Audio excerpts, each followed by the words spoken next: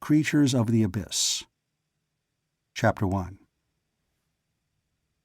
The moment arrived when Terry Holt realized that he was simply holding the bag for Jimenez y Cía, Jimenez and Company in the city of Manila. He wasn't getting anywhere himself. So, painfully, he prepared to wind up the company's affairs and his own and start over. It seemed appropriate to take inventory, consult the police. They'd been both amiable and cooperative, and then make new plans. But first, it would be a good idea to go somewhere else for a while, until the problem presented by La Rubia and Radar and Fish and Orejas de ellos had been settled. He was at work on the inventory when the door opened, the warning bell tinkled, and the girl came into the shop. He looked up with a wary eye, glancing over the partition separating the workshop area in which the merchandise sold by Jimenez y Cía was assembled. There were certain people he felt should not come into the shop. The police agreed with him. He was prepared to throw out anybody who came either to demand that he build something or else, or to demand that he not build it or else. In such forcible ejections he would be backed by the authorities of the city and the Philippine Republic. But this customer was a girl. She was a pretty girl.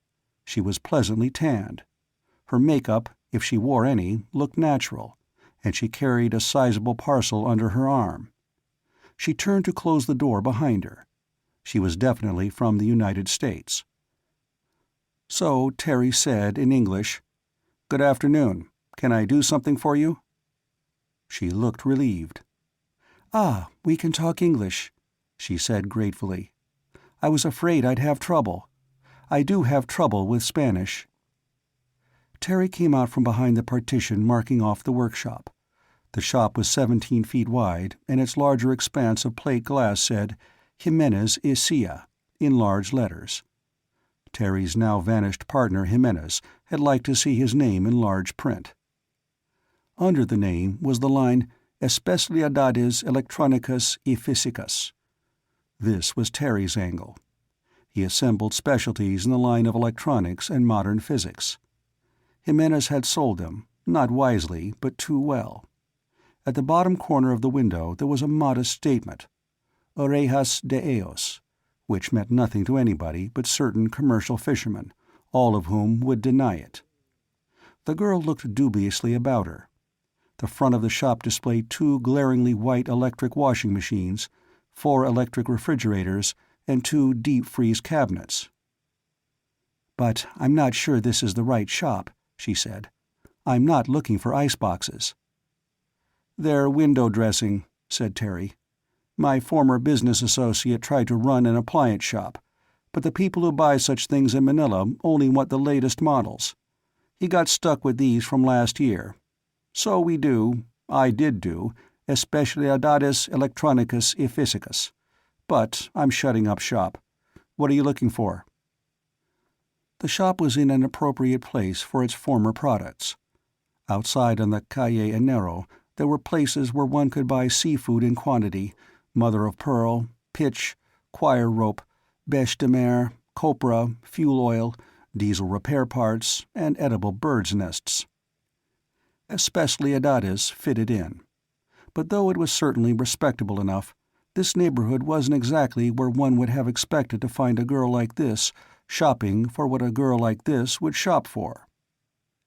"I'm looking," she explained, "for somebody to make up a special device, probably electronic, for my father's boat." "Ah," said Terry regretfully, "that's my line exactly, as is evidenced in Spanish on the window and in Tagalog, Malay, and Chinese on cards you can read through the glass. But I'm suspending operations for a while. What kind of special device? Radar? No. I doubt you'd want Orejas de ellos." "What are they?" "Submarine ears," said Terry, "for fishing boats. The name is no clue at all. They pick up underwater sounds, enabling one to hear surf a long way off, which may be useful. And some fish make noises, and the fishermen use these ears to eavesdrop on them and catch them. You wouldn't be interested in anything of that sort." The girl brightened visibly. "But I am. Something very much like it, at any rate. Take a look at this and see what my father wants to have made." She put her parcel on a deep freeze unit and pulled off its paper covering. The object inside was a sort of curved paddle with a handle at one end. It was about 3 feet long and made of light-colored fibrous wood, and on the convex part of its curvature it was deeply carved in peculiar transverse ridges. "A fish-driving paddle," she explained. "From Ulua." He looked it over. He knew vaguely that Ulua was an island somewhere near Bohol. "Naturally, a fish-driving paddle is used to drive fish," she said. "To herd them, you might say. People go out in shallow water and form a line. Then they whack paddles like these on the surface of the water. Fish try to get away from the sound, and the people herd them where they want them, into fish traps usually. I've tried this while wearing a bathing suit. It makes your skin tingle. Smart, rather. It's a sort of pins and needles sensation. Fish would swim away from an underwater noise like that." Terry examined the carving. "Well?" "Of course, we think there's something special about the noise these paddles make. Maybe a special waveform?" "Possibly," he admitted. "But we want something else to do the same trick on a bigger scale. Directional, if possible. Not a paddle, of course. Better, bigger, stronger, continuous. We want to drive fish, and this paddle's limited in its effect." "Why drive fish?" asked Terry. "Why not?" asked the girl. She watched his face. He frowned a little, considering the problem the girl posed. "Oh, Ellos might object," he said absently. "Who?" "Ellos," he repeated. "It's a superstition. The word means they or them. Things under the ocean who listen to the fish and the fishermen." "You're not serious." It was a statement. "No," he admitted, still eyeing the paddle. "But the modern, business-like fishermen who buy submarine ears for sound business reasons call them Orejas de ellos, and everybody knows what they mean, even in the modernized fishing fleet." "Which," said the girl, "Jimenez Isia has had a big hand in modernizing. That's why I came to you. Your name is Terry Holt, I think. An American Navy captain said you could make what my father wants." Terry nodded suddenly to himself. "What you want," he said abruptly, "might be done with a tape recorder, a submarine ear, and an underwater horn. You'd make a tape recording of what these whackings sound like underwater, edit the tape to make the whackings practically continuous, and then play the tape through an underwater horn to reproduce the sounds at will. That should do the trick." "Good. How soon can you do it?" she asked. "I'm afraid not at all," said Terry. "I find I've been a little too efficient in updating the fishing fleet. I'm leaving the city for the city's good." She looked at him inquiringly. "No," he assured her. "The police haven't asked me to leave. They're glad I'm going, but they're cordial enough, and it's agreed that I'll come back when somebody else finds out how La Rubia catches her fish." "La Rubia?" "The redhead," he told her. "It's the name of a fishing boat. She's found some place where fish practically fight to get into her nets. For months now she's come back from every trip loaded down gunwale deep. And she makes her trips fast.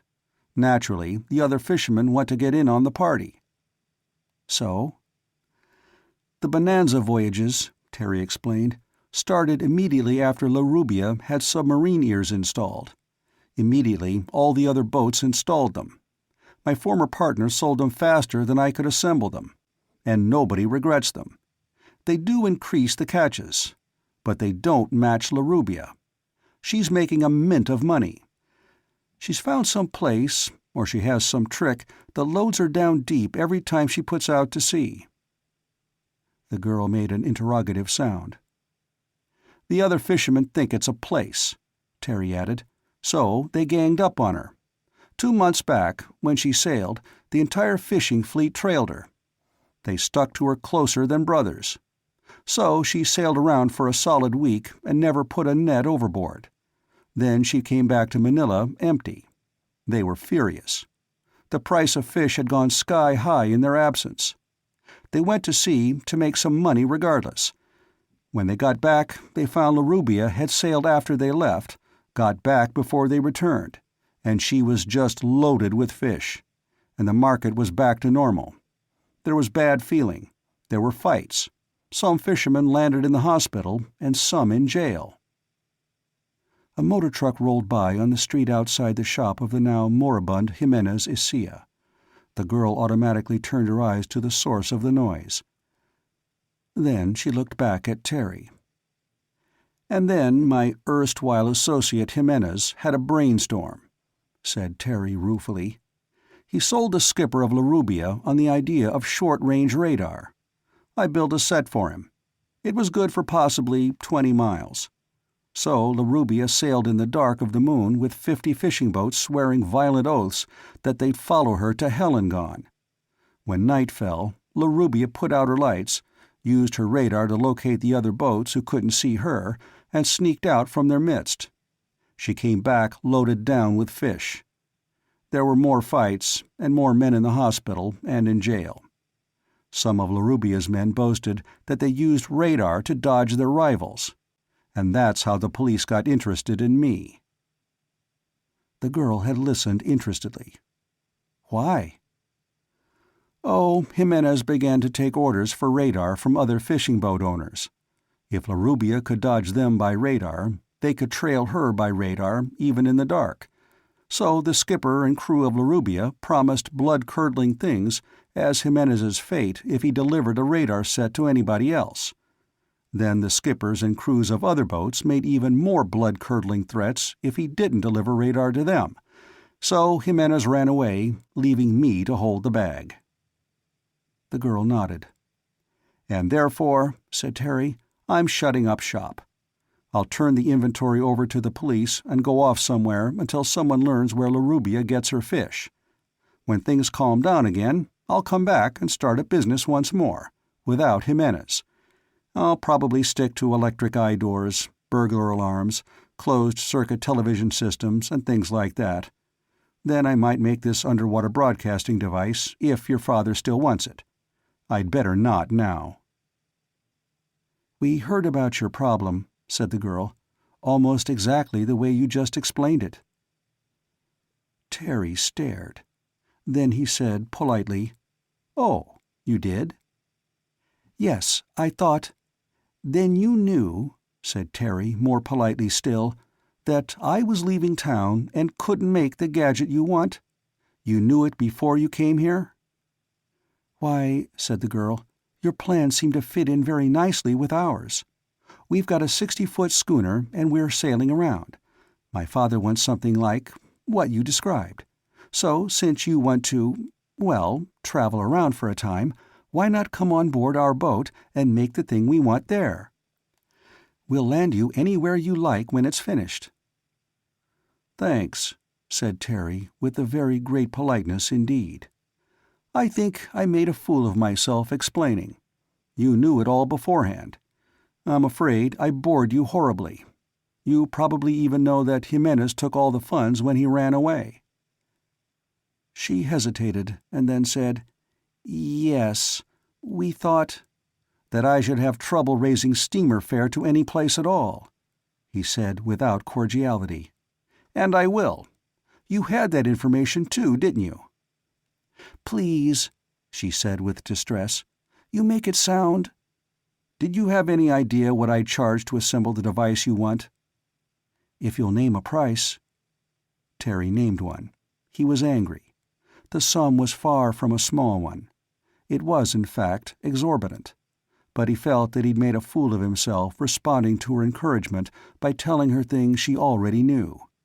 She opened her purse and peeled off bills. She put them down. "I'll leave the paddle with you," she said crisply. "Our boat is the Esperance. You'll find it—" She named the anchorage, which was that of Manila's most expensive yacht club. "There's a launch which will bring you out whenever you're ready to sail. It would be nice if you could sail tomorrow, and nicer if you could come aboard today." She nodded in friendly fashion, opened the door, The bell jangled and went out. Terry blinked. Then he swore and snatched up the pile of bills. 2 fluttered to the floor, and he lost time picking them up. He went out after her, the money in his hand. He saw a taxicab door close behind her, 3 or 4 doors down the street. Instantly, the cab was in mad career away. The taxicabs of Manila are driven by a special breed of chauffeurs. It is said that they are all escaped lunatics with homicidal tendencies. The cab went roaring down the Calle Enero's cluttered length and turned the corner. Terry went back to the shop. He swore again. He looked at the money in his hand. It totaled exactly the excessive amount he named as the price of an electronic fish-driving unit, including an underwater horn. "The devil!" he said angrily. He felt the special indignation some men feel when they are in difficulties which their pride requires them to surmount by themselves, and somebody tries to help. The indignation is the greater as they see less chance of success on their own. Terry's situation was offensive to him because he shouldn't be in this kind of situation at all, or rather, his troubles were not foreseeable by the most competent of graduate electronic engineers. He'd trained for the work he'd undertaken. He'd prepared himself for competence.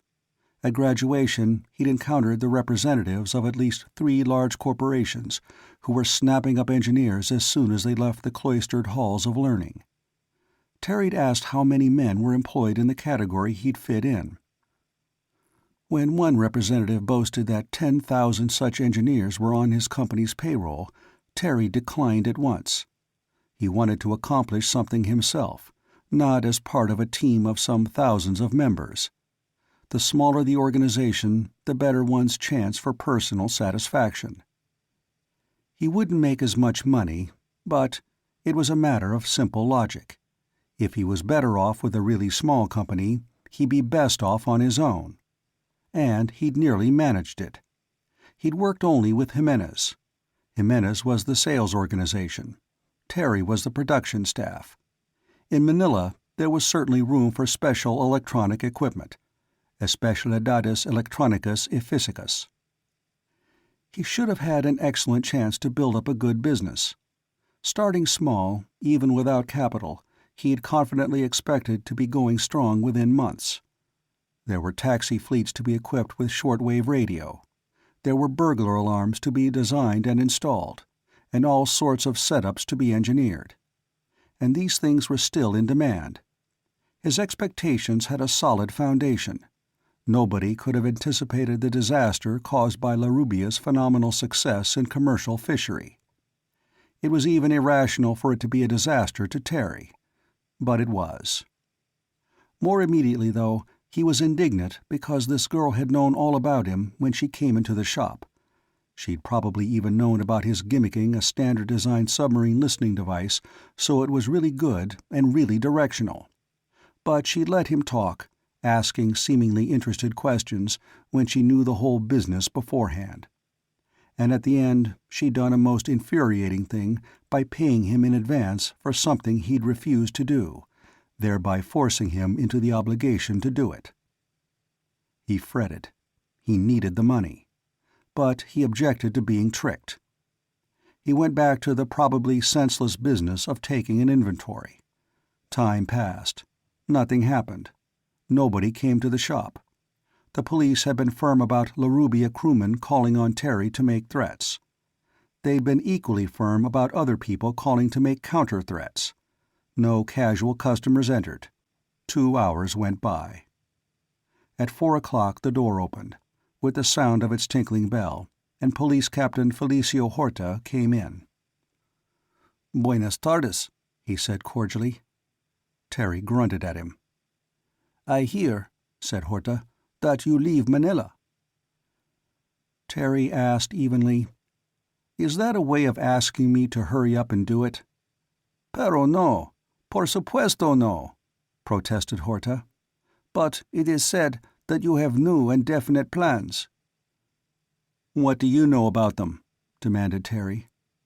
Police Captain Horta said pleasantly, "Officially, nothing. Privately, That you will aid some ricos Americanos to do experiments in oceanographia? Some study of oceanic things. That you regret having agreed to do so. That you consider changing your mind. That you are angry. The girl, of course, could have inferred all this from his angry charge out of the shop with the money in his hand, too late to stop her taxicab. But Terry snapped, "Now, who the devil told you that?" Police Captain Horta shrugged. "One hears. I hope it is not true." "That what's not true? That I leave, or that I don't?" "I hope," said Horta benignly, "that you do as you please. I am not on duty at the moment. I have my car. I offer myself to chauffeur you if there is any place you wish to go, to a steamer or anywhere else. If you do not wish to go anywhere, I will take my leave. With no prejudice," he finished. "We have been friendly. I hope we remain so." Terry stared at him estimatingly. Police Captain Horta was a reasonable and honest man. He knew that Terry had contributed to matters giving the police some trouble, but he knew it was accidental on Terry's part. He would hold no grudge. "Just why," asked Terry measuredly, "did you come here to offer to drive me somewhere? Is there any special reason to want me to get out of town?" "That is not it," said Horta. "It could be wished that you would take a certain course of action. Yes, but not because you would be absent from here. It is because you would be present at a special other place. The matter connects with La Rubia, but in a manner you could not possibly guess. Yet you are wholly a free agent. You will do as you please. I would like to make it convenient, that is all." He paused. Terry stared at him, frowning. Horta tried again. "Let us say that I have much interest in oceanographia. I would like to see certain research carried on." "Being, I'm sure, especially interested in fish driving," said Terry skeptically. "You sound as if you were acting unofficially to get something done that, officially, you can't talk about." Horta smiled warmly at him. "That," he pronounced, "is a logical conclusion." "What's the object of the research, if that's what it is? And why pick me?" Horta shrugged and did not answer. "Why not tell me?" "Amigo," said Horta, "I would like nothing better than to tell you. I would be interested to see your reception of the idea. But it would be fatal. You would think me crazy. And also more important persons. But especially me." It was Terry's turn to shrug his shoulders. He hesitated for a long moment. If Horta had tried to apply pressure, he'd have turned obstinate on the instant. But there was no pressure. First the girl, and now Horta tried to lure him with mystery and assurance of interest in high places. "And La Ruby is involved in the secret?" demanded Terry. "Innocently," said Horta promptly, "as you are." "Thank you for faith in my innocence," said Terry with irony. "All right. If I'm involved, I'm involved. I'll try to devolve out of being involved by playing along." He turned to the workshop space at the back of the store. He found boxes to pack his working tools and the considerable stock of small parts needed to make such things as burglar alarms, submarine ears, and the assorted electronic devices modern business finds increasingly necessary. He began to pack them. Surprisingly, Horta helped. Any man of Spanish blood is apt to be sensitive about manual labor. If he has an official position, his sensitiveness is apt to be extreme. But Horta not only helped pack the boxes with Terry's stock of parts, he helped carry them to his car outside. He helped to load them. Terry turned the key in the door and handed it to him with the nearly complete inventory of the shop's contents. "Jimenez having run away, I leave the shop in your hands," he observed. Horta put the key and the document away. He started the motor of his car and drove along the Calle Enero. He drove with surprising moderation for a police officer authorized to ignore traffic rules on occasion. Presently, the dock area of Manila was left behind, and then the rest of the commercial district. And then, for a time, the car tooled along wide streets past the impressive residences of the wealthy. Some of the architecture was remarkable. A little further, and the harbor, the bay, appeared again. The car entered the grounds of Manila's swankiest yacht club. The design of the clubhouse was astounding. The car stopped by the small boat pier. There were 2 men waiting there. Without being given any orders, they accepted the parcels Horta handed out. Also without orders, they carried them out to the float. They loaded them into the brass-trimmed motor tender which waited there. "They knew we were coming," said Terry shortly. "Would I have been brought anyhow?" "Pero no," said Horta. "But there are telephones. When we left the shop, one was used." The men who'd carried out the parcels vanished. Terry and Horta stepped aboard. The tender cast off and headed out into the harbor. There was a Philippine gunboat, and a mine layer, and an American flat-top in plain view. There were tankers and tramp steamers and a vast array of smaller craft at anchor. A seemingly top-heavy steamer plowed across oily water 2 miles distant. The tender headed for a trim, 60-foot schooner anchored a mile from shore. It grew larger and seemed more trim as the tender approached it. The smaller boat passed under the larger one's stern, and the name Esperance showed plainly. On the starboard side, a boat boom projected. The tender ran deftly up, and a man in a sweatshirt and duck trousers snubbed the line. He said cheerfully, "How do you do, Mr. Holt?" Then he nodded to Horta. "Good to see you, Captain." He offered his hand as Terry straightened up on deck. "My name's Davis. We'll have your stuff aboard right away." 2 young men in dungarees and with crew cuts appeared, and took over the motley lot of cartons that Terry and Horta had made ready. "Have you everything you need?" asked Davis anxiously. "Would some extra stuff be useful?" "I could do with a few items," said Terry stiffly.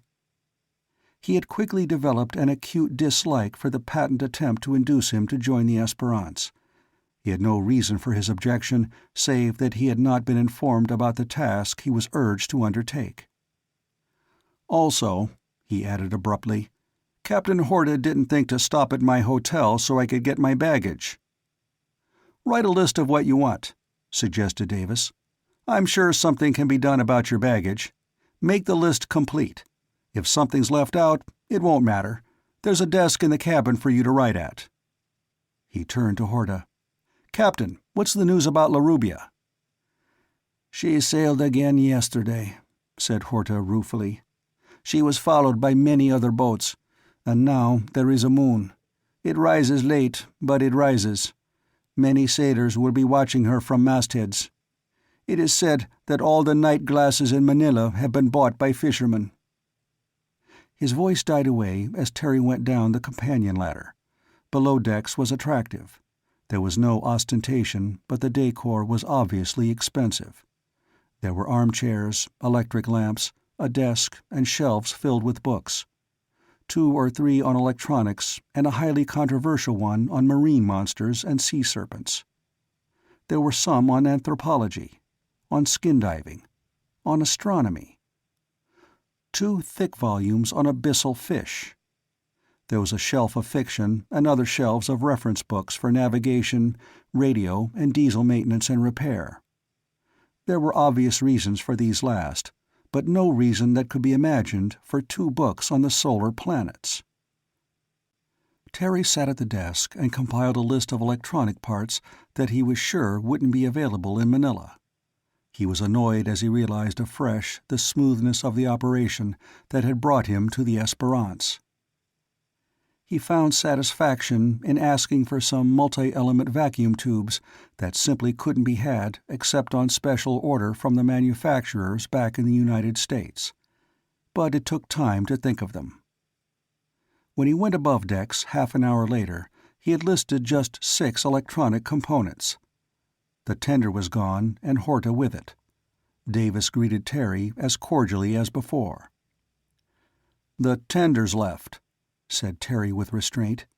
"Here's my list." Davis did not even glance at it, but beckoned to one of the crew-cut young men who'd unloaded the tender. "This is Nick Alden," he said to Terry. "He's one of the gang. See about this list, Nick." The crew-cut young man put out his hand, and Terry shook it. It seemed expected. He went forward with the list and vanished down the forecastle ladder. Davis looked at his watch. 5:30, he observed. "A drink might not be a bad thing." He went below, and Terry surveyed the Esperance. She had the look of a pleasure craft, but was built along the lines of something more reliable. There was an unusual power winch amidships, with an extraordinarily large reel. Next to it there was a heavy spar by which to swing something outboard. There were 2 boats, well stowed against heavy weather, and a number of often omitted bits of equipment, so that the schooner was not convincing as the hobby of a mere yachtsman. Then Terry saw the brass-trimmed tender heading out from the yacht club float again. Foam spread out from its bow. A figure in it waved. Terry recognized the girl who'd come into the shop of Jimenez Isia. She was smiling, and as the launch came nearer, it seemed to Terry that there was triumph in her smile. He bristled. Then he saw some parcels in the bow of the tender. Next to the parcels, and he unbelievingly suspected what they were, he suddenly recognized something else: his suitcases and steamer trunk. In order to sail with the Esperance, he need not go ashore to get his belongings. They were brought to him. He became totally convinced that these people had assumed he'd do what they wanted him to, without consulting him. He rebelled, immediately. Any time other people took for granted that they could make plans for him, he would become obstinate. When he was in a fix, and now he was practically stranded in Manila with a need to go elsewhere for a time and no money with which to do it, he was especially touchy. He found himself scowling and angry, and the more angry because what was required of him would have been very convenient if there'd been no attempt to inveigle him into it. The launch came around the Esperance's stern. Davis came from below with 2 glasses. The girl said cheerfully, "How do? We've got your extra items, all of them, and your baggage." Terry said curtly, "How did my list get ashore?" "Nick phoned it," said Davis, "by shortwave." "And where the devil did you find the stuff I named?" "That," said Davis, "is part of the mystery you don't like." "Right," said Terry grimly. "I don't like it. I don't think I'll play. I'll go ashore in the tender." "Hold it," said Davis. But he was speaking to the operator of the tender. The crew-cut Nick was in the act of handing up the first piece of luggage. Davis waved it back. "I'm sorry," he said to Terry. "We'll stay at anchor here. If you change your mind, the tender will bring you out any time." Terry brought out the sheaf of bills the girl had left in the shop of the vanished Jimenez. He held them out to the girl. She put her hands behind her back and shook her head. "We put you to trouble," she said pleasantly, "and we haven't been frank with you. That's to make up for it." "I won't accept it," said Terry stiffly.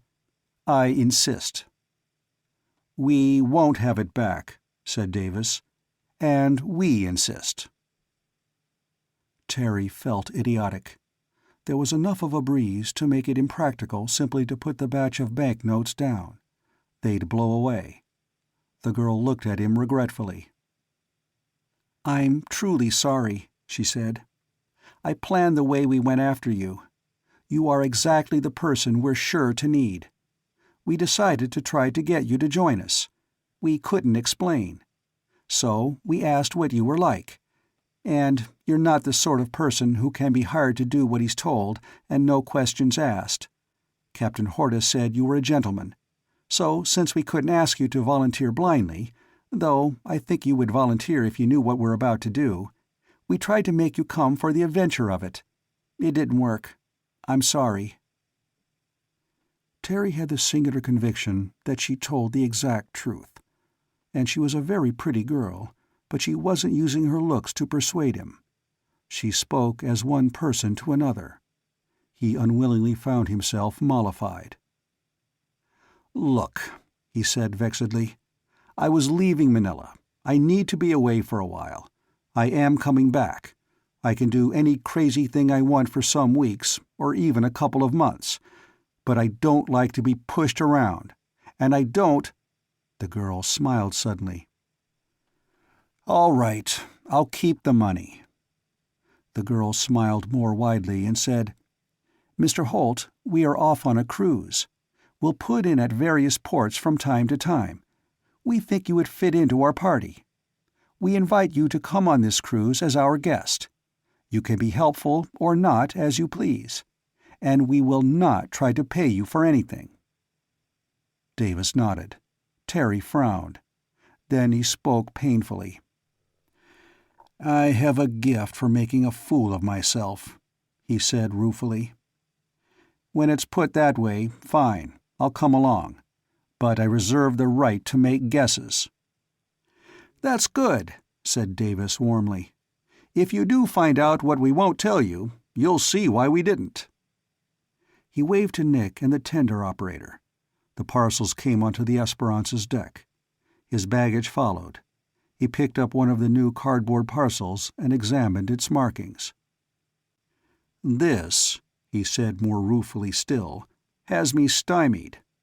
I'd have sworn you couldn't get one of these special tubes nearer than Schenectady, New York. But you found one in Manila in minutes. How did you do it?" The girl laughed. "Terribly simple," she said. "We'll tell you, but not until we're underway, or you might be so disgusted with the simplicity of it that you'd want to go ashore again." Chapter 2. The edge of the sun touched the horizon and sank below it out of sight. There were magnificent tints in the sky, and the gently rippling harbor water reflected them in innumerable swirlings of color. The Esperance swayed very slightly and very gracefully on the low swells. In minutes, 2 of the dungareed members of the ship's company got the anchor up with professional efficiency. One of them went below, and the Esperance's engine began to rumble. Davis casually took the wheel, and the small yacht began to move toward the open sea, while Nick played a saltwater hose on the anchor before lashing it fast. The brief twilight of the tropics transformed itself swiftly into night. Lights winked and glittered ashore and on the water. Terry felt more than a little absurd. The girl said pleasantly at his side, "My name's Deirdre, in case you don't know." "Mine's Terry, but you do know." "Naturally," she said briskly.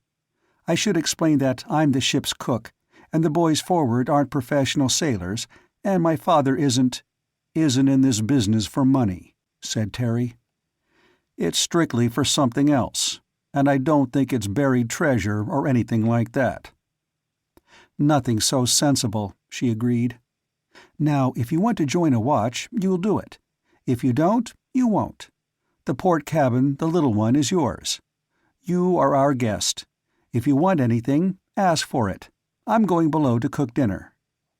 She left him. He surveyed the deck again, and presently went back to where Davis sat nonchalantly by the Esperance's wheel. Davis nodded. "Now that you've, well, joined up," he said meditatively, "I've been trying to think how to, well, justify all the mystery. Part of it was Deirdre's idea. She thought it would make our proposition more interesting, so you'd be more likely to take it up. But when I think about explaining, I bog down immediately." Terry sat down. The Esperance drove on. Her bow lifted and dipped, and lifted and dipped. The water was no longer nearly smooth. There was the beginning of a land breeze. "There's La Rubia," said Davis uncomfortably. "You outfitted her with underwater ears and a radar, at least. Was there anything else?" "No," said Terry curtly. "Nothing else." "She catches the devil of a lot of fish," said Davis. He frowned. Some of them you might call very queer fish. You haven't heard anything about that? No, said Terry. Nothing. I think, then, said Davis, that I'd better not expose myself to scorn. I'd like to be able to read her skipper's mind, though. But it's possible he simply thinks he's lucky. And it's possible he's right. Terry waited. Davis puffed on his pipe. Then he said abruptly, "Anyhow, you're a good man at making gadgets. We'll let it go at that for the time being." The sea became less and less smooth. There were little slapping sounds of waves against the yacht's bow. The muted rumble of her engine was not intrusive. The breeze increased. Davis gave a definite impression of having said all he intended to say for the time being. Terry stirred. "You want me to build a gadget," he said. "To dry fish. Would you want to give me some details?" Davis considered. A few drops of spray came over the Esperance's side. "No," said Davis, "not just yet. There's a possibility it will fit in. I'd like you to make one, and maybe it will fit in somewhere. But Laruby is the best angle we've got so far. There is one gadget I'd give a lot to have. You know, a depth finder. It sends a pulse of sound down to the bottom and times the echo coming back. Very much like radar in a way. Both send out a pulse and time its return." Terry nodded. There was no mystery about depth finders or radars. "We've got a depth finder on board," said Davis. "If I sail a straight course and keep the depth finder running, I can make a profile of the sea bottom under me. If I had a row of ships doing the same thing, we could get profiles and have a relief map of the bottom." "That's right," agreed Terry. "What I'd give a lot for," said Davis, "would be a depth finder that would send spot pulses, like radar does. Aimed sound pulses. And an arrangement made so it could scan the ocean bottom like radar scans the sky. One boat could make a graph of the bottom in depths and heights, mapping even hummocks and hills underwater. Could something like that be done?" "Probably," Terry told him. "It might take a good deal of doing, though." "I wish you'd think about it," said Davis. "I know a place where I'd like to use such a thing. It's in the Luzon Deep. I really would like to have a detailed picture of the bottom of a certain spot there." Terry said nothing. He had been made angry, then mollified, and now he felt tempted to grow angry again.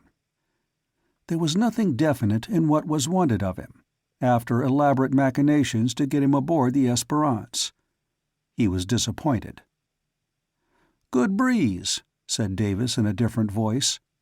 "We might as well hoist sail and cut off the engine. Take the wheel?" Terry took the wheel. Davis went forward. 4 dungareed figures came up out of the forecastle. The sails went up and filled. The engine stopped. The motion of the boat changed. More spray came aboard, but the movement was steadier. Davis came back and took the wheel once more. "I think," he said, "that we're acting in a way to, be annoying. I ought to lay my cards on the table, but I can't. For one thing, I haven't drawn a full hand yet. For another, there are some things you'll have to find out for yourself in a situation like this." "Such as?" "Well," said Davis with a sudden dogged air, "take those Orejas de ellos for an example. Ellos are supposed to be some sort of beings at the bottom of the sea, who listen to fish and fishermen. It's a superstition, pure and simple. Suppose I said I was investigating the possibility that there were such beings. You'd think I was crazy, wouldn't you?" Terry shrugged. "What I am interested in," said Davis, "has enough credit behind it for me to get some pretty rare electronic parts from the flat top in harbor back yonder. Nick called them by shortwave, they sent the parts ashore and gave them to Deirdre, and she brought them out to you." Terry blinked. Then he realized. Of course, that was where just about any imaginable component for electronic devices would be found, in the electronics stores of a flat top. They needed to have such things at hand. They'd carry them in store. Davis said dryly, "They wouldn't supply parts to a civilian who was investigating imaginary gods or devils. So what I'm bothered with isn't a superstition, right?" "Yes," agreed Terry. It was true. The Navy would not stretch regulations for a crackpot civilian. It was not likely, either, that Horta would have implied so definitely that the Philippine government wanted somebody with Terry's qualifications to go for a cruise on the Esperance. Deirdre put her head up through the after-cabin hatch. "Dinner is served," she said cheerfully. "The wheel," said Davis to Terry. He went forward. All 4 of the non-professional seamen came with him when he returned. "This is the rest of the gang," said Davis. "You met Nick. The others are Tony Drake, Jug Bell, and Doug Holmes." He made an embracing gesture as they shook hands in turn. "Harvard, Princeton, Yale, and Nick's MIT. It's your turn at the wheel, Tony." One of the 4 took over. The others filed below after Davis and Terry. Terry was silent. Davis had wanted to show that he was being informative, and yet he'd said exactly nothing about the interests or the purpose of the Esperance's complement. Dinner in the after-cabin was almost as confusing to Terry. Seen at close range across a table, the 4 dungareed young men could not possibly be anything but college undergraduates. They were respectful to Davis as an older man, and they tended to be a little cagey about Terry, because he was slightly older than themselves, but not an honorary contemporary. They plainly regarded Deirdre with the warmest possible approval. Conversation began, at first cryptic, but suddenly only preposterous. There was an argument about the supposed intelligence of porpoises, based on recent studies of their brain structure. Tony observed profoundly that without an opposable thumb, intelligence could not lead to artifacts, and hence no culture and no great effective intelligence was possible. Jug denied the meaningfulness of brain structure as an indication of intellect. Intellect would be useless to a creature which could neither make nor use a tool. Doug argued hotly that the point was absurd. He pointed to spastic children once rated as morons, but actually having high IQs. They had intellects, though they had been useless because of their inability to communicate. But Nick asserted that without tools they'd have nothing to talk about but food, danger, and who went where with whom for what, all of which, he observed, needed no brains. Davis listened amusedly. Deirdre threw in the suggestion that, without hands or tools, an intelligent creature could compose poetry, and Jug protested that that was nothing to use a brain for, and the talk turned into a violent argument about poetry. Doug insisted vehemently that the finest possible intellects were required for the composition and appreciation of true poetry. Then Davis said, "Tony's still at the wheel." The argument died down, and the crew cuts devoted themselves to eating, so one of them could get through and relieve him. Afterward, Davis settled down below to a delicate short-wave tuning process to get music from an improbable distance. Deirdre served Tony his meal and talked with him while he ate it. Terry went above decks and paced back and forth as the Esperance sailed on through the night. He couldn't make out anything at all about the crew or the purpose behind the Esperance's chosen task and purpose. He felt dubious about the whole business. Like most technically minded men, he could become absorbed in a problem, especially if it was a device difficult to design or a design that somehow didn't work. Such things fascinated him. But the Esperance's crew was not concerned with a problem like that. There was no pattern in their talk or behavior to match the way a technical mind would go about finding a solution. The problem was bafflingly vague, yet there was one. La Rubia was an element in it. Possibly Davis' wistful mention of a partial map of the bottom of the Luzon Deep fitted in somewhere. Davis had spoken of Orejas de ellos with some familiarity, but certainly no Navy ship would cooperate in the investigation of a fisherman's superstition in which even fishermen didn't believe any longer. The Philippine fishing fleet was modern and efficient. Fishermen used submarineers without superstitious fears, and if they referred to imaginary ellos, it was an American who would say "knock on wood," with no actual belief that it meant anything. Whatever the Esperance's purpose was, there was nothing mystical about it. Not if a flat top parted with rare and expensive specialized vacuum tubes to try to help. And the police department of Manila urged Terry tactfully, through Horta, to join the yacht, and no less than a Navy captain had named him as someone to be recruited. Deirdre came above decks and replaced Tony at the wheel. The Esperance sailed on. A last quarter moon was now shining low on the eastern horizon. It seemed larger and nearer to the earth than when seen from more temperate climes. The wake of the yacht glowed in the moonlight. The wide expanse of canvas made stark contrast between its moonlit top and its shadow on the deck. The only illumination on the ship was the binnacle lights and the red and green running lights. Deirdre kept Esperance on course. Terry went up to where she sat beside the wheel. "I've been making guesses," he told her. "Your father. I believe that his curiosity has been aroused by something, and he's resolved to track it down. I strongly suspect that, at some time or another, he's gotten bored with making money and decided to have some fun." Deirdre nodded. "Very good. Almost completely true. But what he's interested in is a good deal more important than fun." Terry nodded in his turn. "I suspected that too. And it's rather likely that you've got a volunteer crew instead of a professional one because these young men consider it a fascinating adventure into the absurd, and because they'll keep their mouths shut if something turns out to be classified information." "My father's doing this strictly on his own," said Deirdre quickly. "There's nothing official about it. There isn't any classified information about it. This is a private affair from the beginning."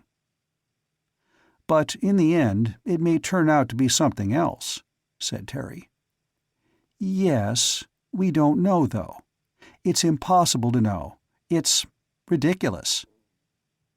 And my explanation for your being so mysterious with me is that you and your father insist that I find out everything for myself, because I'd think it foolish if you told me." Deirdre did not answer for a moment. There was a movement behind Terry, and Davis came on deck. "That was good music," he said pleasedly. "You missed some very interesting sounds, Deirdre.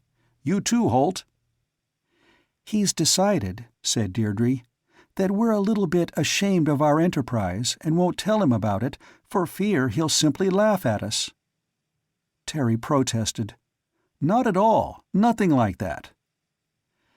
"When some 40-odd people have been killed by something inexplicable at one time that we know of," said Davis, "and we don't know how many others have been killed at other times, or may be killed by it in the future, I don't think that's a laughing matter."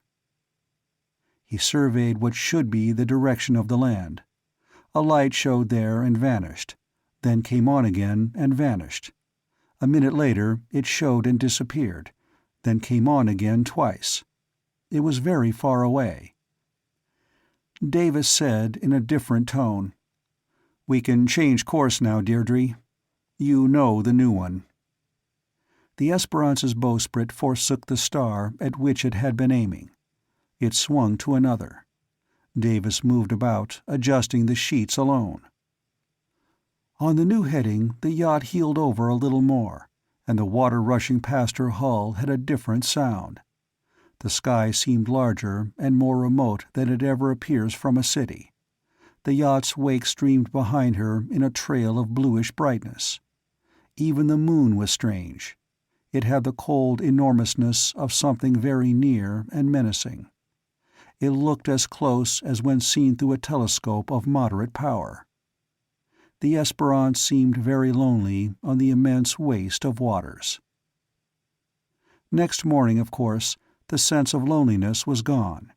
There was neither land nor any ship in sight, but gulls fluttered and squawked overhead, and the waves seemed to leap and gambol in the sunshine. Just before the foremast, a metal plate in the decking had been lifted up, and a new, stubby, extensible mast rose for almost as high as the crosstrees. A tiny basket-like object rotated monotonously at its upper end. It was a radar bowl, and somehow it was not unusual, except in the manner in which it was mounted. Yet, such a collapsible radar mast was reasonable on a sailing yacht with many lines aloft that could be fouled.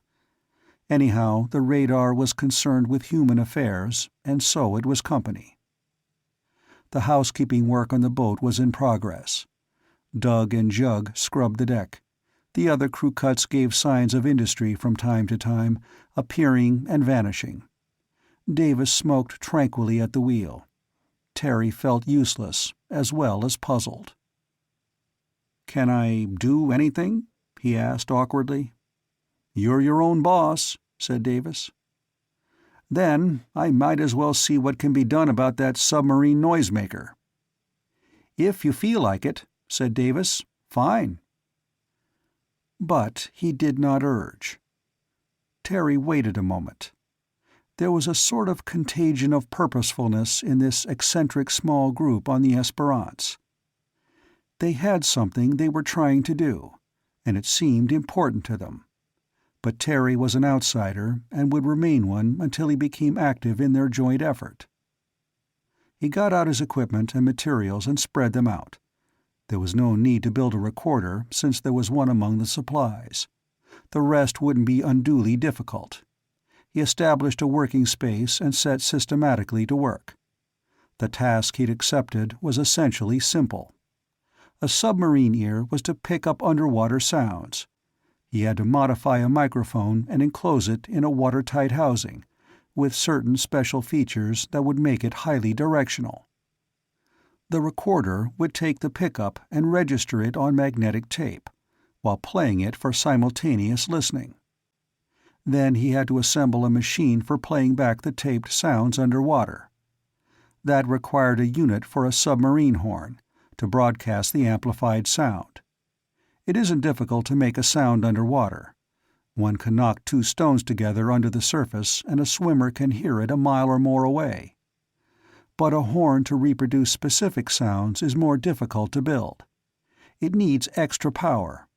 A sound truck in a city, competing with all the traffic noises, will turn no more than 15 watts of electricity into noise.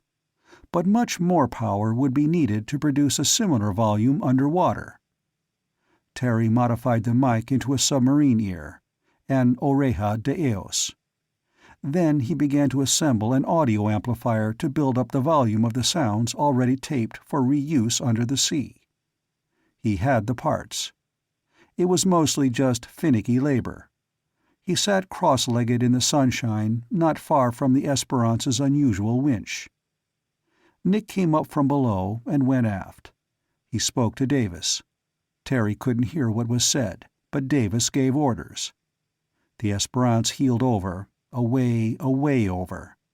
The 4 crew cuts adjusted the sheets for maximum effect of the sails on the new direction of motion. The yacht seemed to tear through the water like a racing boat. Terry had to rescue some of his smaller parts, which started for the scuppers. He looked up. Deirdre said cheerfully, "Our radar picked up a boat that's probably La Rubia on the way back to Manila. We don't want her to see us." Terry blinked. "Why?" "We're going to take a look at the spot where we think she catches her fish," said Deirdre.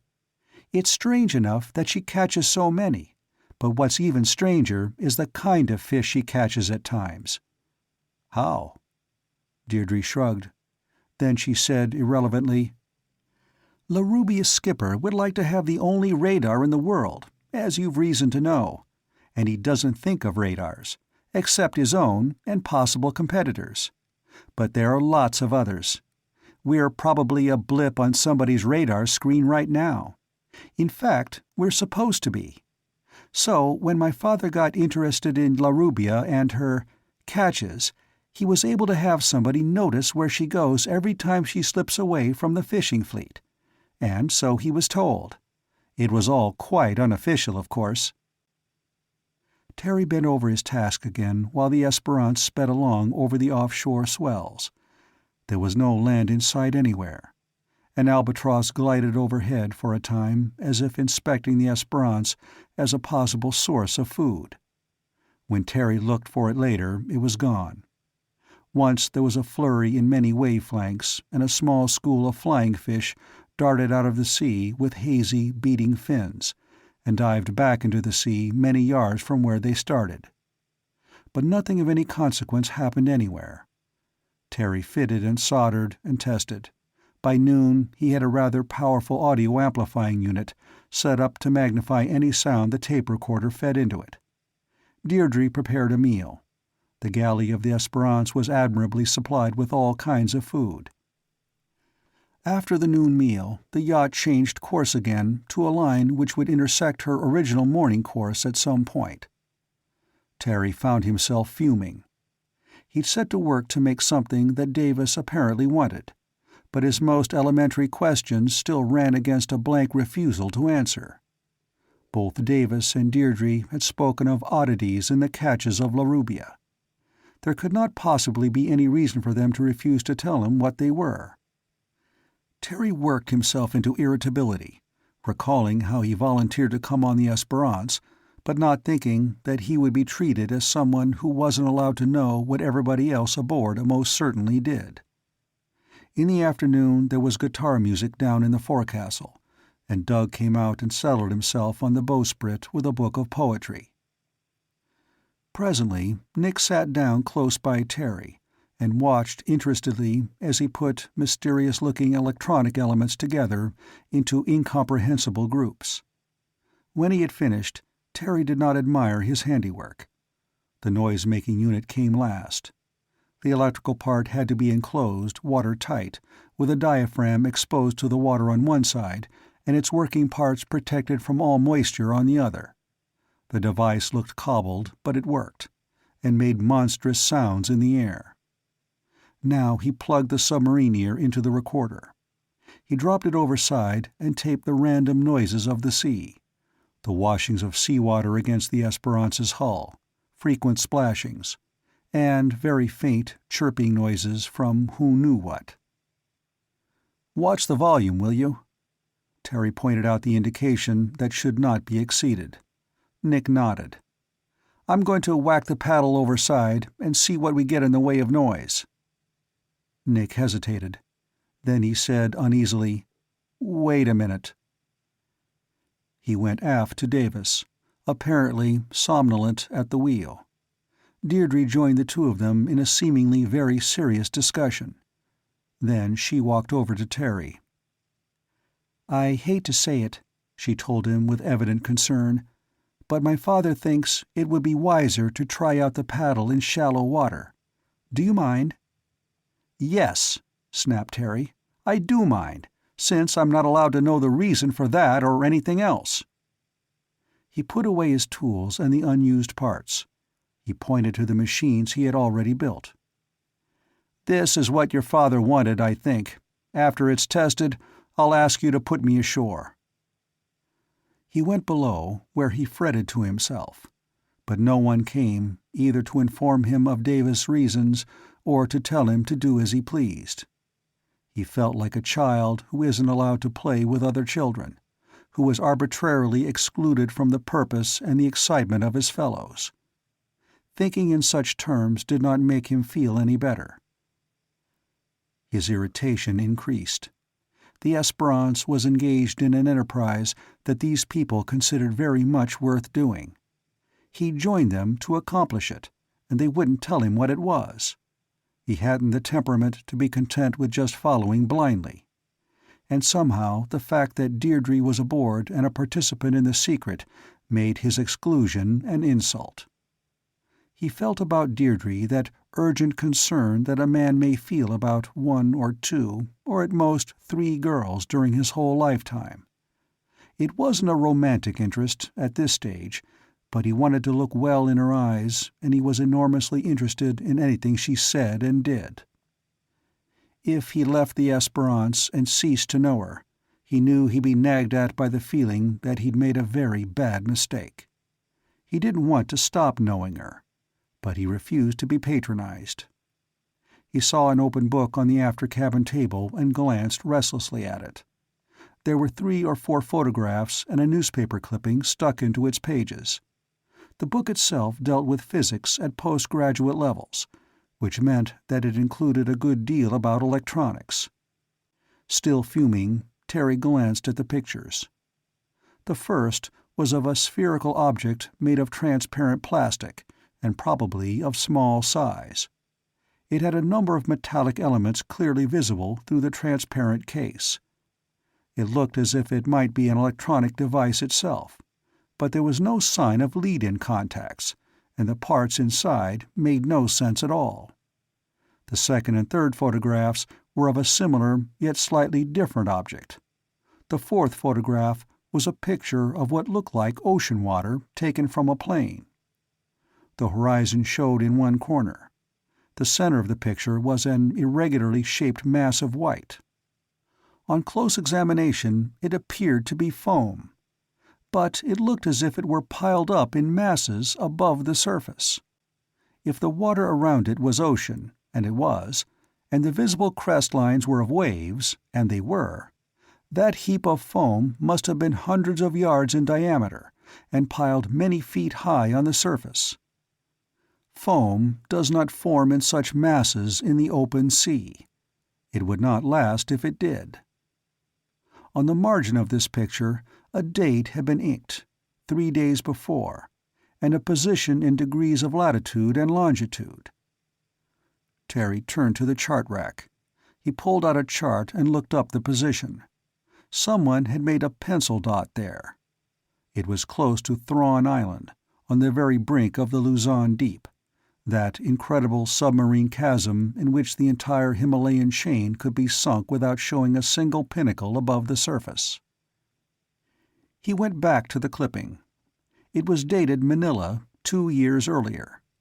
It was an obviously skeptical article on a report made by the crewman of a sailing ship that stopped by Manila. Sailing ships are rare enough in modern times. This ship reported that she had sighted another of her own kind at sea. The 2 ships altered course to speak to each other, and the one which came into Manila declared that when the other vessel was no more than 2 miles away, a white foam suddenly appeared on the sea just in front of her. A geyser of unsubstantial white stuff spouted up and spread, shooting up about 30 feet on the water. The bow of the other sailing ship entered the foam patch. And suddenly her bow tilted downward, her mast swayed forward, and the entire ship vanished into the white stuff, exactly as if she had sailed over a precipice. She did not sink. She dropped. She fell under water, under the foam, her sail still spread. One instant she sailed proudly. The next instant she was gone. The position of such an incredible happening was roughly given. It was almost exactly the same as the position written on the photograph of foam taken from the air, at the margin of the Luzon Deep. Terry found that his indignation had evaporated. The reason for it still remained, but now he wanted to know more about this happening, and about the spheres of plastic with those deftly designed but enigmatic inclusions. The plastic objects had a purpose. He wanted to know what. And the news clipping. Having announced crossly that he would ask to be set ashore as soon as the fish-driving unit was tested, he was ashamed to take it back. He stayed below, now angry at himself again. Nobody came below. Deirdre did not descend to cook. Night fell. Well after nightfall he heard movements on deck, and presently a voice which sounded oddly distant. The Esperance's course changed abruptly. The quality of her motion altered once more. He went above decks. Twilight was long over, but the moon was not yet up. Here and there a wave-tip frothed, and blue luminescence appeared. Here and there a streak of dim blue light could be seen under water, where some fish darted. But those dartings were rare. Despite the yacht's shining wake and the curling wave-tips, the sea was darker than usual. Nick's voice came from aloft, faint and eerie and seeming to come from the stars. "Farther to port. 2 points." Terry could see the masthead weaving and swaying against the stars, with a small dark silhouette clinging to it. Nick. The yacht began to swing. On one bearing, she pounded heavily. The seas could hit her squarely, and they did. Figures moved swiftly about the deck, loosening sheets or tightening them. Nick's voice again from overhead. "Steady!" The Esperance ceased to turn. Rushing, pounding water sprayed in the air. The waves splashed upon the hull of the yacht, which was sweeping along on a quartering wind. For a while no one talked. Tony stood at the wheel, with Davis nearby by the binnacle light. Terry could see Davis glancing into the binnacle, then gazing at the horizon ahead, and then aloft, where Nick seemed to swing among low-hanging stars. "Right!" he called from high overhead. "Steady as she goes." The Esperance sailed on, over the surging seas. Waves came out of nowhere, leapt beside the yacht, and then went by, to nowhere. It was hard to believe that the yacht actually moved forward. She seemed to stay perpetually in the one spot. But there was a winding, sinuous wake, and there was froth under her forefoot. Then a vague brightness appeared on the sea, at the limit of vision. It spread out more widely as the Esperance approached. Presently it was clearly visible. Dead ahead, the beam of the headlight suddenly revealed an incredible spectacle. Until then there had been just a few flashes in the water, where some fish darted away from the yacht's bulk.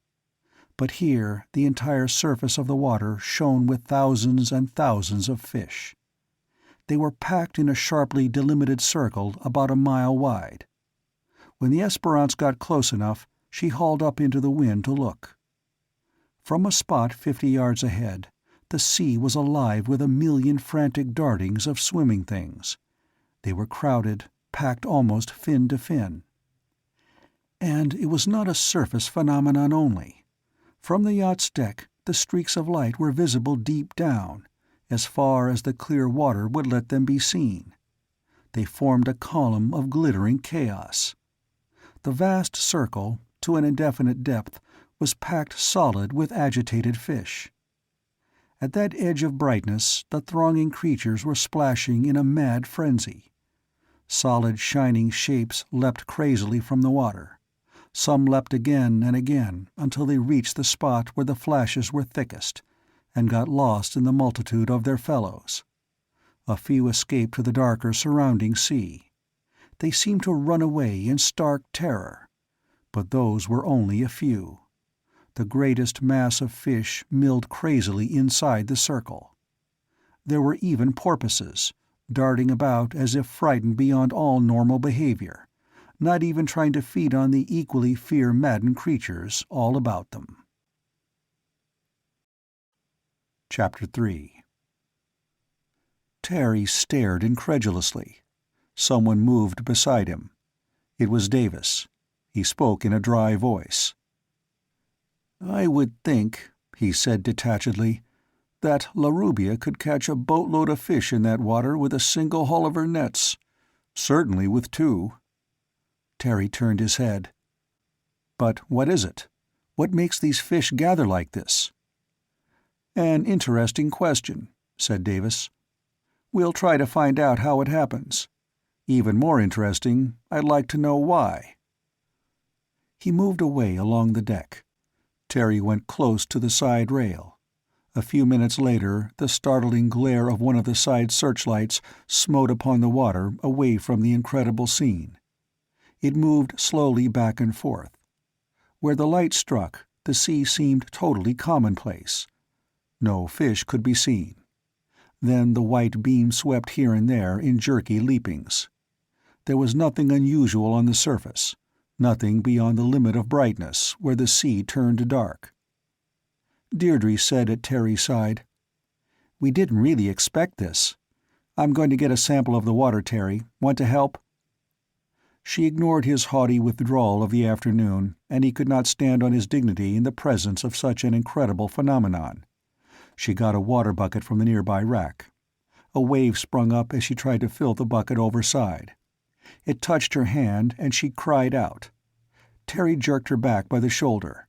The bucket bumped against the Esperance's side, hanging on the line attached to the rail.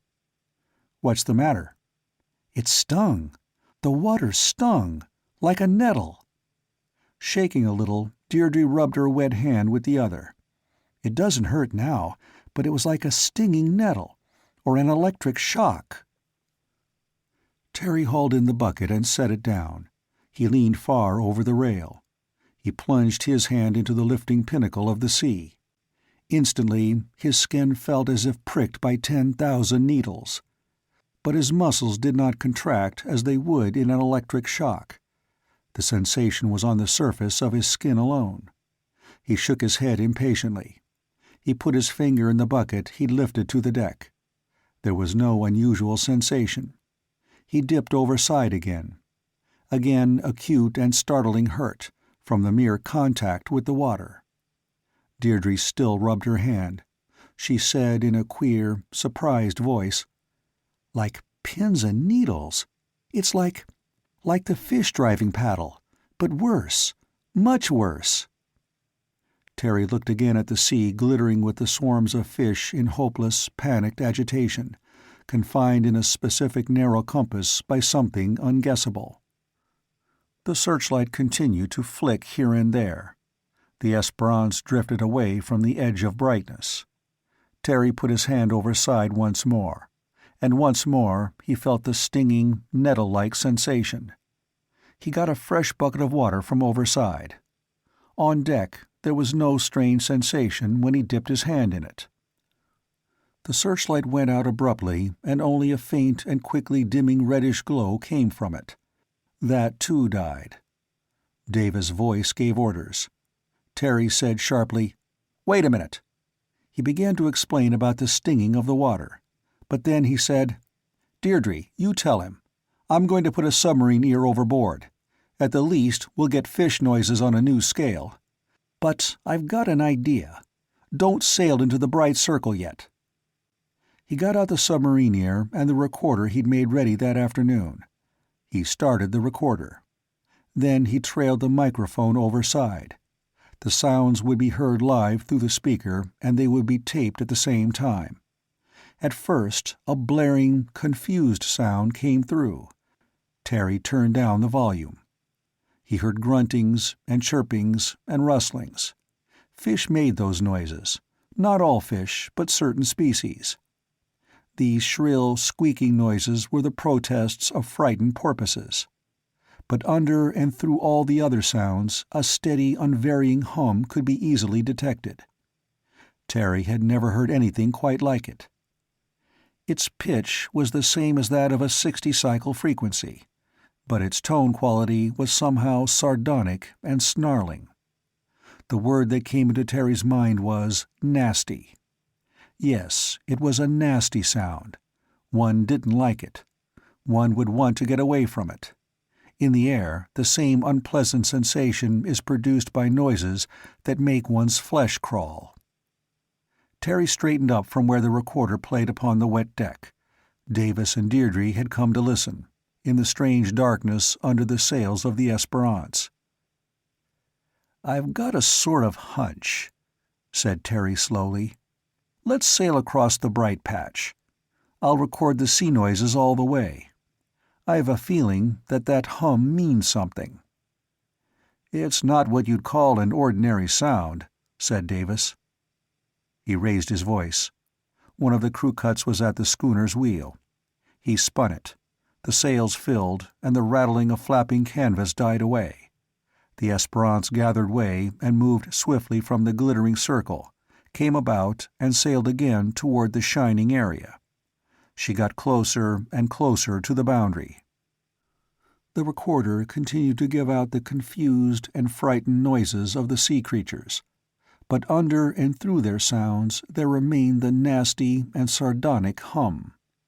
It grew louder and more unpleasant, much louder in proportion to the fish sounds. At the very boundary of the bright space it was loudest of all. But as the yacht went on, the hum dimmed. At the very center of the circle, where the glitterings were brightest, the humming sound was overwhelmed by the submarine tumult of senseless fish voices. Terry dipped his hand there. The tingling was almost tolerable, but not quite. Davis hauled more buckets of water to the deck. In 2 of them he found some fish, so dense was the finny multitude. Then the yacht neared the farthest limit of the bright circle. The hum from the recording instrument grew progressively louder. Again, at the very edge of the shining water, it was loudest. The Esperance sailed across the live boundary and into the dark sea. As the boat went on, the sound dimmed. "Definitely loudest," said Terry absorbedly, "at the edge of the circle of fish. At the line, the fish couldn't cross to escape. It is as if there were an electric fence in the sea. It felt like that, too.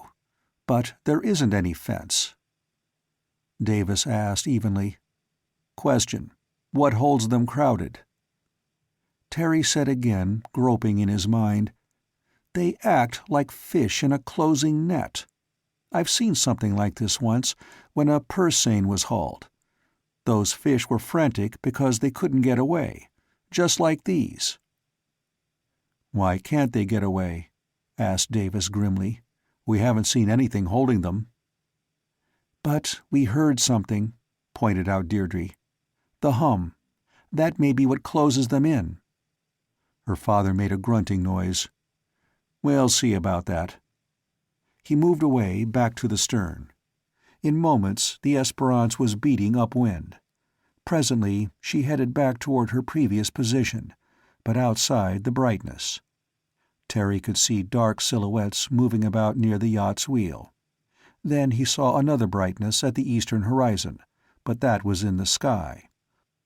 Almost as soon as he noticed it, the moon peered over the edge of the world and climbed slowly to full view, then swam up among the lower hanging stars. Immediately the look of the sea was different. The waves no longer seemed to race the darkness with only star glitters on their flanks. The figures at the Esperance's stern were now quite distinct in the moonlight. "You said a very sensible thing, Deirdre," said Terry. "I thought of the fish-driving paddle and its effects, but I was ashamed to mention it. I thought it would sound foolish, but when you said it, it didn't." "I have a talent," said Deirdre, "for making foolish things sound sensible. Or perhaps the reverse. I'm going to say a sensible thing now. We haven't had dinner. I'm going to fix something to eat."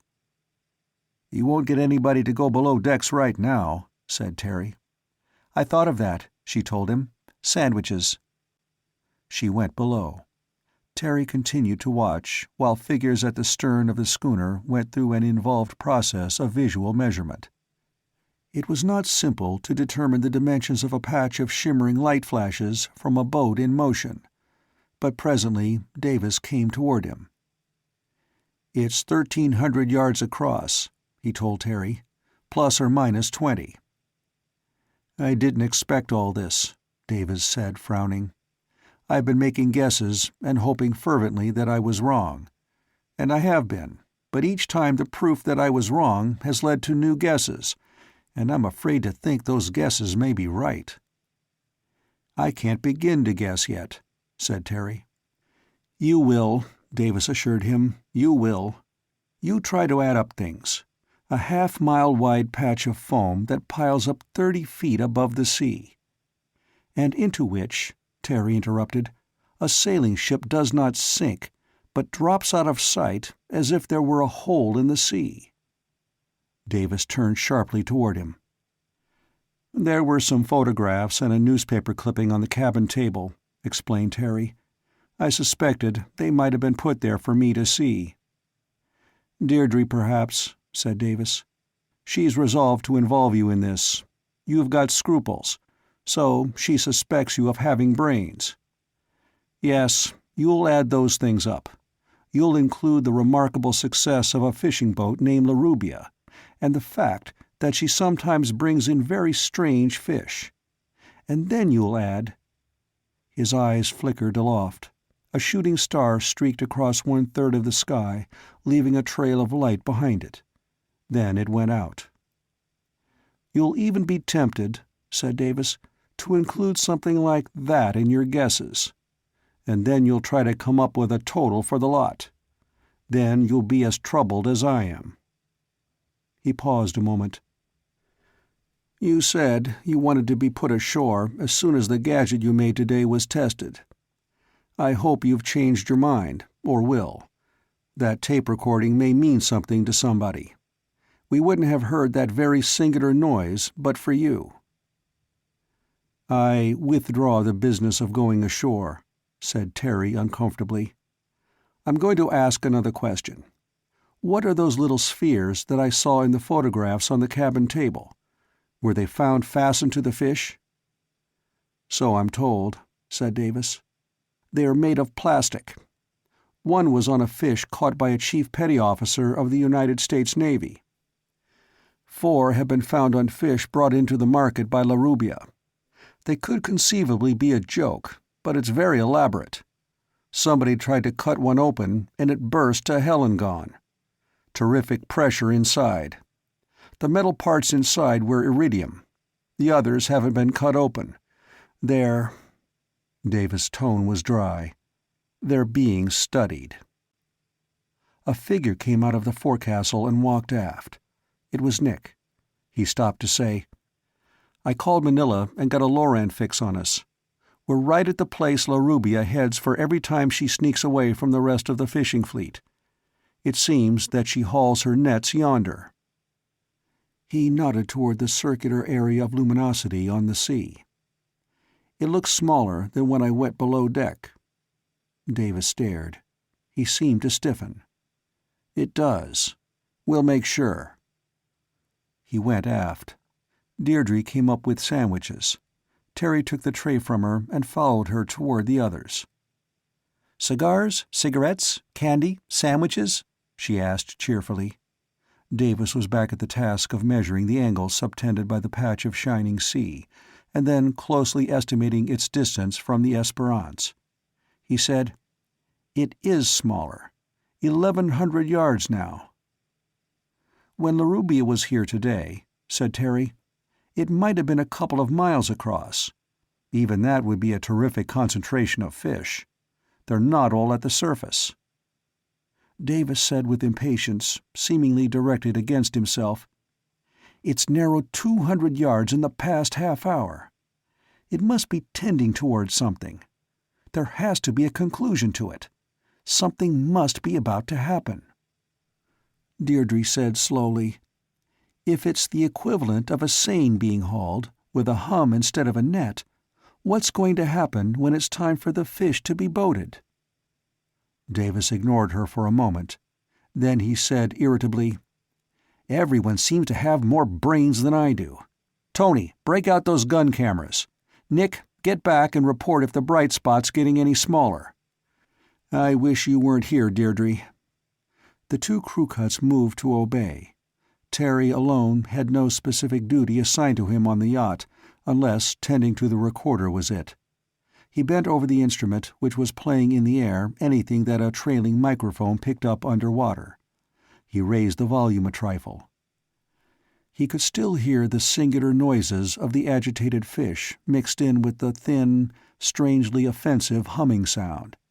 He heard small thumpings, and realized that they were the footfalls of his companions on the deck of the Esperance, transmitted to the water.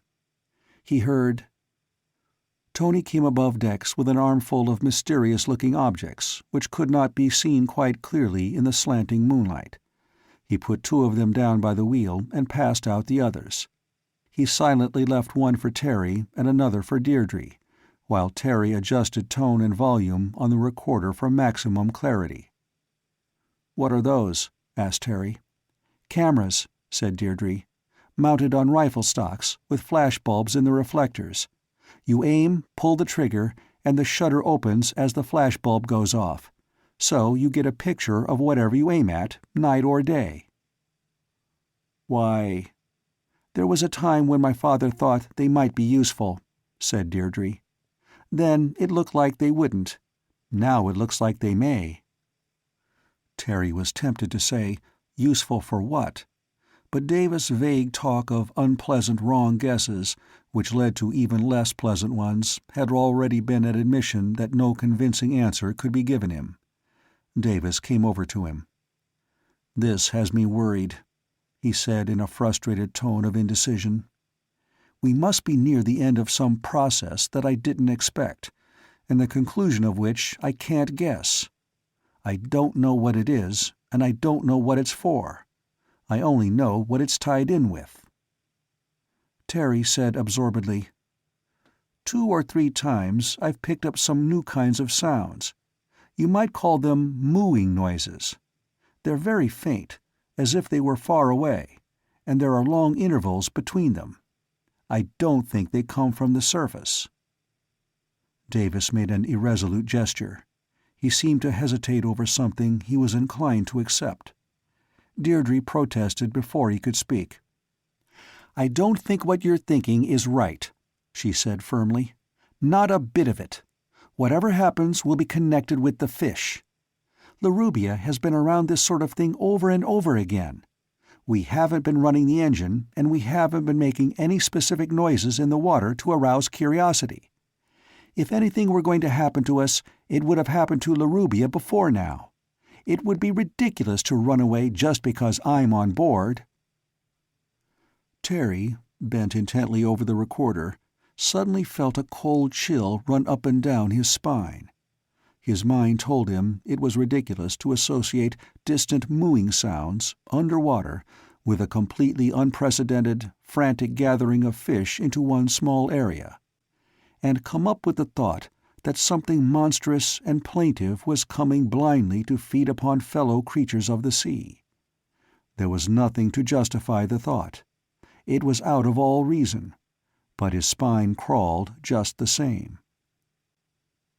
"The circle's only 800 yards across now," said Davis uneasily.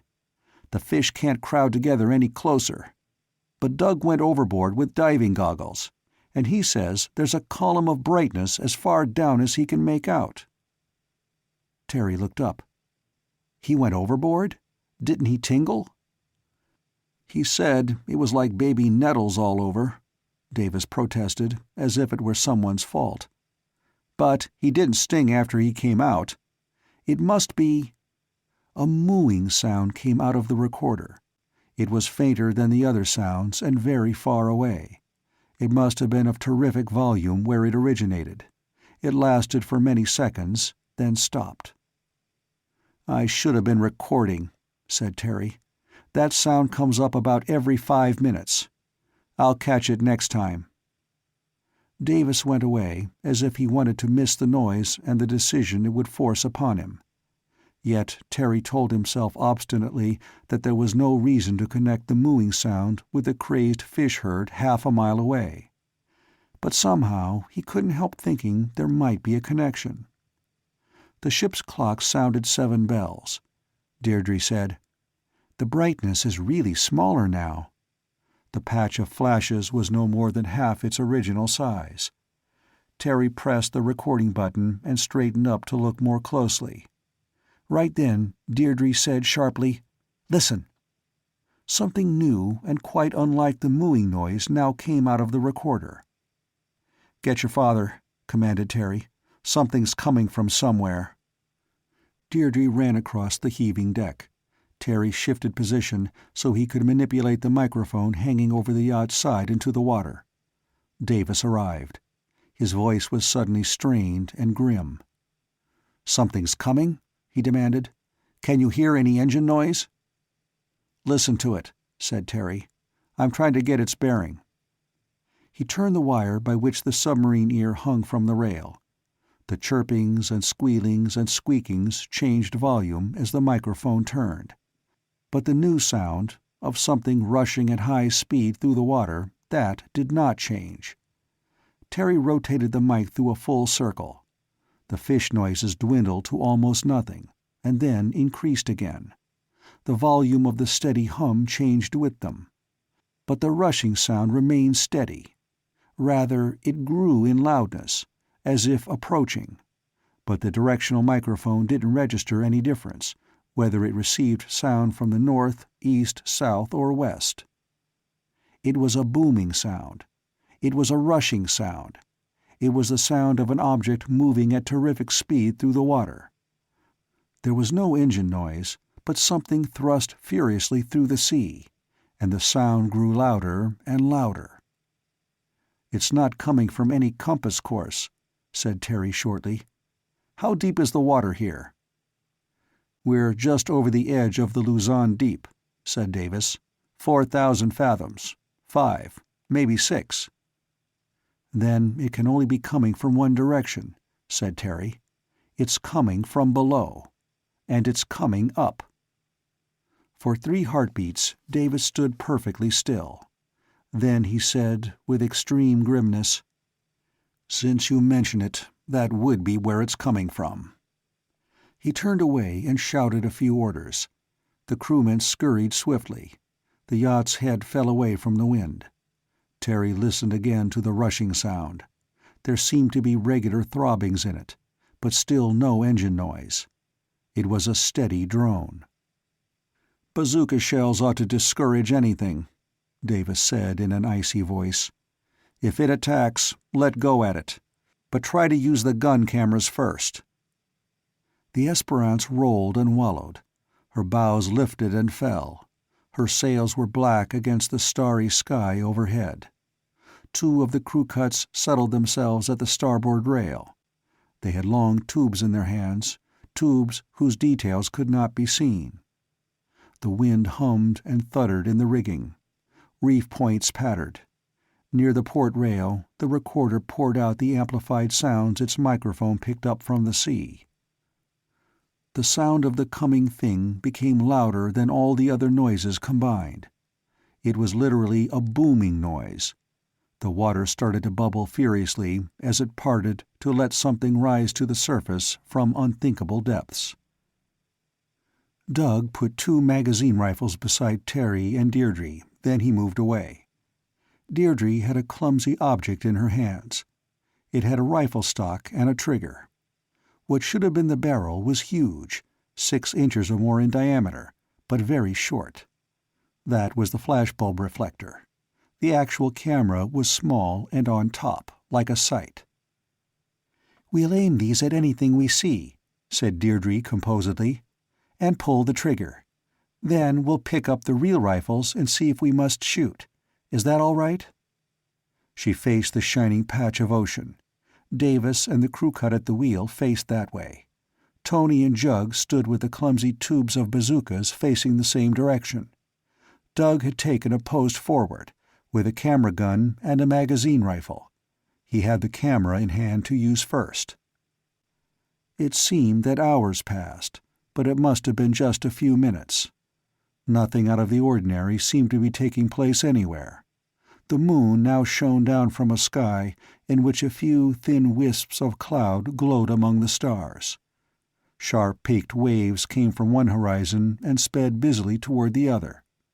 The yacht pitched and rolled, its company strangely armed and expectant.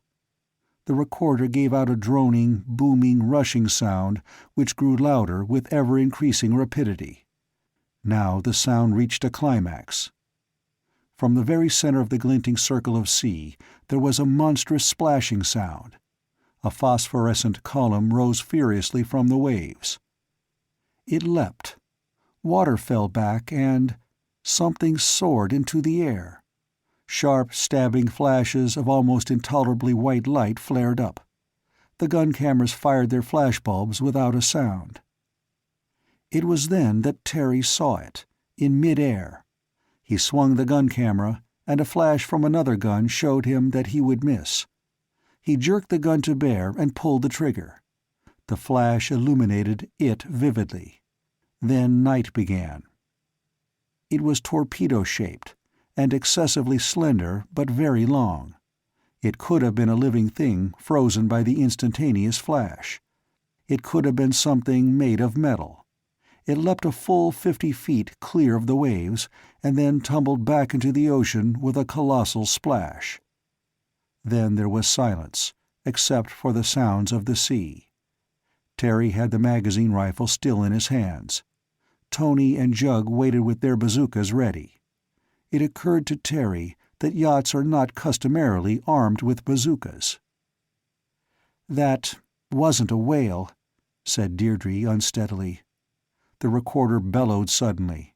It was the hum that had been heard before, the nasty 60-cycle hum that surrounded the captive fish. But it was 10, 20, 50 times as loud as before. The fish in the Bright Sea area went mad. The entire surface whipped itself to spray, as fish leapt frenziedly to get out of the water, which stung and burned where it touched. Then, very strangely, the splashing stopped. The brightness of the sea decreased. A while later, the enormous snarling sound was noticeably less loud than it had been at that first horrible moment. The wind blew. The waves raced. The Esperance's bow lifted and dipped. The noise from the loudspeaker system, the noise from the sea, decreased even more. One could hear the squeakings and chitterings of fish again. But they were very much fainter. Presently the humming was no louder than before the strange apparition. By that time the fish sound had died away altogether. The near normal noises remained. The hum was receding downward. Davis came to Terry, where he stood by the recording instrument. "The fish have gone," he said in a flat voice. "They've gone away. They didn't scatter. We'd have seen it. Do you realize where they went?" Terry nodded. "Straight down. Do you want to hear an impossible explanation?" "I've thought of several," said Davis. Doug came and picked up the gun cameras that Terry and Deirdre had used and went away with them. "There's a kind of sound," said Terry, "that fish don't like. They won't go where it is. They try to get away from it." Deirdre said quietly, "I would too, if I were swimming."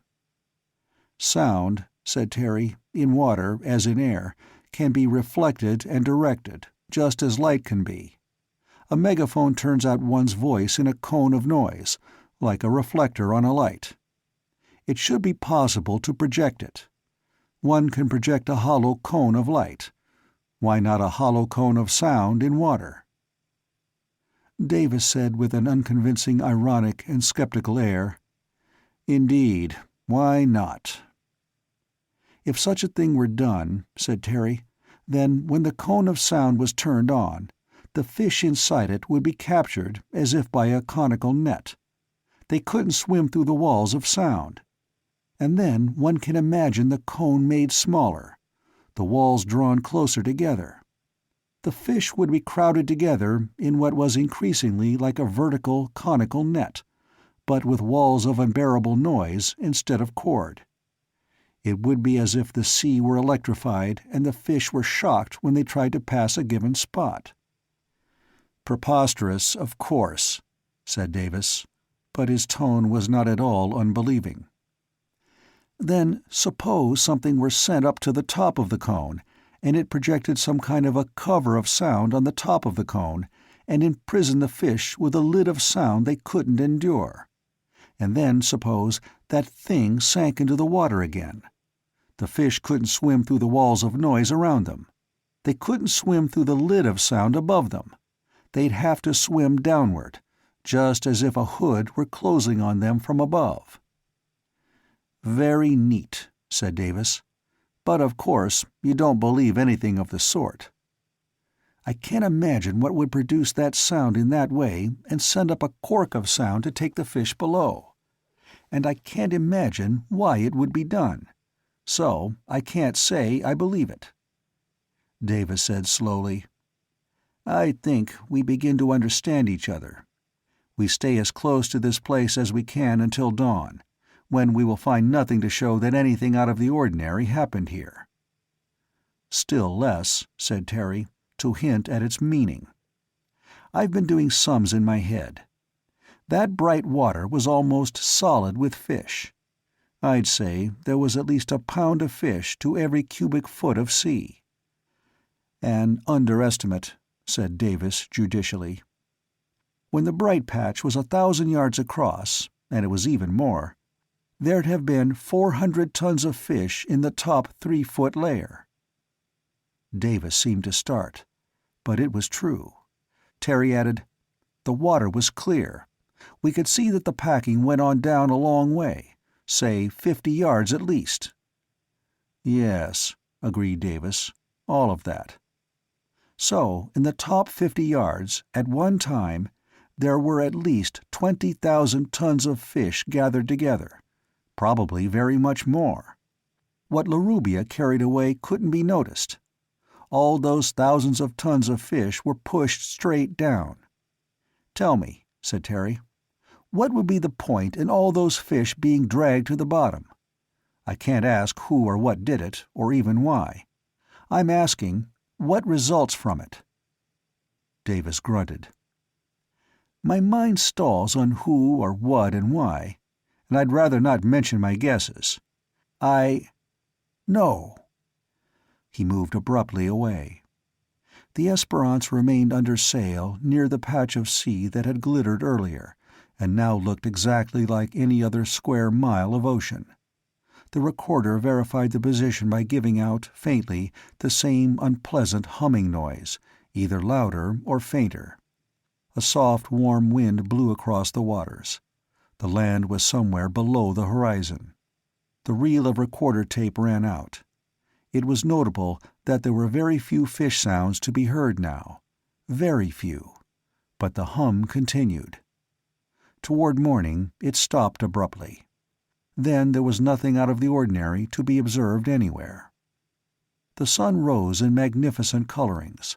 The sky was clear of clouds.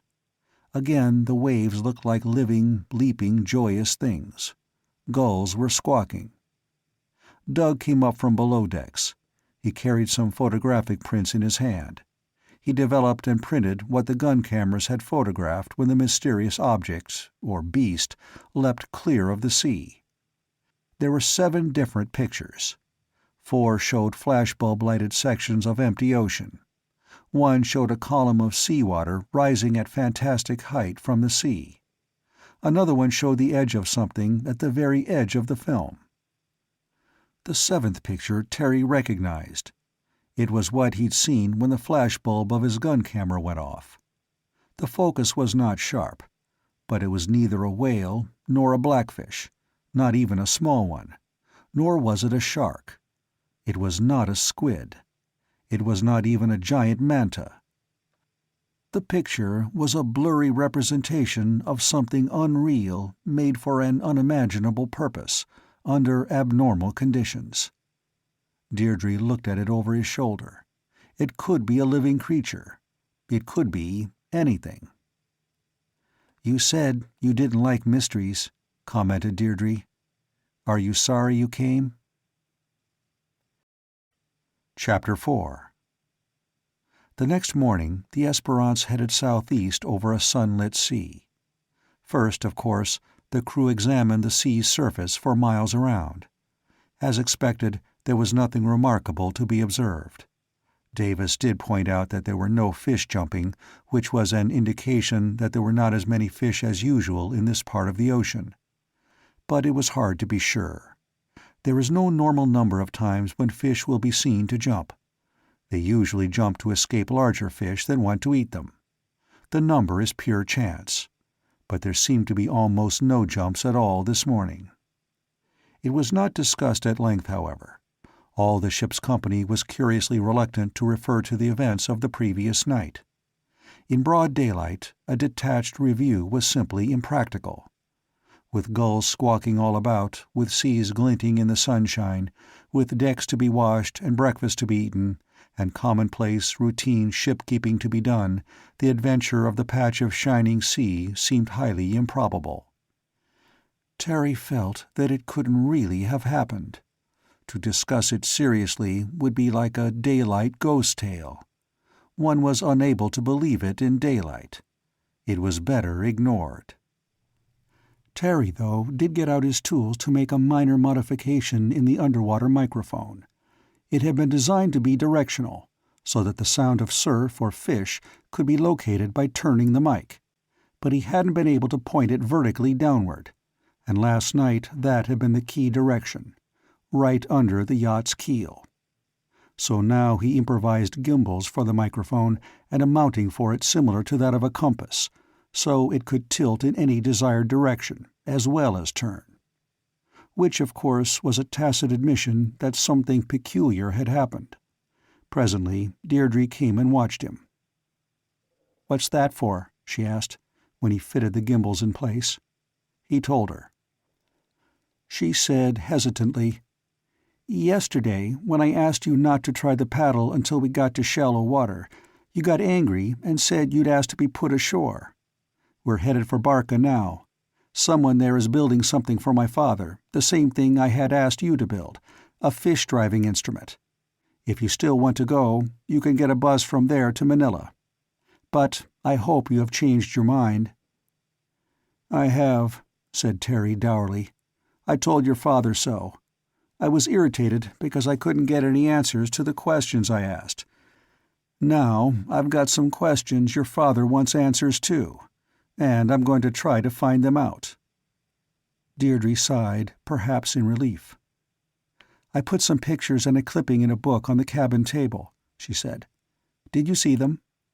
He nodded. "What did you think?" "That you put them for me to see," he said. "It was to make you realize that we can't answer every question, which you know now." "I still think you could answer a few more than you have," he observed. "But let it go. Is the Barca harbor shallow?" 10-15 feet at low tide," she informed him. "We're having a sort of dredge made there. Something to go down into the sea, take pictures, get samples of the bottom, and then come up again. There's an oceanographic ship due in Manila shortly, by the way. It will have a bathyscaphe on board. Maybe that will help find out some answers." Then she said uncomfortably, "I have a feeling that the bathyscaphe isn't safe." He glanced up. "Ellos?" He grinned as she looked sharply at him. Then he said, "This dredge. Isn't it pretty ambitious for a boat this size to try to dredge some thousands of fathoms down?" "It's a free dredge," she said. "It will sink by itself and come up by itself. There's no cable. What are you doing now?" He'd put away the submarine microphone he'd just altered and was now taking out the still untested underwater horn. "I'm going to try to make this directional too," he said. "In fact, I'm going to try to make it project sound in a beam shaped like a fan. A hollow cone may come later." She was silent. The Esperance sailed on. "Ever talk to the skipper of La Rubia?" he asked presently. She shook her head. "You should. He's a stupendous, self-confident liar," said Terry. "He lies automatically, gratuitously. A completely amiable man, but he can't tell the truth without stopping to think." "We found that out," said Deirdre. "I didn't. Someone else." "Is this another censored subject, or can I ask what happened?" "I'd better see about lunch," said Deirdre quickly. She got up and left. Terry shrugged. The day before yesterday, or even yesterday, he'd have been indignant. But then he'd known these people had secrets in which he had no share. Today he was beginning to share those secrets, and he had fabulously nonsensical material on which to work on his own. He had strange ideas about the event of last night. He did not quite believe them, but he thought he had devised some ways to see how much of truth they contained, if any. Deirdre could keep her secrets so long as he did not have to disclose his own wildly imaginative ideas. The routine of the yacht went on. It was, in a way, a very casual routine. Davis gave orders when the need arose, but there was no formal discipline. There was cooperation. Terry heard one of the crew cuts ask Deirdre a question using her first name. It would have been highly improbable in a paid crew, but it was reasonable enough in a volunteer expedition. He heard Deirdre say, "Why don't you ask him?" The crew cut Tony came to the part of the deck where Terry worked. "We got into an argument," he said without preface. "We were talking about that whale last night." Terry nodded. The use of the term whale was a deliberate pretense that the previous night's events were natural and normal. "How fast do you think it was traveling when it broached?" asked Tony. "I know a whale can jump clear of the water. I've seen it in the movies. But that one jumped awfully high." "I hadn't tried to estimate it," said Terry. "You've got a tape of the noise," said Tony. "Could you time the interval between the sound when it left the water and the splash when it fell back?" Yes," said Terry. He looked up. "Of course." "It would be interesting to do it," said Tony semi-casually. Then he added hastily, "I've read somewhere that whales have been clocked at pretty high speeds. If we can find out how long its leap lasted, we could know how fast it was going." Terry considered for a moment and then got out the recorder. He played the tape for a moment and skipped forward to later parts of the record, until he came to the place where the unpleasant humming sound was loud, and finally reached the beginning of the rushing noise. That, in turn, had preceded the leap of the object photographed by the gun cameras. Terry glanced at his watch when the rushing started. He timed the period of ascent of the noise, while it grew louder and louder and became a booming sound, which was at its loudest the instant before it ceased. At that moment the mysterious object had leapt out of the sea. The splash of its re-entry came long seconds later. Tony timed the leap. When the splash came, he made his calculations absorbedly, while Terry switched off the recorder. "It would take the same amount of time going up as it does coming down," said Tony, scribbling numbers. "Since we know how fast things fall, when we know how long they fall, we can tell how fast they were traveling when they landed, and therefore when they leaped." He multiplied and divided. 60 miles an hour, roughly," he pronounced. "The whale was going 60 miles an hour straight up when it left the water. What can swim that fast?" "That's your question," said Terry. "Here's one of mine. We heard it coming for 5 minutes, 10 seconds. How deep is the water where we were?" "About 4,500 fathoms." "If we assume that it came from the bottom, it must have been traveling at least 60 miles an hour when it broke surface," said Terry. "But can a whale swim 60 miles an hour?" "No," said Terry. Tony hesitated, opened his mouth, closed it, and went away. Terry returned to the changing of the submarine horn. Sound has its own tricks underwater. If you know something about them, you can produce some remarkable results. A deliberately made underwater signal can be heard through an unbelievable number of thousands of miles of seawater. But except through a yet untested fish driving paddle, Terry had never heard of fish being herded by sound. Still, fish can be stunned or killed by concussions.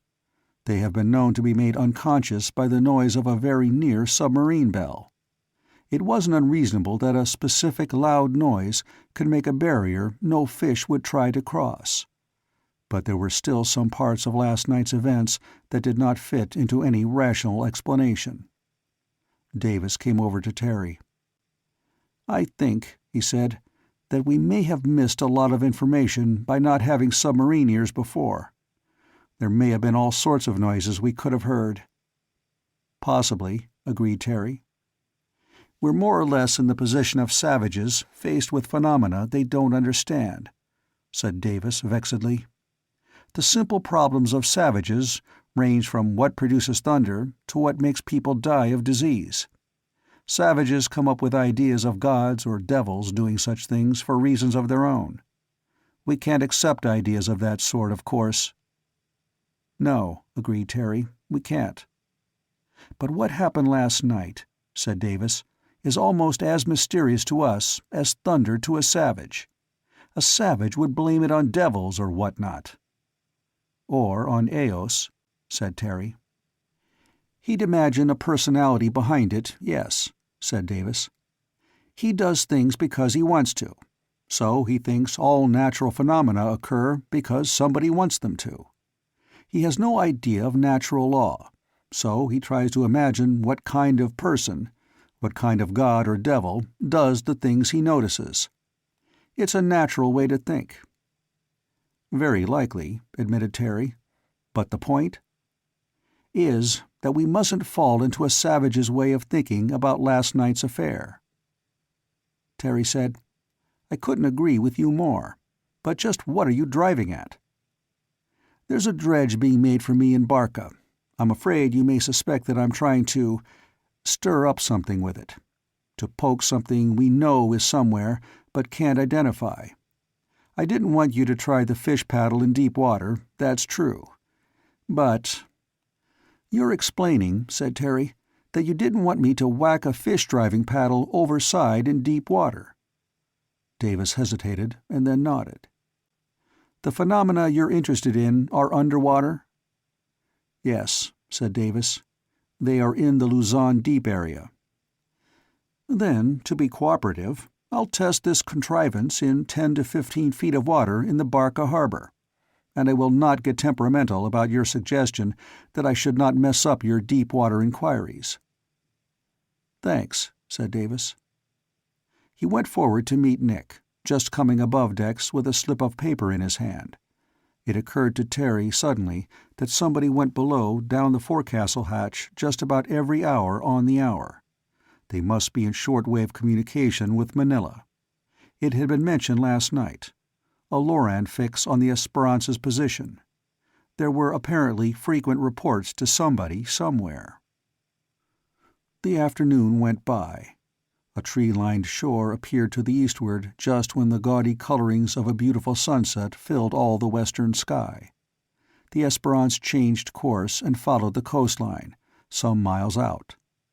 Night fell. The yacht sailed with a fine, smooth motion over the ocean swells.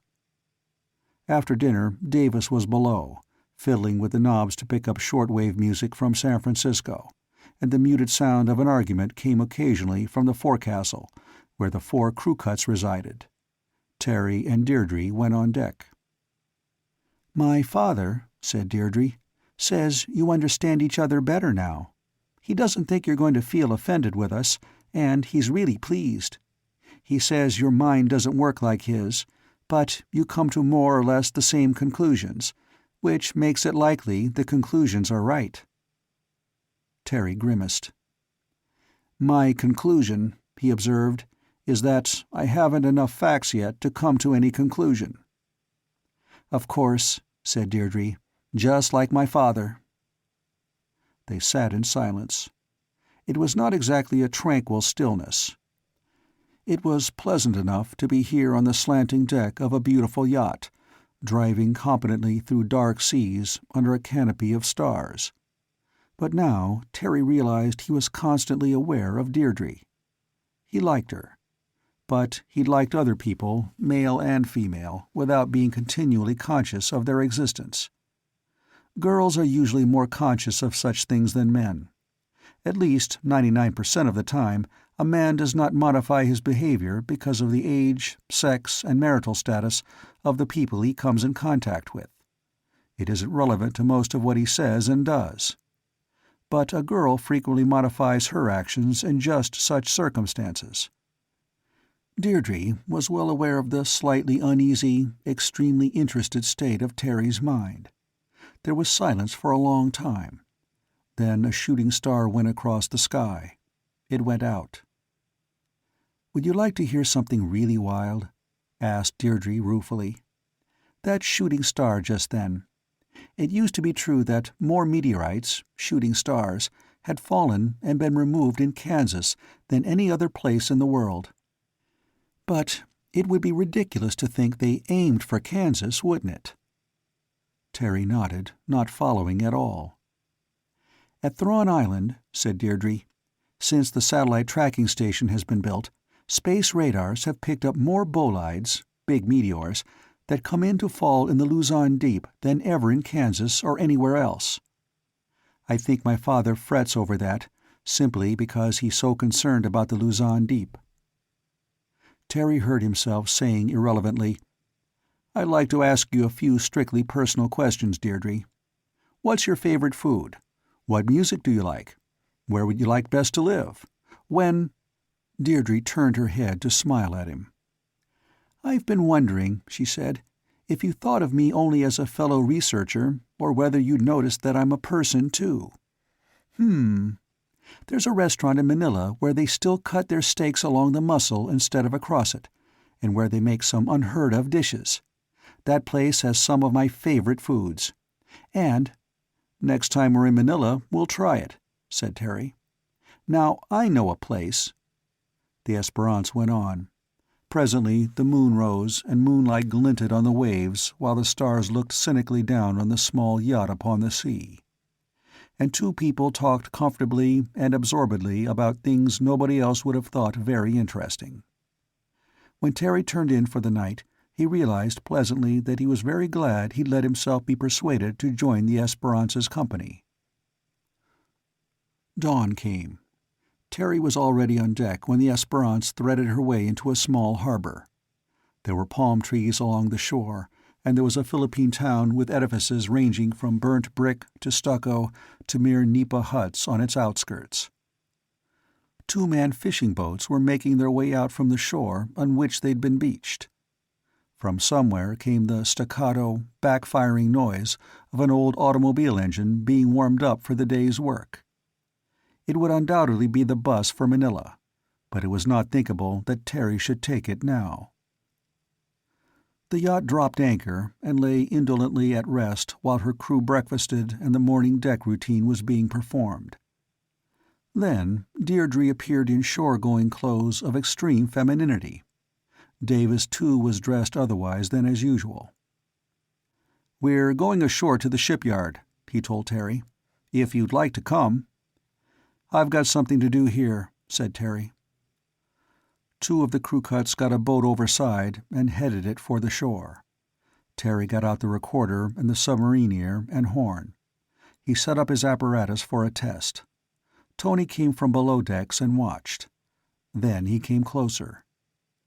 "If I can help," he said tentatively. "You can," Terry told him. "But let's listen to what the fish are saying first." He dropped over the submarine ear and started the recorder to play what it picked up, but without recording it. Sounds from underwater came out of the speakers. The slappings of tiny harbor waves against the yacht's planking. The chunking, rhythmic sound of oars from a fishing boat, which was rowing after the half-dozen that had gone out earlier. Grunting sounds. Those were fish. Terry listened critically, and Tony with interest. Then Terry brought out the fish-driving paddle. He turned on the tape now to have a record of the sound the paddle made. "Whack this on the water," he suggested, "and we'll hear how it sounds." Tony went down the ladder and gave the water surface a few resounding whacks. There were tiny, violent swirlings. For 30 or 40 feet from the Esperance's side, there were isolated, minute turmoils in the water. 3 or 4 fish actually leapt clear of the surface. "Not bad," said Tony. "Shall I whack some more?" Tony reeled back a few feet of the tape which contained the whacking sounds. He replayed them, listening critically as before. Tony had returned to the deck. The whackings, as heard underwater, were not merely impacts. There was a resonance to them, almost a hum. Rather grimly, Terry substituted this tape reel with the recording he'd made the night before. He started the instrument and found the exact spot where the object from the depths had fallen back into the sea. He stopped the recorder right there. He hauled up the submarine ear and plugged in the horn to the audio amplifier, as yet untested, which should multiply the volume of sound from the tape. Then he put the horn overside. He switched on the recorder again. The tape reel began to spin. The sound went out underwater from the horn.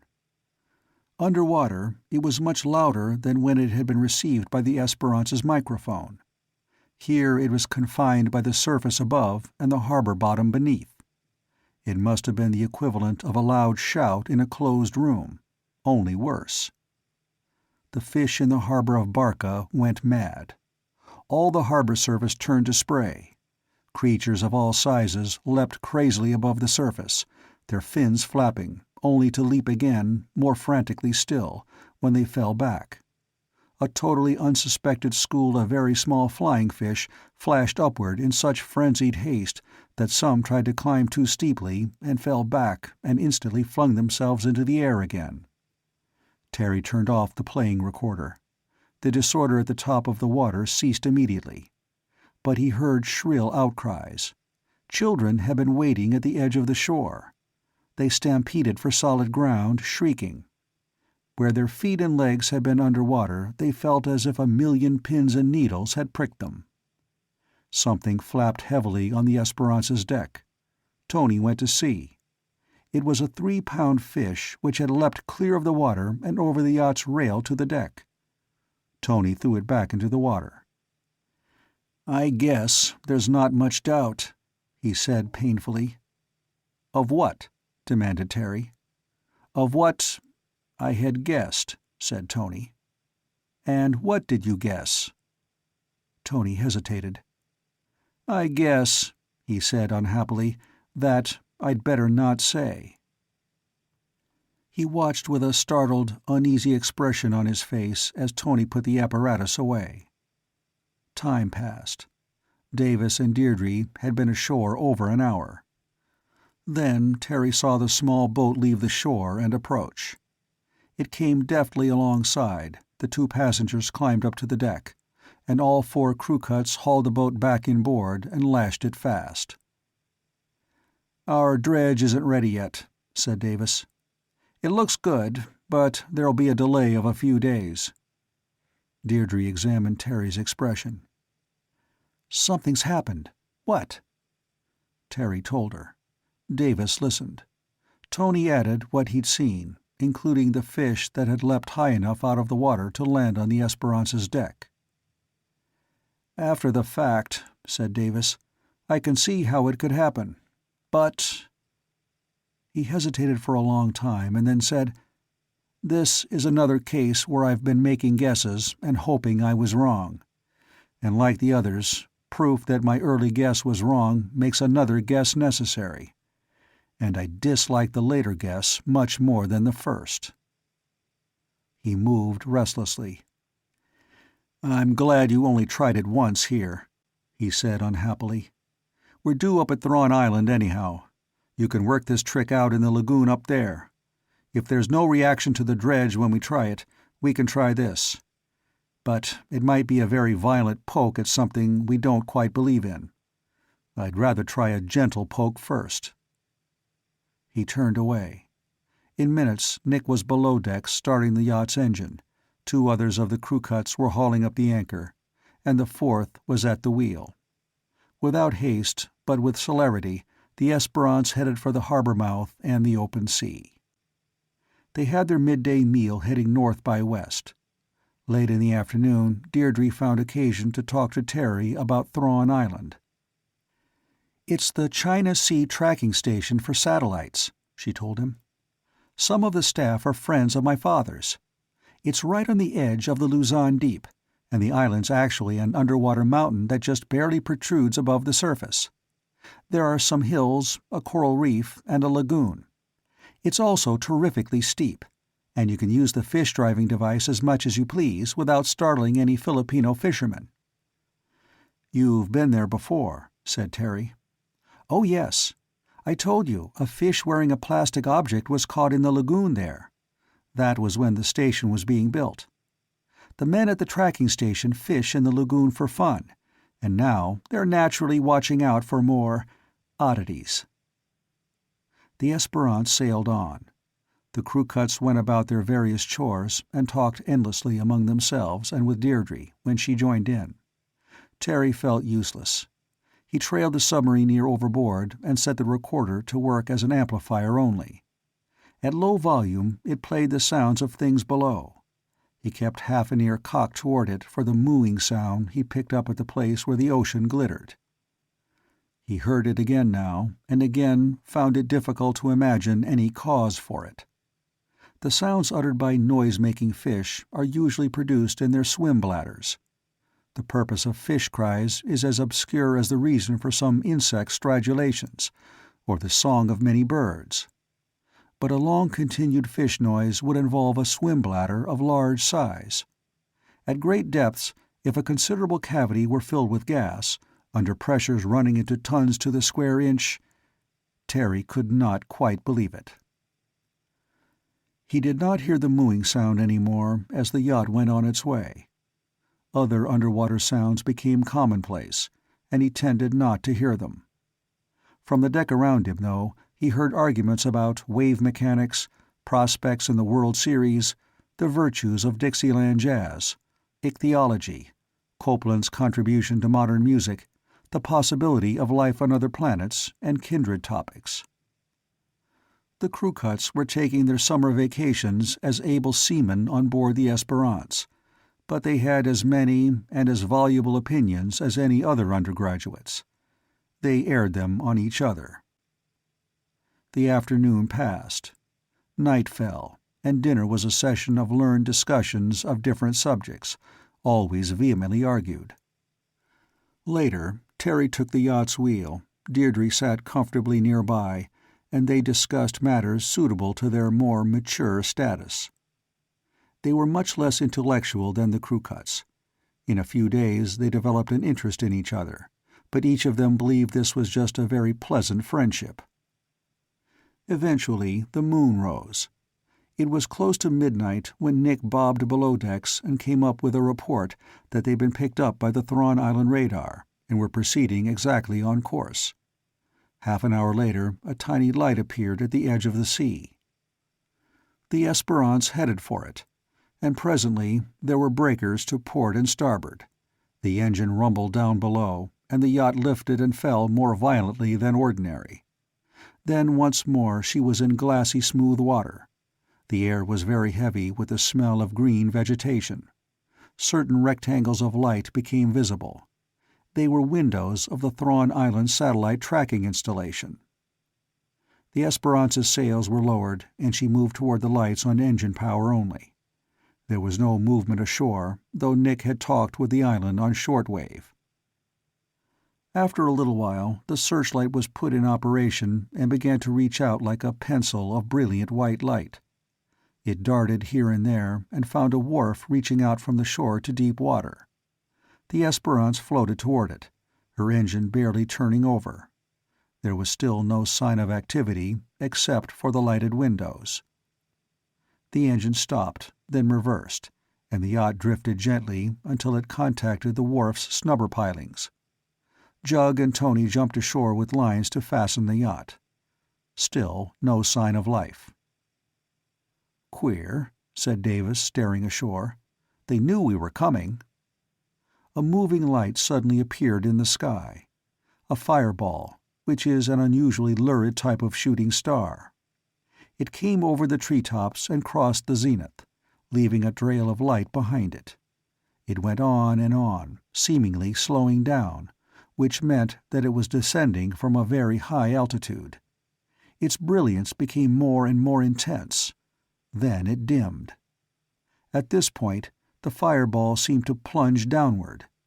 Then its flame went out, and only a faint, dull red speck in motion could be seen. It plunged down beyond the trees on the far side of the lagoon. Or so it seemed. Actually, it might have plunged into the sea miles away. Then there was a faint noise, which was something between a rumble and a hiss. The sound went back across the sky along the path the fireball had followed. It died away. There was silence. Shooting stars as bright as this one are rare. Most meteors are very small, but they are visible because of the attrition produced by their falling bodies in the atmosphere that sets them on fire. They usually appear at around a 70-mile height, but frequently they are vaporized before they have descended more than 30 miles. Sometimes they explode in mid-air and strew the earth with fragments. Sometimes they strike ground, leaving monstrous craters where they have fallen. Most meteors fall in the sea. But a meteor has to be at least down to 20 miles from sea level before its sound can be heard. Someone came out of a building and moved toward the wharf, an electric lantern bobbing in his hand. Halfway out to the yacht, he called, "Davis?" "Yes," said Davis. "What's happened?" "Nothing," said the man ashore. "We were watching for that bolide. It was picked up by space radar a couple of hours ago, but then we figured it to land farther on than it did." It was an educated voice, a scholarly voice. "Big?" asked Davis as the light drew nearer. "We've seen them bigger, but not much." The man with the lantern reached the end of the wharf. "Glad to see you. We've got some fish for you, by the way. We caught them in the lagoon. They're waiting for you in the deep freeze. There's a Macrurus violaceus, if we read the books right, and a Gonostoma polypus. They match the pictures anyhow. What do you make of that?" "You haven't got them," said Davis incredulously. "You can't have them. I'm no fish specialist, but those are abyssal fish. They can only be caught at a depth of 2 or more miles." "We caught 'em," said the man cheerfully, "on a hook and line, in the lagoon at night. Come ashore. Everybody'll be glad to see you." Davis protested. "I won't believe you've got that kind of fish until I see them." The man with the lantern stepped down to the yacht's deck.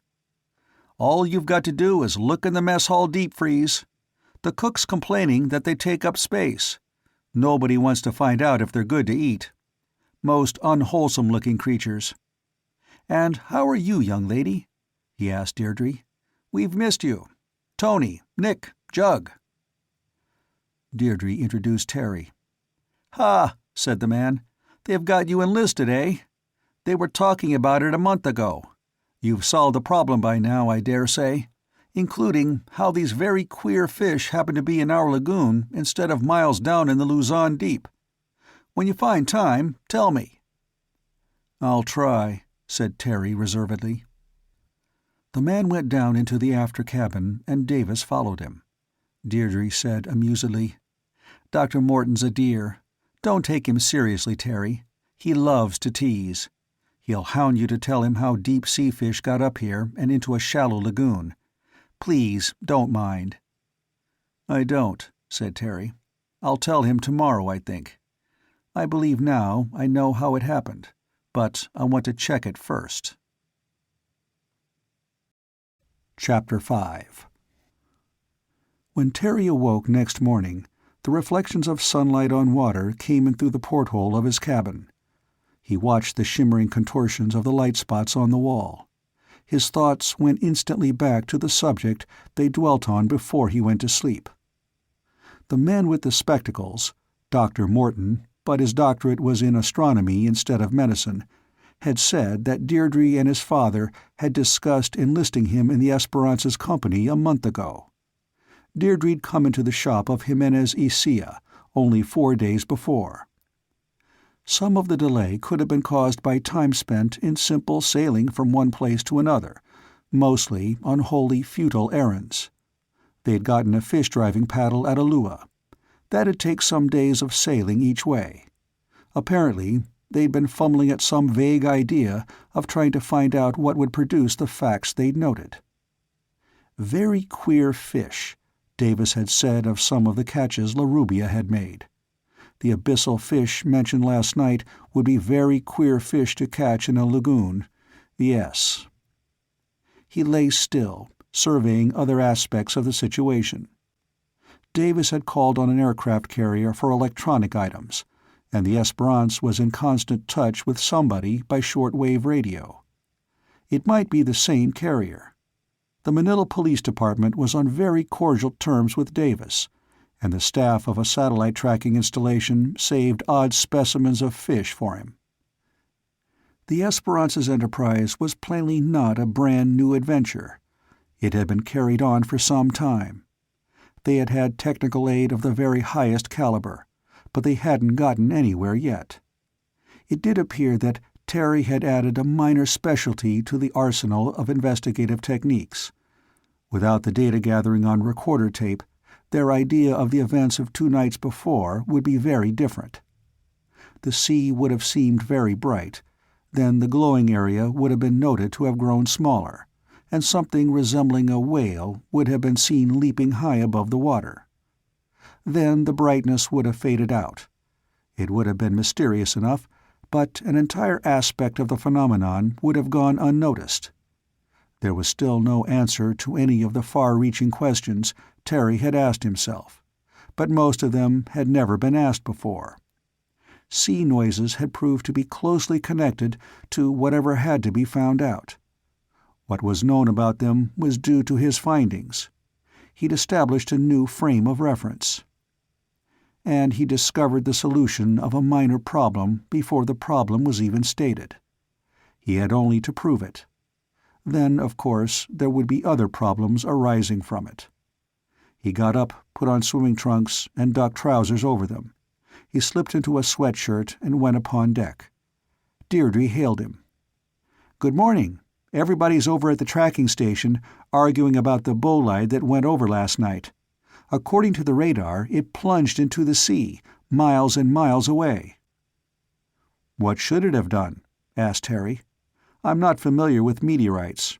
Are they planning to dive for it?" "Hardly," Deirdre laughed. "It landed in the Luzon Deep." She waved a hand in an inclusive gesture. "This island's on the brink of it. A bathyscaphe might go down there. In fact, I think it's scheduled. You know, the one I said was coming to Manila on the oceanographic ship? A bathyscaphe can go that deep, but it's not likely to hunt for meteorites." "Ah," said Terry judicially. "Then what difference does it make where it hit?" "It didn't fall the way it should have," said Deirdre. "It was spotted by space radar a way out, and they tried to compute its path, but they figured it wrong. Now they're trying to make it come out right by allowing for the effect of the Earth's magnetic field on a metal meteorite. They're arguing and waving equations at each other." "Let them," said Terry. "I have trouble enough with fish. Do you think I could borrow a boat?" "We've always been able to," said Deirdre. Then she added, "I've kept your breakfast hot. While you eat it, I'll get a boat." She went below, and instants later was up again. "I have a feeling," she said, "that something interesting is going to happen. I'll be back." She swung lightly to the wharf and headed for land. Terry went below to find his breakfast laid out on the cabin table. He settled down to it, but first pulled a book from the shelves. It was a volume on oceanography, and its pages showed that it had often been referred to. He found the Luzon Deep described. Its area was relatively small, a mere 90-mile-long chasm in the seabed. But it was second only to the Mindanao Deep in its soundings, and a close second at that. Its maximum depth was measured at 27,000 feet, over 5 miles. There was a mention of Thrawn Island as being on the very edge of the deep. According to the book, the island was the peak of one of the most precipitous and tallest submarine mountains in the world. 3 miles from where Thrawn Island lay, there were soundings of 28,000 feet and upward. This depth extended as a trench. The staccato roaring of an outboard motor sounded some distance away. It bellowed toward the yacht, swung about, and cut off. Terry gulped down his coffee and went above decks, just as Deirdre was fastening the small craft alongside the yacht. "Taxi?" she asked amiably. "I got the boat. Where to?" Terry swung down and took the steering grip. He headed the boat away. There was a box for bait, a few fishing lines, and even 2 highly professional fish spears on board. Fishing was not necessarily a sedentary pastime here. "We try the lagoon entrance," he said. "I've an idea. I noticed something last night when we came in." "Do you want to brief me?" "I'd rather not," he admitted. Deirdre shrugged without resentment. The little craft went sturdily toward the passageway to the open sea. She formed an overhead of waves as she moved. She neared the points of land at the ends of the coral formation enclosing the lagoon. Thron Island was not an atoll, but the beaches were made of snow-white coral sand. Outside, there was clear water for a space and then a reef on which the seas broke. Terry headed the boat toward the open sea. Almost immediately after, there was nothing but the reef and the sea between the boat and the horizon. He slowed the boat almost to a stop, well within the reef's tumult. She swayed and rolled on the surging water. "Stay here," he commanded. "I want to swim out and back." He pulled the sweatshirt over his head. He jumped overboard, leaving Deirdre in charge of the boat. The world looked strange to him when waves rolled by higher than his head. A few times the sky narrowed to the space between wave crests. Other times he was lifted upon a wave peak, and the sky was illimitably high and large, and the breaking seas on the nearby reef merely roared and grumbled to themselves. He swam out away from the land. Suddenly his body began to tingle. He stopped and paddled, analyzing the sensation. One side of his body felt as if the most minute of electric currents entered his skin. It was not an unpleasant sensation. Deirdre, in the small boat, was 50 yards behind, watching him. As he swam on, the tingling grew stronger. He dived. The tingling did not vary with depth. He came up, and he was farther out than he'd realized. He suddenly knew that he'd been incautious. There are currents which flow in and out of lagoons. A barrier of reef affects them too. Terry found himself swimming in an outward-bound current, which pushed him out and away from the island. Within seconds, the sensation in his body changed from a mere tingling to torment. For a moment it was just very much stronger and slightly painful, but a moment later it felt as if he swam among flames. It was unbearable. His muscles were not contracted, as if by an electric shock, but he couldn't control their reflexes. He found himself splashing crazily, trying to fight his way out of the anguish which engulfed him. He went under. His body had taken complete control over his mind, and he found himself swimming frantically underwater.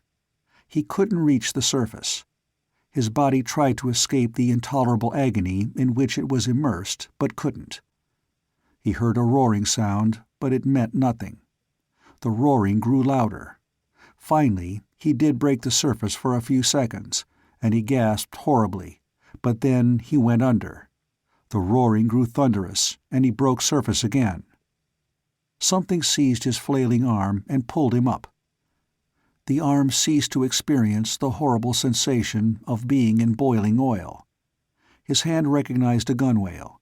He swarmed up the solid object with hands helping him, and found himself in the boat, gasping and shivering, and cringing at the bare memory of the suffering he'd undergone.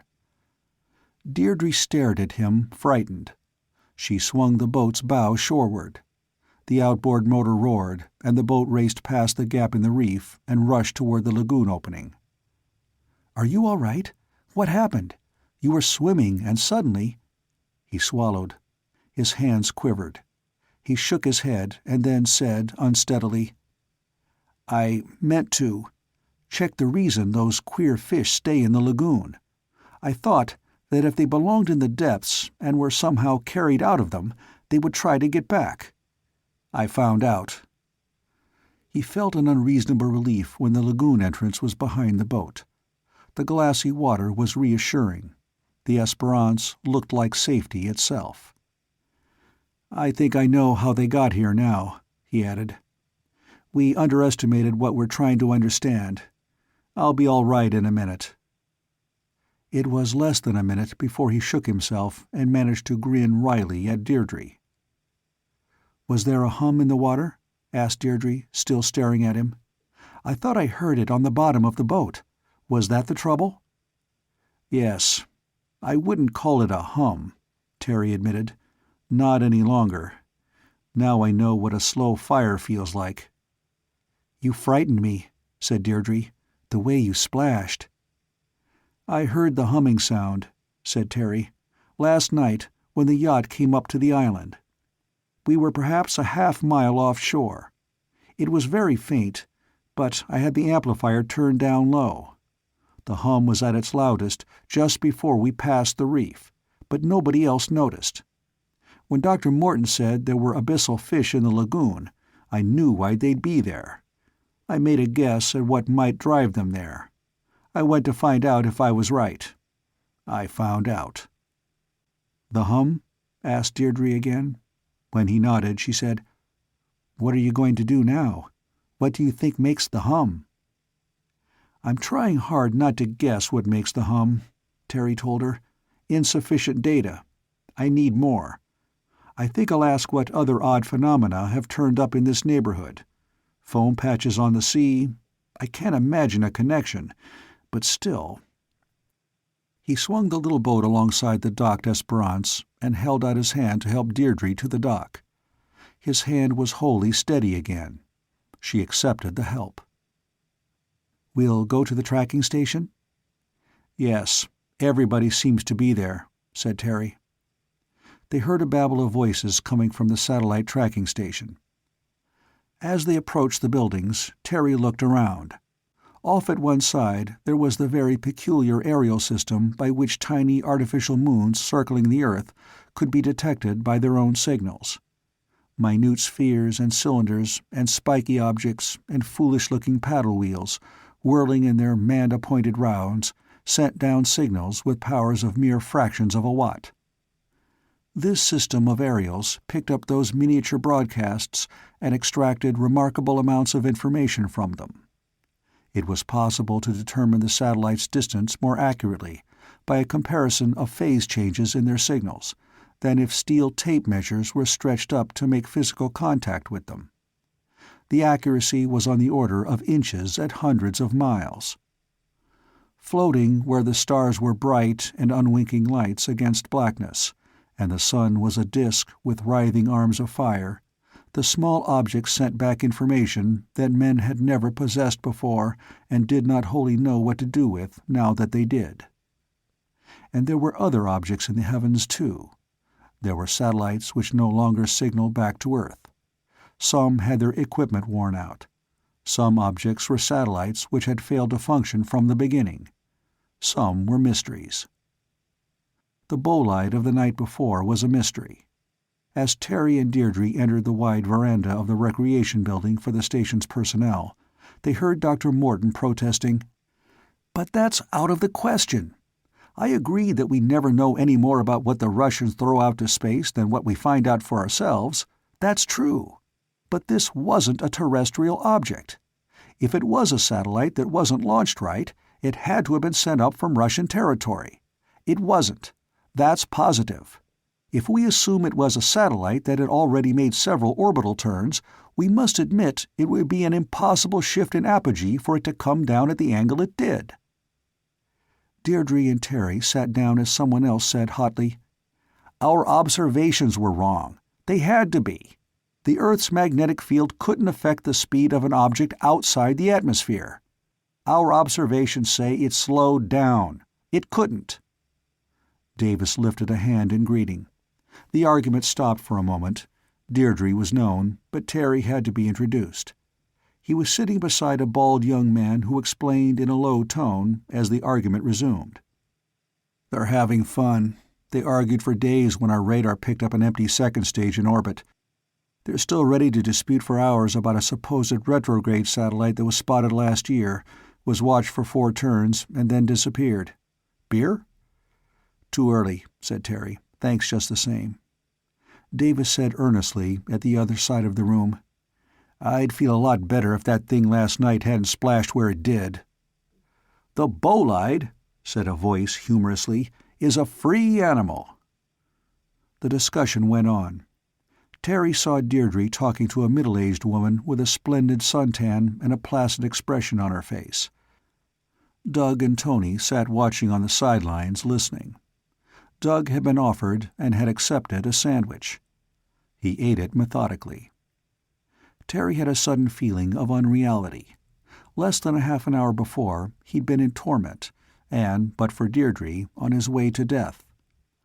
On the Esperance, there'd been so much that was absorbing in the way of fish behavior that he'd forgotten some people were interested in other things. Here a dozen people squabbled over the behavior of a meteorite. Nothing could be of less consequence to the outside world. But in the outside world, people argued about baseball, or golf, or politics. Doug excused himself and slipped outside. Terry joined him there a little later. Doug was smoking a cigarette, looking at the sky and the palms. "Pretty heavy discussion," said Terry. "It's over my head," said Doug. "I got lonesome. It made me think of my girl. She likes to talk like this. That's why—" He stopped. "Is there an aqualung outfit on the Esperance?" asked Terry. "Sure, 2 or 3 of them. Mr. Davis had an idea they'd be useful. Used one of them last week to look at the Esperance's bottom planks. Why?" "I'd like to poke around the bottom of the lagoon a little," said Terry, with an unconscious grimness. "Would you help?" "Sure," said Doug. They went back to the Esperance. Doug got out 2 aqualung outfits. They checked the valves and tanks and connections. Doug brought out 2 spring guns. In half an hour, they were in the outboard, headed for what Doug said was the deepest part of the lagoon. Arrived there, Terry tested the water with his finger and then went overside. Instead of a spring gun, he used one of the fish spears that seemed to be standard equipment for fishing here. Doug stayed in the boat to watch. Terry'd guessed that what he looked for would be in the deepest part of the lagoon. He was right. Within half an hour, he'd speared 5 fish of types that had no business being within 2,000 fathoms of the surface. He ignored the lagoon's normal inhabitants. He picked on fish of a dark red color, which is predominant in the depths but not elsewhere. When the fish had extremely small eyes, or extremely large ones, he hunted them determinedly, knowing they were deep-sea fish. He caught 5, which was a good haul, even considering his previous suspicions. Doug inspected the catch as the outboard went back to the yacht. Terry replaced his gear under the gunwale. "They're queer fish," observed Doug. "I wouldn't want to eat them." "Neither would I," agreed Terry. "But I feel a certain sympathy for them. I think we've shared an experience." He did. Fish so far from their normal environment would not have migrated unless they'd been forced to. So these fish must have been driven up from the blissful utter blackness of the abyss, which was their habitat. He had a vivid memory of the kind of urging they'd received, because of his recent swim outside the reef opening. That was the experience he believed they shared. He got his catch onto the Esperance's deck and found some sharp knives in the galley, while Doug put the aqualungs away. When Doug came above decks again, he looked distastefully at the work Terry had undertaken. "Do you like to do that sort of thing?" he asked. "Hardly," said Terry, "but I want to get it done." Doug watched for a moment or 2.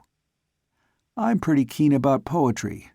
Sometimes I feel I've got to sweat over a poem that I need to get written. It's hard work. There's no real sense to it. But I feel it's got to be done. I guess that's the way you feel now." "Perhaps," said Terry. It wouldn't have occurred to him to liken the writing of verses to the dissection of dead deep-sea fish, but Doug had a point. He went away presently, and Terry completed the highly unpleasant task. He had just finished flushing the deck clean when Deirdre came back from the tracking station. He was already at work on the recorder when she stepped onto the deck. "You didn't stay," said Deirdre. "I was waiting for a chance to tell my father about the hum outside the lagoon, but he was as deep in the meteor argument as any of them. I still haven't told him." "There's something else to tell him now," Terry remarked. "I went down with an aqualung. Doug was standing by," he added with her gesture of protest, "and speared some fish that don't belong here. I've dissected them." Their swim bladders had been very skillfully punctured, so if they went, or were driven into lesser pressure, they'd leak instead of bursting. That's how they survived coming up from the depths. But the main thing is this. He held out a small plastic object in his hand. It was about 1 inch in diameter and 2 in length, and there were inclusions in the clear material. There were plates and threads of metal. They had that look of mysterious purpose that highly developed technical devices have. "This was fastened to the fin of a fish that belongs as far down as a fish can go," he said. "I found out one of its purposes.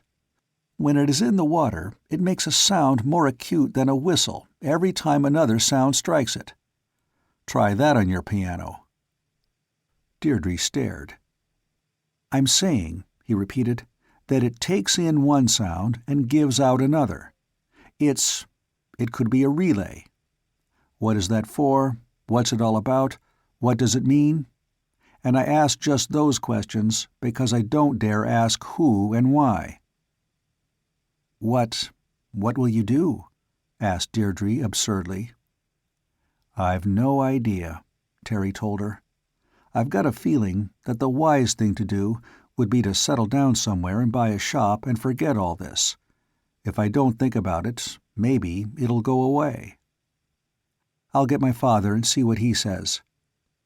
"Tell him," commanded Terry, "that I want to try out my fish-driving horn. I'd like to have witnesses. If this foolishness has to be reported to somebody, we need evidence of the facts. I want to drive fish and see how many deep-sea ones there are in this lagoon, and how many of them have spy devices on them." Deirdre turned away. Then she turned back. "I slipped," said Terry. "I shouldn't have said that. Forget it. Just tell your father I have an extremely urgent impulse to drive fish, and would he come and help?" Deirdre looked at him strangely and went on to the wharf to search for her father. Terry paced back and forth on the Esperance's deck. In a few minutes Davis and the crew cuts appeared with Deirdre. But they were not alone. Straggling behind them came nearly all the personnel of the tracking station. There would be somebody on official duty, of course. But here was the bespectacled Dr. Morton, the bald young man who'd offered Terry beer, and the installation cook, a typist, and specialists in radar and other abstruse subjects. Deirdre said, "I told them about the fish-driving business, and they went to see. They stopped arguing about last night's bolide to take ringside seats. All right?" Terry shrugged. He had the recorder already set up. He'd taken a section of the tape made where the sea was bright, at the place where the loudest of the unpleasant humming noise was recorded.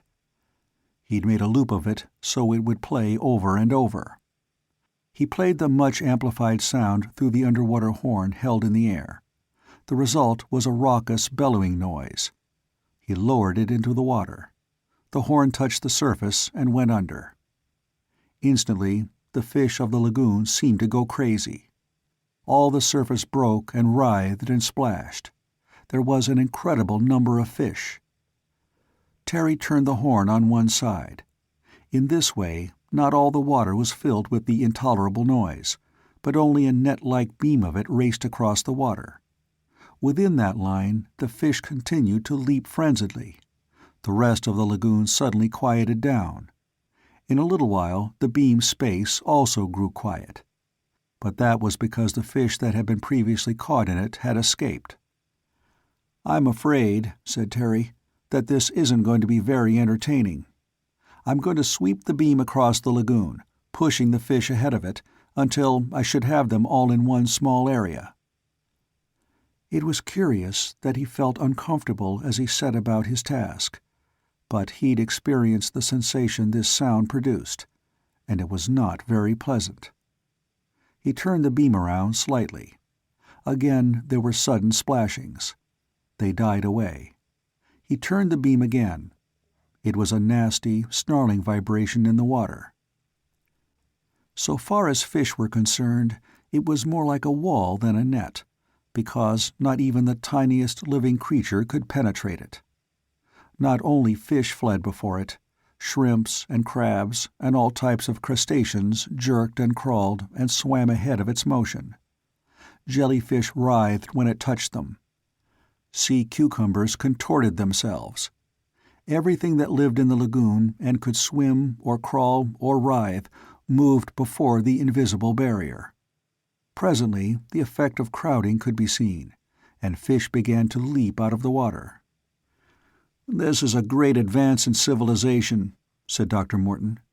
"Men invented guns and destroyed the buffalo and the passenger pigeon. You may have made it possible to depopulate the sea." Terry did not answer. The morning sun shone brightly. A gentle breeze made ripplings on the lagoon. The palms waved their fronds in languid gestures, and the surf could be heard booming and splashing on the outer reef. And about 24 people stood on the wharf or on the Esperance's deck and watched a spliced section of recorder tape go through and through a recorder, which was set to make a sound underwater that could not be heard by the people above.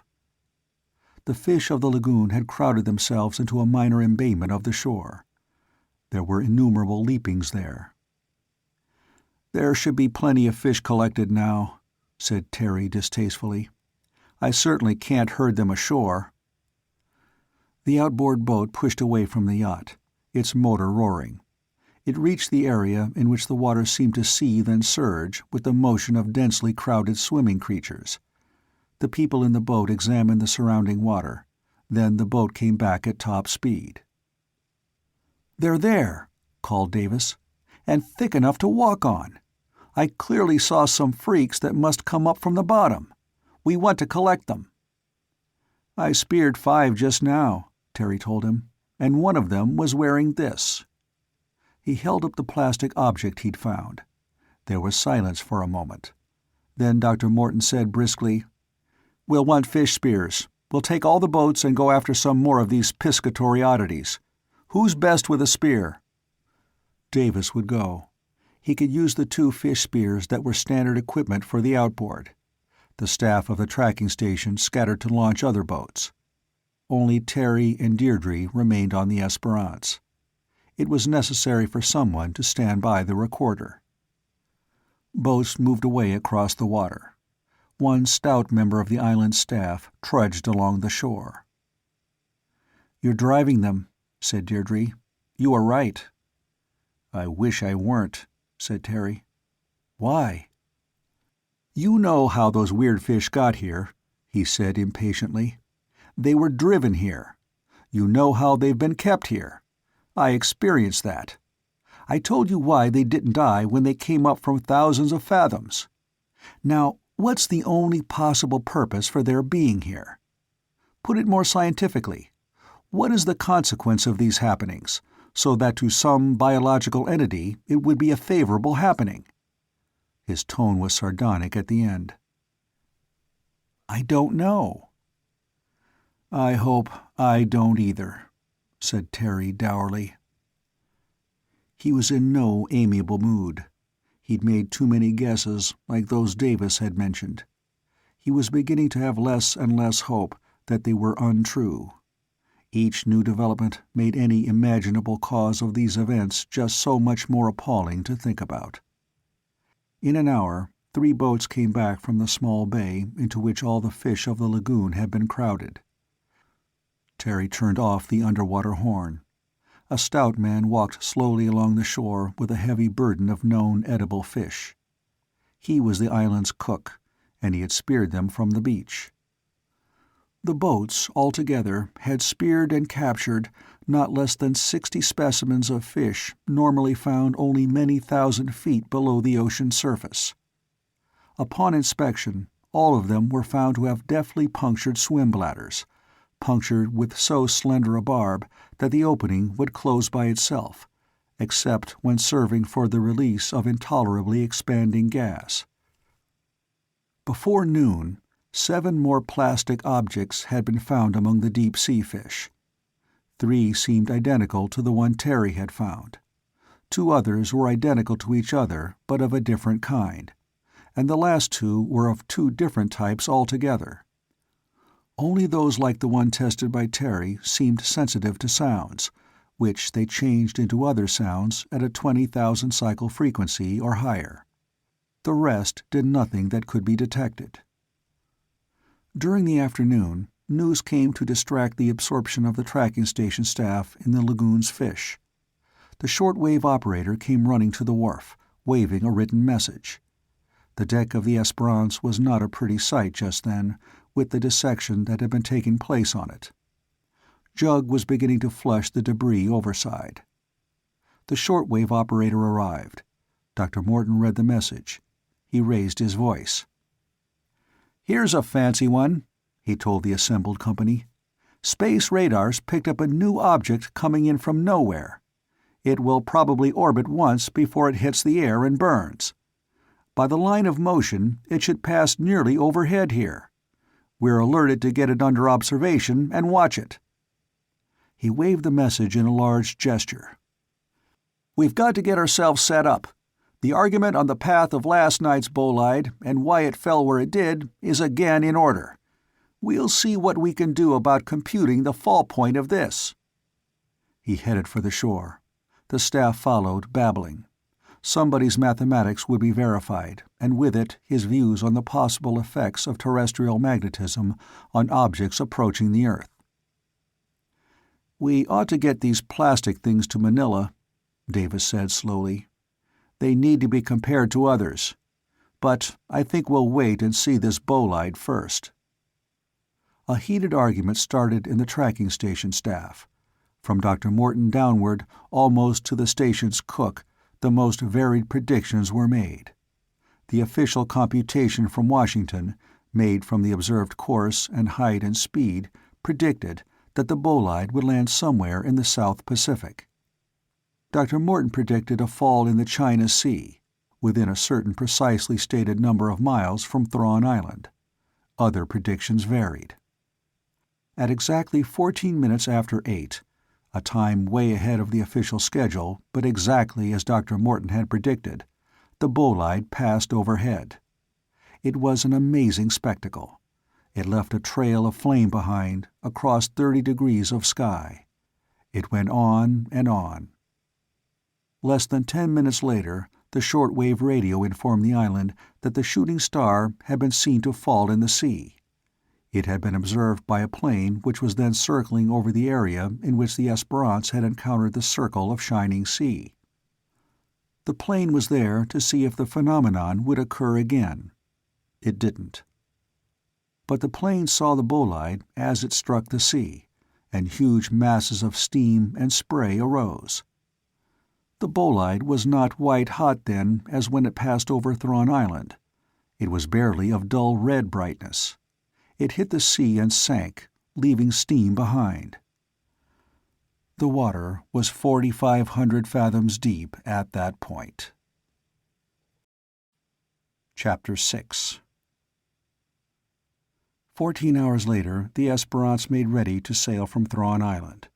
Her purpose was to carry the plastic objects to Manila, where they would be turned over to specialized laboratories to be studied.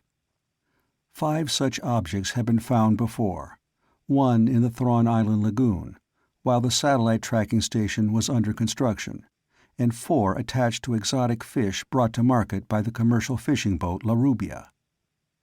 Now there were 8 more, of 4 different kinds. To the laboratories would go Terry's observation that one kind of these objects absorbed sound at audible frequencies and retransmitted it at much higher ones, but only underwater. All this was very interesting and very puzzling. But a serious disturbance had arisen at the tracking station. Dr. Morton came to the Esperance before her departure. He had a problem. He'd predicted to the minute, and almost to the mile, the landing of the bolide of the night before. That was the first accurate prediction of the kind in history. But his forecast stood alone in its precision. Nobody else had even come near being right. Now he was being insistently queried by astronomers the world over. They wanted to know how he'd done it. In particular, they wanted to know how he'd figured that the bolide would lose just so many feet per second velocity, neither more nor less, in a 3/4 orbit around the world. Nobody else had such a figure in his equation for the landing spot. Dr. Morton had. His prediction had been exact. Where did he get that necessary but inexplicable figure? He beckoned Davis and Terry to go below with him, in the Esperance's after cabin. Terry hesitated. "You may as well hear my troubles," said Morton vexedly. "You are largely responsible for them." Terry followed uneasily. He didn't see how Dr. Morton could hold them responsible. He had guarded his own guesses about the Esperance's discoveries against even the slightest expression. He couldn't let himself believe in their correctness, but he was appalled at the inadequacy of all other explanations of past events. "In 16 months," said Morton annoyedly down below, "we've spotted 6 bolides coming into land in the Luzon Deep. That's out of all reason. Of course, it could be a mathematical series of wildly unlikely coincidences, such as probability says may happen sometimes. Up to last night, that seemed to be a possible explanation." Davis nodded. His expression was odd. "But now," said Morton somehow indignantly, "that's ruled out. It's ruled out by last night's bolide, and yesterday's fishing experiment, and that business of the shining sea, plus those damned plastic gadgets and deep-sea fish thriving in shallow water. There's no reasonable explanation for such things, and they're not mere coincidences." "I'm afraid," admitted Davis, "that they're not." "The obvious explanation," said Morton doggedly, "I refuse to name or consider. But nevertheless, the question is not whether a theory or an explanation is unlikely or not. The question is whether it's true." Davis nodded. Terry had to agree. But the way people are trained in modern times puts a great emphasis on reason, often at the expense of fact. Terry felt the customary civilized reluctance to accept a statistically improbable idea. "I'm on a spot," fumed Morton. "I calculated that damned bolide would slow after it went into orbit around the Earth. I calculated that it would slow exactly so much.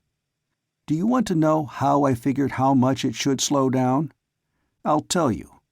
I calculated exactly how much it would have to slow down to be able to fall into the Luzon Deep. It did slow. It did fall there. But how am I going to explain that to Washington?" Terry suddenly felt a warm sympathy for Morton. It is bad enough to dispute with oneself when something incredible happens, but Dr. Morton had gone out on a limb. He'd been caught psychologically naked telling the truth, and now he was asked to explain it. And he couldn't. "This thing has got to come to a head," he said angrily. "Sooner or later, they'll find out that I don't calculate where it'll land by its behavior in space, but by its landing spot. Davis, you've talked about stirring something up. For heaven's sake, do it. You may save my reputation. And you—" "I'll try to think of something," said Davis reservedly. "I've got to have proof that my suspicions are right or wrong before I'm ruined. I know what you're planning to do. Do it! Is there anything that can be done here to help?" Davis spread out his hands helplessly, but Terry said, "Yes. Send a boat every so often to listen at the gap in the reef. Put an oar overboard and put your ear to the handle. You should hear the underwater hum, if it's still there. It was there this morning." Morton looked at him suspiciously. "Why check on it? Should it change?" "Perhaps," said Terry. "We've speared most of the deep-sea fish in the lagoon. Maybe we've interfered with the reports, the plastic objects, telling what was happening up here. There may be a reaction. If so, most likely the humming will stop, and after a longer or shorter time begin again. And then, if my guess is right, there'll be more deep-sea creatures in the lagoon." "Ha," said Morton. "I think you and I have the same kind of delusions. All right, I'll see that it's done. You two do the rest." He went above decks. When Terry got on deck, Dr. Morton's angular figure was already marching along the wharf to the shore. There was no ceremony of departure. The Esperance cast off, and her engine started. She moved toward the lagoon entrance under power only, but her sails were hoisted as she floated on, and Jug Bell was trimming the jib when she cleared the opening to the sea. The humming in the water was still audible to the submarine ear close to the land. It occurred to Terry to take a bearing on the source of the sound, noting both the compass direction and the vertical angle from the reef. If his vertical angle reading was accurate, a line from the reef to the source of the sound would touch the bottom at 27,000 feet down, between 4 and 5 miles away. The Esperance sailed on. The humming duly faded away. Terry left the recorder picking up undersea sounds without recording them. It relayed the underwater sounds to the people on deck. It was in Terry's mind to keep at least half an ear cocked to it, in case the mooing sounds, heard and recorded elsewhere, should come again. They did not. The Esperance went methodically on her way, headed south by east under sail. A slowly swaying horizon of unbroken sea was all about. There was nothing in the least unusual or mysterious to be seen anywhere. Presently, Terry found himself in conversation with Deirdre, and the world seemed so blatantly normal that their talk dodged all unusual trends. They talked about their childhoods, about things they had done and places they had seen. At about 4 in the afternoon, Nick bellowed, "Thar she blows!" in a fine attempt at proper whaling ship style, and all the Esperance's company joined to watch a spouting far ahead. The yacht changed course a little, and presently reached a pod of sperm whales at the surface. The huge dark bodies moved leisurely through the water. Judd displayed great erudition on the subject, and explained in detail how their spouting proved them to be sperm whales. Deirdre pointed out a baby whale close beside a larger one. They sailed on, leaving the whales behind. The crew cuts inevitably argued about them. They canvassed all the information and misinformation they possessed and came up with a heated discussion about whales, how they can swim down to the enormous depths without suffering from the bends on rising again. Then the conversation turned to the food they eat. Whalers, in the old days, had found snouts of squids and undigested sections of squids' tentacles in the stomachs of harpooned sperm whales. There were reports of sections of tentacles 4 feet thick, implying a startling total size, all of which proved that the whales had been at the bottom of the ocean, where such gigantic squids can be found. These were the reports of reliable whaling skippers. Certainly, the scars made by the tentacular arms of huge squids, indicating battle, have been found on the skin of sperm whales, and there have been reports of battles on the surface between whales and squids of sizes most naturalists would be unwilling to certify. In such cases, it was assumed that the squids had been attacked at the bottom of the sea, and had followed the whale to the surface when it came up in need of air. Certainly, only an enormous squid would be able to sustain a battle with a whale. Terry listened to the discussion. Everybody had his own opinion. You'd never settle the argument unless you could put a camera and a flash gun on a whale and get an instrument report from it. Which was not a new idea, of course. But it was curious that the thought of sending self-reporting instruments down to the bottom of the sea had been suggested by his own suspicion that similar instruments had been sent up from below. Sounding lines had been lowered with thermometers and nets and sampling machines. Core takers had been dropped to get samplings of abyssal mud. But tethered instrumentation is never more than so useful. Deirdre said something. Terry realized that she'd repeated it. He'd become absorbed in the possibilities of instrument reporting from the surface to the depths and back again. "You're not listening," protested Deirdre. "I'm talking about the bathyscaphe that ought to be in Manila any day now." "I'm trying to picture myself going down in a bathyscaphe," said Terry hastily. "I don't think I'd like it." A bathyscaphe is a metal sphere with walls and windows of enormous thickness, hung from a metal balloon filled with gasoline for flotation.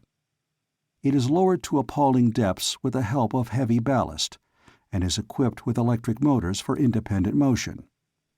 It carries powerful electric reflectors which allow as much as 30 or 40 feet of visibility. It rises to the surface again when its ballast is dumped. There are only 3 such undersea exploring devices in the whole world.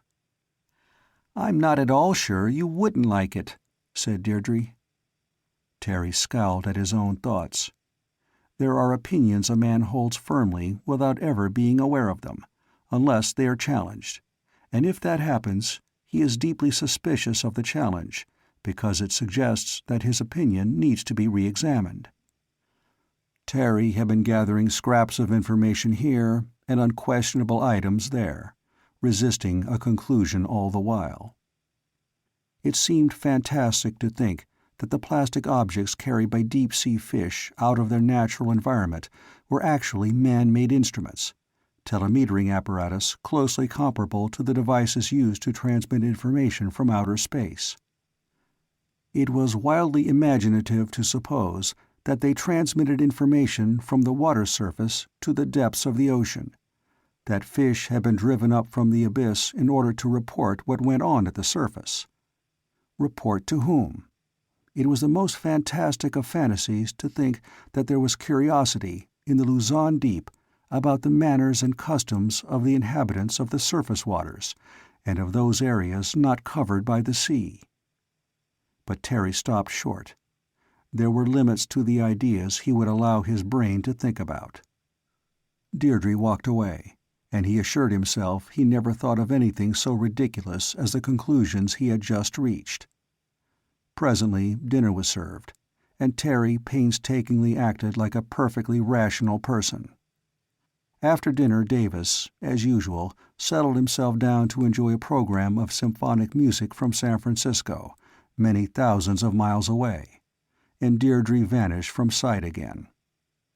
Later on Terry found himself alone on the Esperance's deck, except for Nick at the wheel, a mere dark figure seen only by the light of the binnacle lamp. There was a diffused, faint glow coming from the after-cabin hatch. Up forward, one of the crew cuts plucked a guitar, and Terry could imagine Doug dourly trying to read poetry despite the noise. The sails were black against the sky. The deck was darker than the sea. Terry's guesses haunted him. He assured himself that he did not entertain them even for an instant. They were absurd. A part of his mind argued speciously that if they were absurd, there was no reason not to test them. If he was afraid to try, it would imply that at least part of him believed them. He picked up one of the plastic objects and moved the recorder close to the lee rail.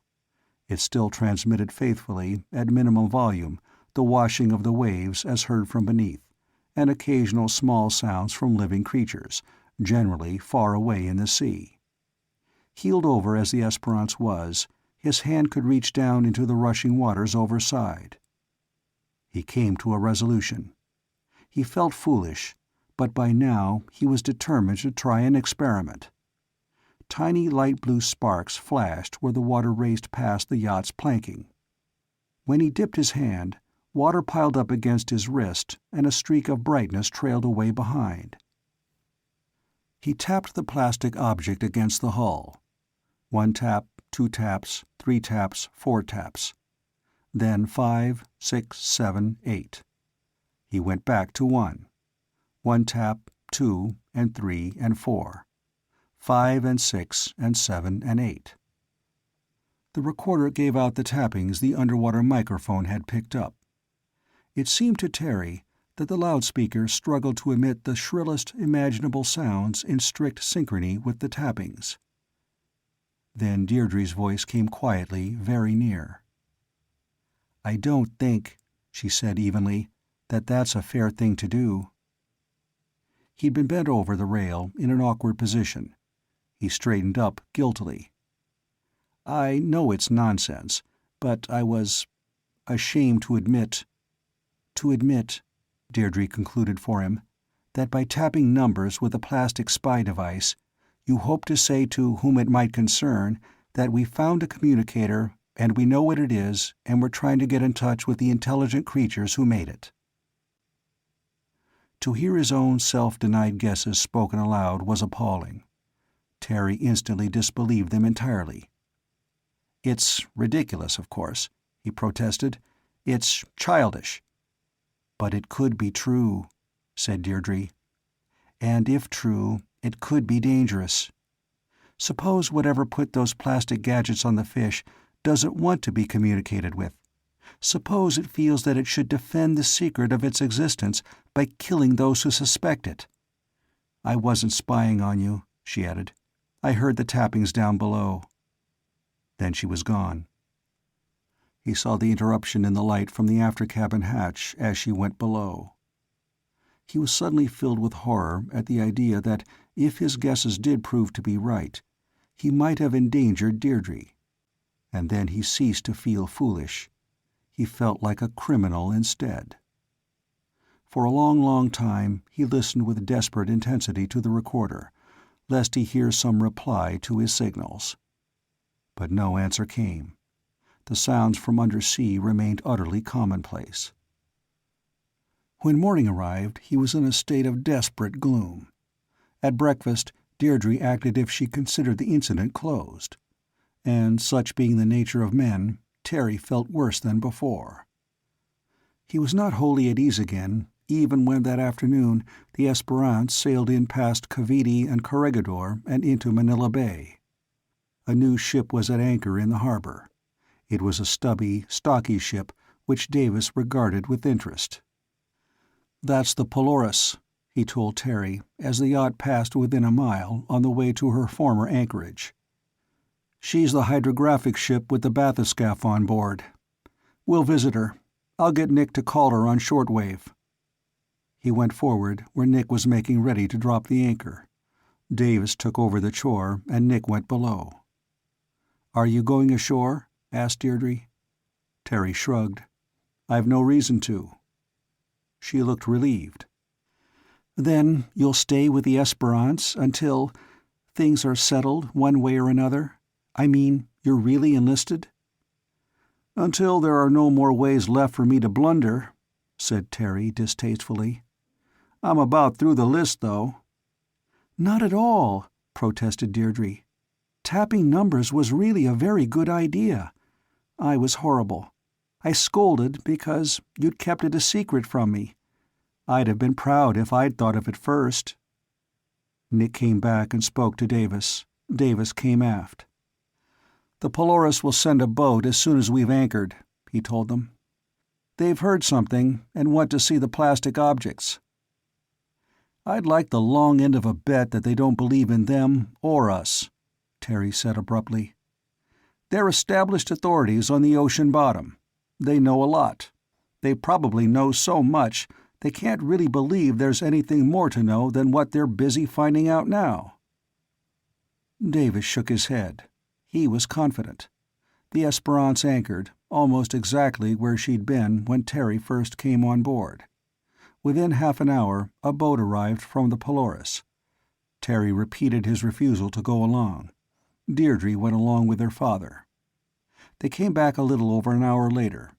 At first, Davis was almost speechless with fury. Then he told Terry, choking on his rage, "According to them, the plastic objects are a hoax. The hum is a school of fish. We aren't trained observers. At Thrawn Island, they're astronomers, and they simply don't know anything about biology. And we should realize that it's starkly impossible for intelligence to develop where the oxygen supply is limited. It's unthinkable that abyssal fish should have their swim bladders punctured so they won't explode from release of pressure when they come to the surface. Those in the lagoon aren't abyssal fish, just unfamiliar species." "Well?" Terry asked. "Oh, they're going to make a bathyscaphe dive," said Davis as angrily as before. "As a matter of courtesy to somebody, not us. They'll make it where we found fish packed in a circle. That happens to be the deepest part of the Luzon Deep in any case. They don't object to our sending our dredge down first. They will be politely interested if it comes back up." "I," announced Deirdre, I am so mad I could spit." "There's no use in our staying here," said Davis, seething. "Our dredge should be ready. We'll go up to Barca and tow it to the point we want to send it down." He ordered Nick to get ready to lift anchor. "One question," Terry said finally. "Did you mention the bolides?" "No," snapped Davis. "Would I want them to think I was crazy?" He stamped away. The Esperance put to sea again. She sailed north along the coast. At dinner, everybody was quiet. It was the only meal, since Terry's joining, that had not been enlivened by an elaborate argument on some subject or other. Davis was still in an abominable mood. He knew it, and held himself to silence. Later, Terry and Deirdre talked together. They refrained tacitly from speaking of marine biology or any reasons for tapping plastic objects against the Esperance's hull. They discussed only trivia, but somehow Terry found any subject absorbing when he was with Deirdre. After a while she went below, and he stayed above deck smoking. The moon had not yet risen when he turned in. They sailed into the small harbor of Barca at 10 in the morning. By 12, local boatmen had towed out an ungainly object some 32 feet long. They tethered it to bitts at the Esperance's stern.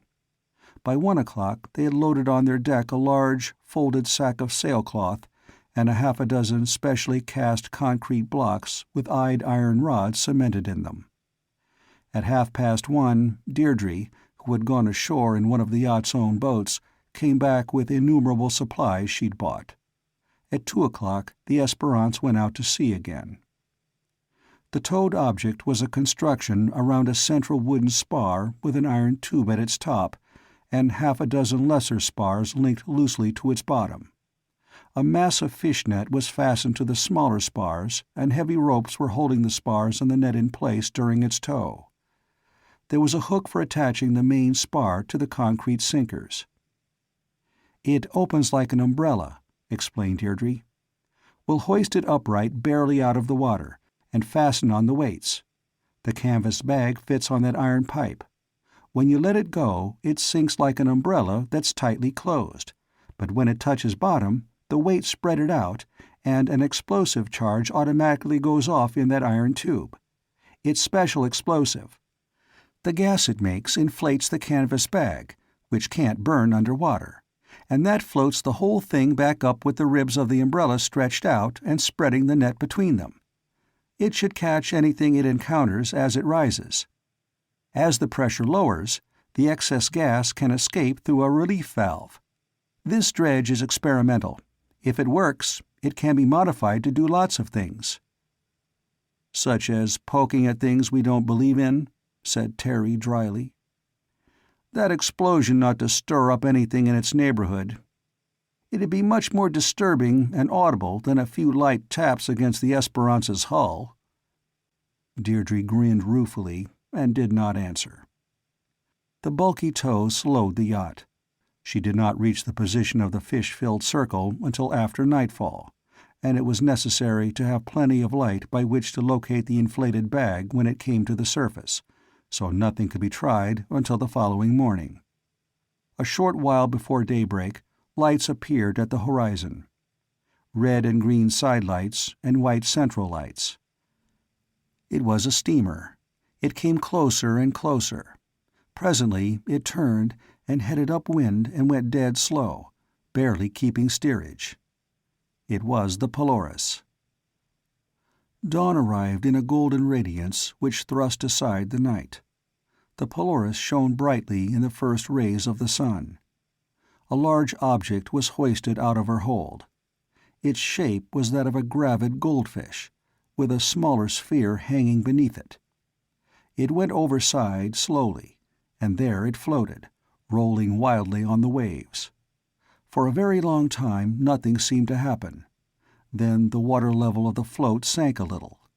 It was being filled with gasoline, which is lighter than water and practically incompressible.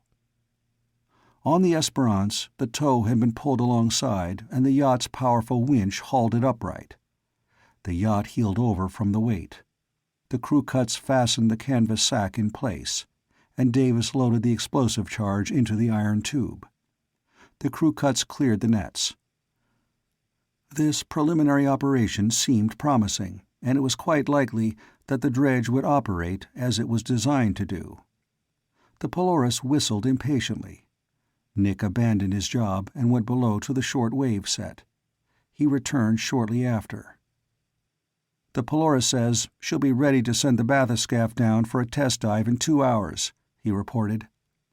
"She says she will object if our gadget is floating free at the time, on the chance that it might interfere with the bathyscaphe. She asks if you can send our dredge down right away and get it over with." "Tell them yes," said Davis.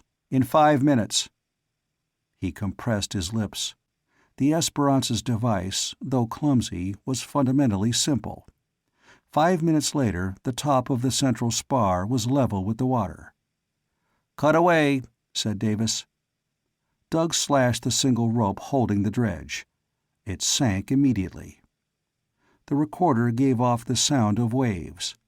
Occasionally, very occasionally, a chirping or a grunt could be heard. 20 minutes. 30. There was a crump from the loudspeaker which reported underwater events. The sound seemed to come from very far below. Even a small amount of explosive makes a very considerable concussion when it goes off so far down, and the shock travels in all directions instead of merely upward. The recorder picked up that concussion as a deep bass sound. The sun shone. The wind increased. Waves marched in serried ranks from here to there. A long time later, the inflated canvas bag came up and was floating on top of the waves.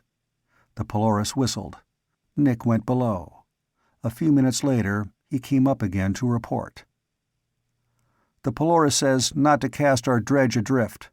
They're sending the bathyscaphe down unmanned to test all apparatus before a manned dive. They don't want any debris in the sea." "Tell them we send them a kiss," snapped Davis, "and they needn't worry." The Esperance approached the floating bag. Jug swung out on the lifting boom and hooked it. The winch hauled it out of the water. The concrete weights were gone. What the nets had captured was not pretty to see. A dead fish with foliated appendages had come up from far below, to judge by what its unpunctured swim bladder had done to it in uncontrolled expansion. Davis said curtly it was Leinophrine arborifer, belonging 2,000 fathoms below. An angry-looking creature, similarly dead, was Opisthoproctus grimaldi. It belonged deeper than the other. There were other specimens. A genostoma of a species the books didn't picture, a myctophum, and various other creatures, mostly as grotesque as their scientific names. All were abyssal fish. They had died while rising from a pressure of several tons per square inch to surface pressure only. "It worked," said Davis curtly. "I almost wish it hadn't. Let it down into the water again. We'll jettison it when the Polaris gives us permission." Time passed. More time. Still more. The bathyscaphe was now in the water, practically awash.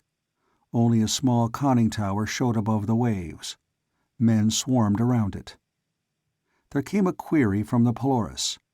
The Esperance gave assurance that the deep-sea dredge had returned to the surface and would be kept there. The bathysphere was allowed to sink. The recorder on the yacht began to pick up deep-toned mooing sounds from the depths. Presently, the mooing sound ceased. 2 hours later, waves broke over an object completely awash on the ocean. The Polaris steamed cautiously toward it. Boats went down from her sides and surrounded the float. After a long time, the Polaris got alongside and men quickly fastened the huge buoy to the ship. Then the downwind sea changed its appearance. A reek of gasoline reached the Esperance. "Something happened," said Davis dourly. "They're dumping the gasoline, not even pumping it aboard. Let's get out of the stink." The Esperance beat to windward. The Polaris began to lift something large and ungainly out of the water. The Esperance went downwind to take a look at it.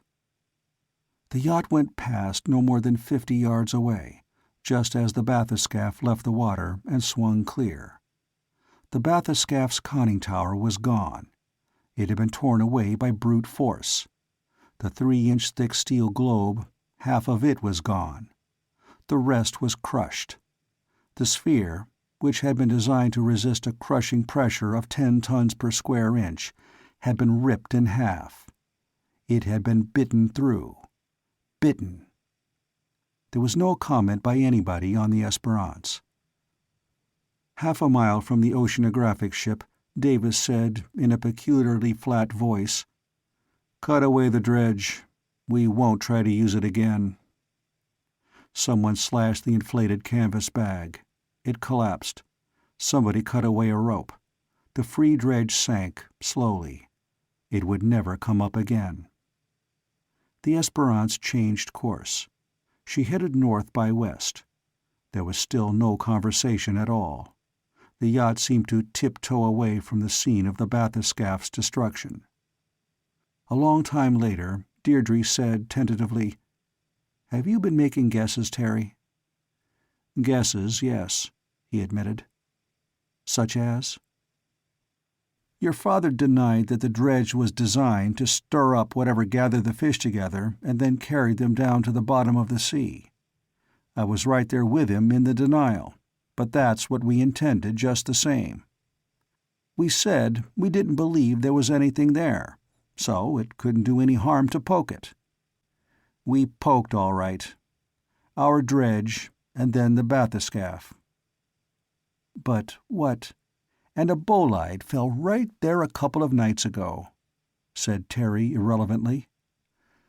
"I wonder what the entity on the ocean bottom thought of the bolide.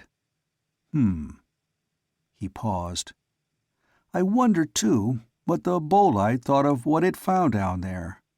Is that too crazy for a sane man to think, Deirdre?" She shook her head.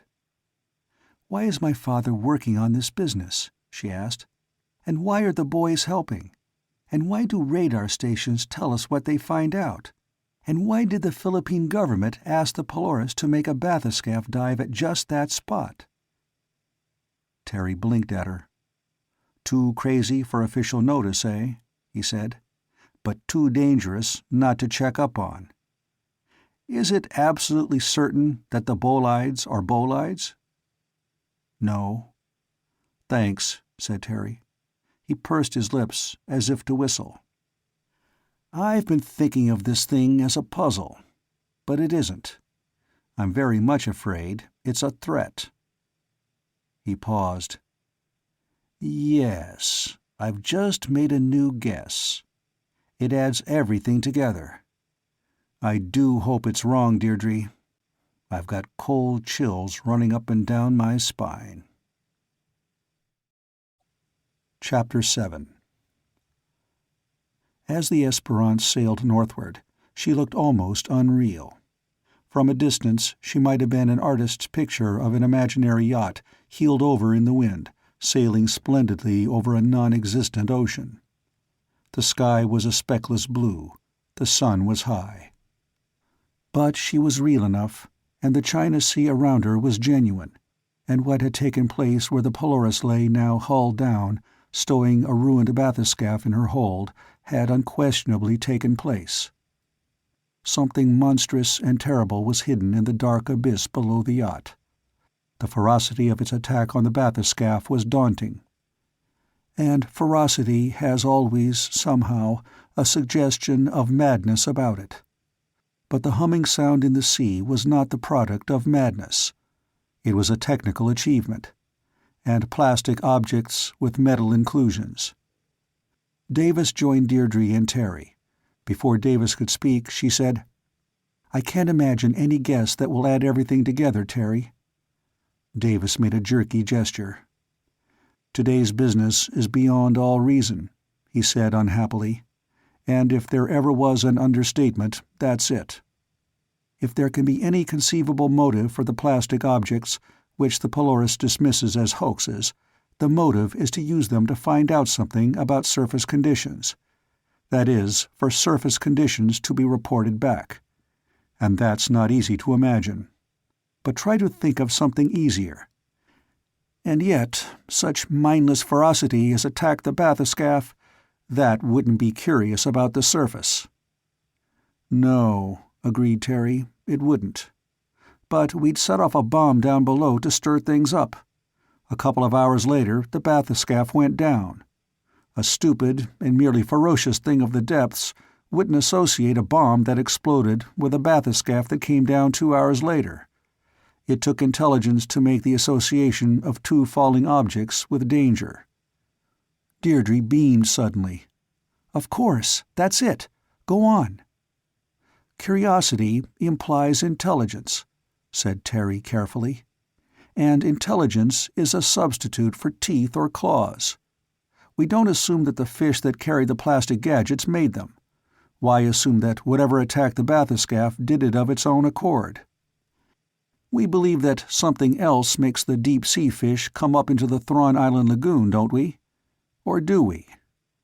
We pretend we don't, said Deirdre. Davis nodded reluctantly. Yes, we pretend we don't, he agreed. But if intelligence is involved, I find myself getting frightened.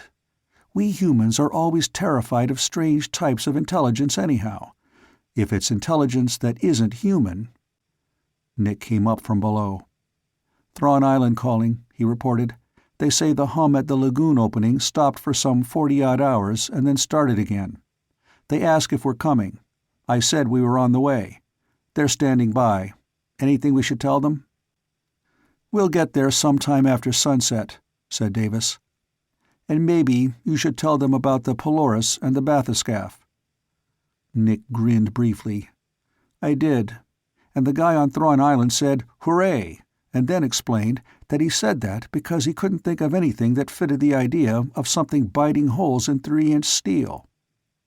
He added, I can't think of a proper comment either. We'll get to Thrawn Island after sunset, repeated Davis. Then we'll see what we find in the lagoon, if anything. Nick started back toward the bow. He stopped. Oh yes, it wasn't a scientific guy talking, just the shortwave operator. The science staff is all busy. He said they heard an hour ago that another possible bolide's been spotted by a space radar back in the U.S. It was picked up farther out than one's ever been spotted before, 5,000 miles high. Davis nodded without comment. Nick went forward and disappeared below. A school of porpoises appeared astern. They caught up with the Esperance.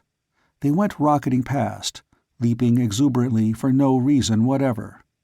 They cut across the yacht's bow and zestfully played around her 2 or 3 times, then went on, toward a faraway horizon. They managed somehow to give the impression of creatures who have done something they consider important. It's said Terry, that porpoises have brains as good as men's. I wish I could get 1 or 2 to talk. They might answer everything. I'm getting obsessed by this infernal business. I've been at it for months, said Davis. In the past week, though, with you on board, I have found out more things I don't understand than I believed existed. He walked away. Deirdre smiled at Terry. My father paid you a tribute, she said. I think we've been wasting time, you and I. We do a lot of talking to each other, but we haven't been applying our massive brains to matters of real importance. Such as what? Asked Terry dourly. Foam, said Deirdre. Big masses of foam seen to be floating on the sea. Always over the Luzon Deep. Photographed by a plane less than a month ago. Reported by fishermen much more often than you'd suspect. At least once, a ship sailed into a foam patch and dropped out of sight, exactly as if there were a hole in the sea there. Let's talk about that. They settled down on the after-cabin roof and began a discussion on the foam patches, for which there was no hint of an explanation. Then Deirdre mentioned that when she was a little girl, she'd always been fascinated by the sight of her father shaving. The foam, The lather entranced her. And somehow that led to something else, and that to something else still. A full hour later, they were talking enjoyably about matters of no conceivable relationship to large patches of foam seen floating on the ocean surface where the water was 4,500 fathoms deep. Davis came to a halt beside them. "Morton's just been talking to me from Thrawn Island," he said abruptly. "He's very much upset. It's about that prospective bolide that was spotted from Palomar. It's been night there for 2 hours." Terry waited. "Morton," said Davis, "would like us to try to photograph it when it comes in, back where the Polaris was this morning." Terry stared.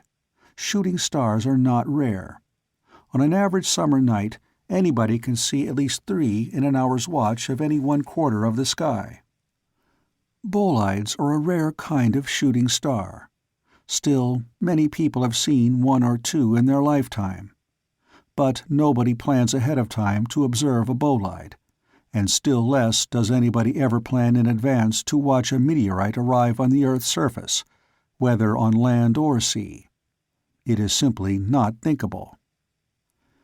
"We'll go back and try," said Davis. He seemed embarrassed. "Morton says there's no sense to it at all, and that if we do get photographs, they'll be considered fakes. He's really wrought up. But he asked if I thought I could get a plane out from Manila to watch it fall, if it comes. I'm going to try that too." He added, more embarrassed still, "Of course, nobody'd pay attention if I explained why the plane should go there. I'll have to say that I'm just looking for something else peculiar to happen at that spot. The Polaris must have already reported that one peculiar thing has happened." Terry opened his mouth and closed it again. Davis went away. "You had an idea," said Deirdre accusingly. "What?" "I was thinking of Horta," said Terry. "Police Captain Horta. A very honest man, with no scientific knowledge at all. Nobody with a scientific education would pay any attention. But I could get him to tell a few others who know as little as he does, and if the damn thing does turn up, there'll be proof it was foretold. If it doesn't arrive," Terry shrugged, "I've no scientific reputation to lose." "Wonderful," said Deirdre warmly. "But you wouldn't have proposed it but for me. I'll put things in motion." She vanished. Within minutes, the Esperance came about in a wide semicircle and headed in the direction from which she had just come. Deirdre stayed out of sight for a long while. When she came up, it was to tell Terry that Nick was calling on the short-wave set. He'd raised the flat-top in Manila Bay. The flat-top had raised the shore. Telephone calls were being made to here and there and everywhere to get Horta to a short-wave station to take a call from Terry. It was near sunset when the complicated call was ready, and Horta's voice came into a pair of headphones Terry was wearing in the Esperance's radio room. "I need," said Terry slowly, "to have a number of people in Manila know now of something that's going to happen out at sea tonight. They'll be needed to testify that they knew of the prediction before the event. Can you arrange it?" "Por supuesto," said Horta's voice cheerfully. "Are we not amigos? What is the prediction, and who should know?" "The prediction," said Terry doggedly, anticipating disbelief and protest, "is that at 12 minutes after 9 o'clock tonight, a large meteorite will fall into the sea, where La Rubia catches her fish. No, you'd better not locate it that way. I'll give you the position." Davis, standing by, wrote the position in latitude and longitude and handed it to him. He read it into the transmitter. "Have you got it?" he demanded. "Is it written down?" "Ah, yes," said Horta tranquilly. "I will see that they make a memorandum of the matter. Shall I tell 3 or 4 persons, or more? I have news for you also. Jimenez." "Look here," said Terry sharply. "I want this thing to be past all doubt. Everybody who's ever been worried about La Rubia should know about this. There should be no possible doubt about it. But there should be disbelief. so people who don't believe will try to verify that it didn't happen, so they can crow over the people who thought it would, or might." "Ah," said Horta. "You wish to stick out the neck. It is serious. Now, tell me again." "At 12 minutes after 9 tonight," said Terry doggedly, "a shooting star will fall into the sea at—" He named the latitude and longitude Davis had given him. "That is where Larubia catches her fish." "A shooting star will fall there?" protested Horta. "But who knows where they fall?" "You do," said Terry. "This one, anyhow. Now, will you see that a number of people know about it?" "It is crazy," objected Horta. Then he said, "I will do it." The short-wave call ended, with Horta too much disturbed to refer again to Jimenez. By sunset, Doug had gotten out the gun cameras. Doug held an impromptu class on deck, showing the other crew cuts exactly how to aim the cameras and expose the films, and what button to press to change film automatically between shots. He was unhappy because he did not know how bright the object to be photographed would be for his lens settings. He was even more unhappy because the bolide might travel at practically any angular velocity, so he didn't know how to set the shutters. But the focus would be infinity, and if he used the fastest possible film, he could stop most motion with 100th second exposure. Instead of reaching Thrawn Island shortly after sunset, then, the Esperance was back above the place where the dredge had been dropped and the bathyscaphe wrecked. The Polaris was gone. The people on board that ship must have been very upset. The bathyscaphe had cost more money than is usually allotted to most scientific researchers, and now it was smashed. How would they justify themselves? They could hardly blame the Esperance. The yacht sailed in a closed pattern over this area of the Luzon Deep. Deirdre served dinner on deck. Stars shone down almost instantly after a sunset of unusual magnificence, even for the China Sea. Tony brought his guitar aft, and a contagious feeling of exhilaration spread about the Esperance, and an improvised party took place on deck. Maybe the mood for festivity arose from the realization that at least 9/10 of the world's population would have graded them as lunatics, had it known their project for the evening. It would have been unjust, of course. Terry reflected that it had not been their idea to make an appointment with a shooting star. They were doing it out of some sort of professional courtesy. From one set of crackpots to another, Terry phrased it in his own mind. It was a wild attempt to secure proof of the starkly impossible. So there was chatter, singing, and some dancing. The high spot was perhaps the time when Jug bashfully serenaded the rigging and the stars above it with howling melodies he'd learned in college. Eventually, Nick went down to the short-wave set. Doug passed out the gun cameras again after checking each one. Nick popped his head out of the hatch. "Dr. Morton's been calling like crazy," he reported. "The bolide's made 4 orbital turns, coming in all the while. It ought to touch the atmosphere next time around. ETO is 9:12:17 seconds. I told him we're all set." His head disappeared. "Don't forget," Doug said anxiously. "The cameras will feel like shotguns, but don't lead your target. And don't forget to press the film changer." Terry lifted his gun camera experimentally. It did feel like a shotgun. And then, suddenly, he disbelieved everything. The purpose of the Esperance's original investigation, the phenomena that had been observed, the guesses that had been made. It was pure insanity. He felt a quick impatience with himself for becoming entangled in anything so ridiculous. Deirdre leaned toward him and whispered forlornly, "Terry, it's dreadful. I've just had an attack of common sense. What are we doing here? We're crazy." He put his hand consolingly over hers. The act was unpremeditated, and the sensation was startling. He found that they were staring at each other intently in the starlight. "I think," said Terry unsteadily, "that it's very sensible to be crazy. We've got to talk this over." Deirdre smiled at him shakily. "Yes, we will." Then Davis pointed out positions for the camera operators. The Bolight's course should be 350 degrees, not quite on a north-south line. It might land short of or beyond the Esperance, or it might pass many miles to the east or west.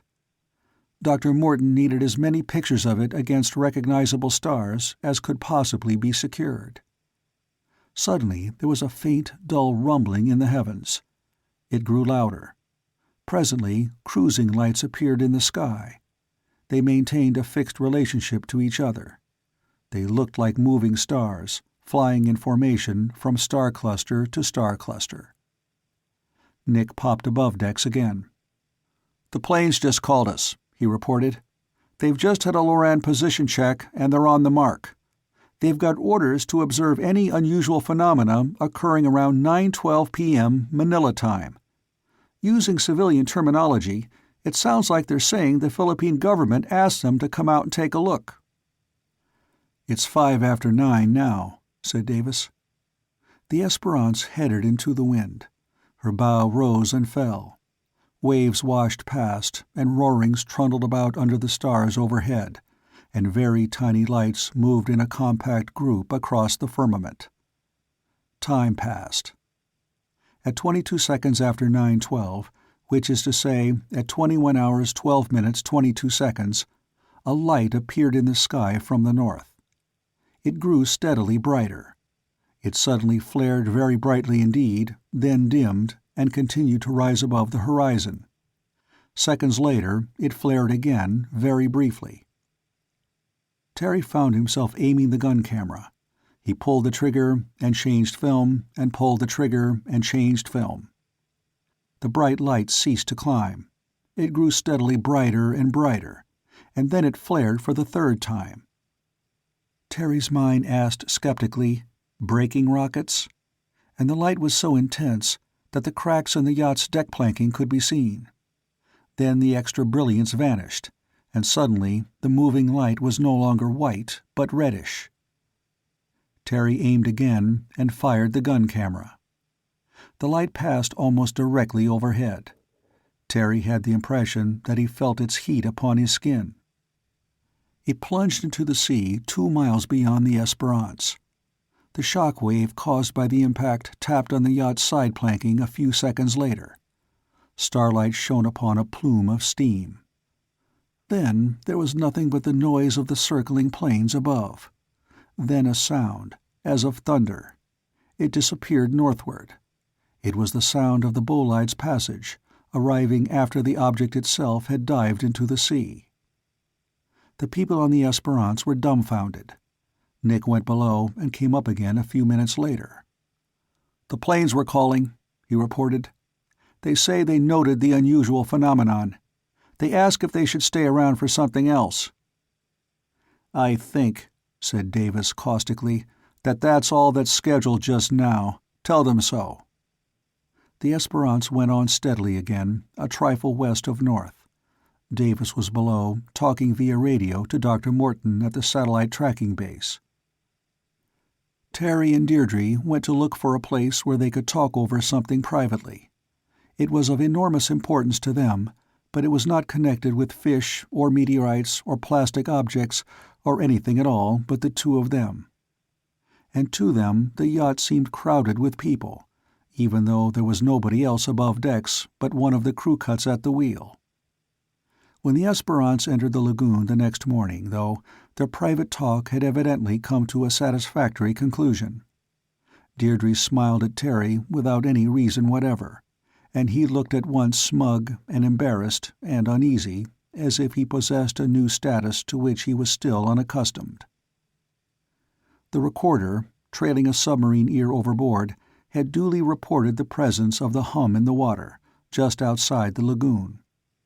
It had not been operating for 40 hours or thereabouts. During that time, the fish inside could go out of the lagoon if they chose, and other fish could come in. Terry said suddenly, as the yacht went under power toward the tracking station wharf, "Suppose there was a cone of noise just outside the lagoon, and the flanks of the submarine mountain under us were included in the cone. And suppose the cone grew smaller, like the other one. What would happen?" Deirdre shook her head, smiling at him. "The fish," said Terry, "could escape into the lagoon." "Probably," agreed Deirdre. "And if fish could be driven downward along a certain path," said Terry, "the way we saw it happen, why, fish could be driven up in a certain path, too." "Obviously," said Deirdre. "So, if something wanted to replace the fish in the lagoon, or to add to their number, why, it would puncture their swim bladders far, far down, and then drive them up to the surface and into the lagoon, and then keep the noise going to keep them inside." "Is this a new idea?" asked Deirdre. "No," admitted Terry. "I've had it for some time." "So," said Deirdre, "have I." The Esperance's engine stopped, and she floated to gentle contact with the wharf. Members of the tracking station staff made the yacht fast. With others, Dr. Morton came on board. His expression was the picture of unrelieved gloom. "I'm in a nice spot," he told Davis. "I predicted a second bolide correctly. I had to use a different retardation factor to make the math come out right. Now I'm asked to explain that. How can I tell them I knew where it would fall and only had to compute when?" "Come below and look at the pictures we got," said Davis. They disappeared down the after-cabin hatch. Terry knew about the pictures. Doug had developed them with sweating care, developing each negative separately and adjusting the development time to the varying exposures of the bright object. There was a total of 20 reasonably good pictures of the bolide, from its first appearance to its plunge into the ocean, 2 miles from the Esperance. Doug had enlarged some of them. There were distinct star patterns in most. In nearly all, though, the object was more or less blurred by its own motion. In those taken when it flared most brightly, the blurriness was especially marked. There was only one picture of professional, if accidental, quality, and it was the least convincing of all. It showed the forepart of a conical shape traveling point first. Nobody would conceivably believe that it was a meteorite. It looked artificial. Terry and Deirdre, as it happened, stayed on deck. The people of the tracking station made a babbling uproar. It appeared that the most important event in history, as history was viewed on Thrawn Island, had taken place the night before. It was revealed, Terry had not suspected his own success, that in asking Horta to see that there was foreknowledge of a meteoric fall, Terry had arranged for the matter to be taken immediately to high Philippine government officials. The American Flat Top, at their request, had sent planes to the place of the fall, with orders which were enigmatic only until the descending object appeared. Then every man in every plane knew that he'd been sent there to see it. So there could be no question but that Dr. Morton had predicted it. That meant that he knew more about meteoric objects than anybody else in the world. What he had to say was of vast importance, and Thrawn Island shared in his achievement. But it was a strictly professional triumph. The news would not break in the newspapers. No ordinary reader would believe in it, and nobody anywhere would believe in Morton's knowledge of the place of the fall before he began to calculate. Terry observed that the people of Thrawn Island were definitely no longer interested in fish. They'd kept their eyes open for oddities because a deep-sea fish with a plastic object attached had been caught in the lagoon a long while before.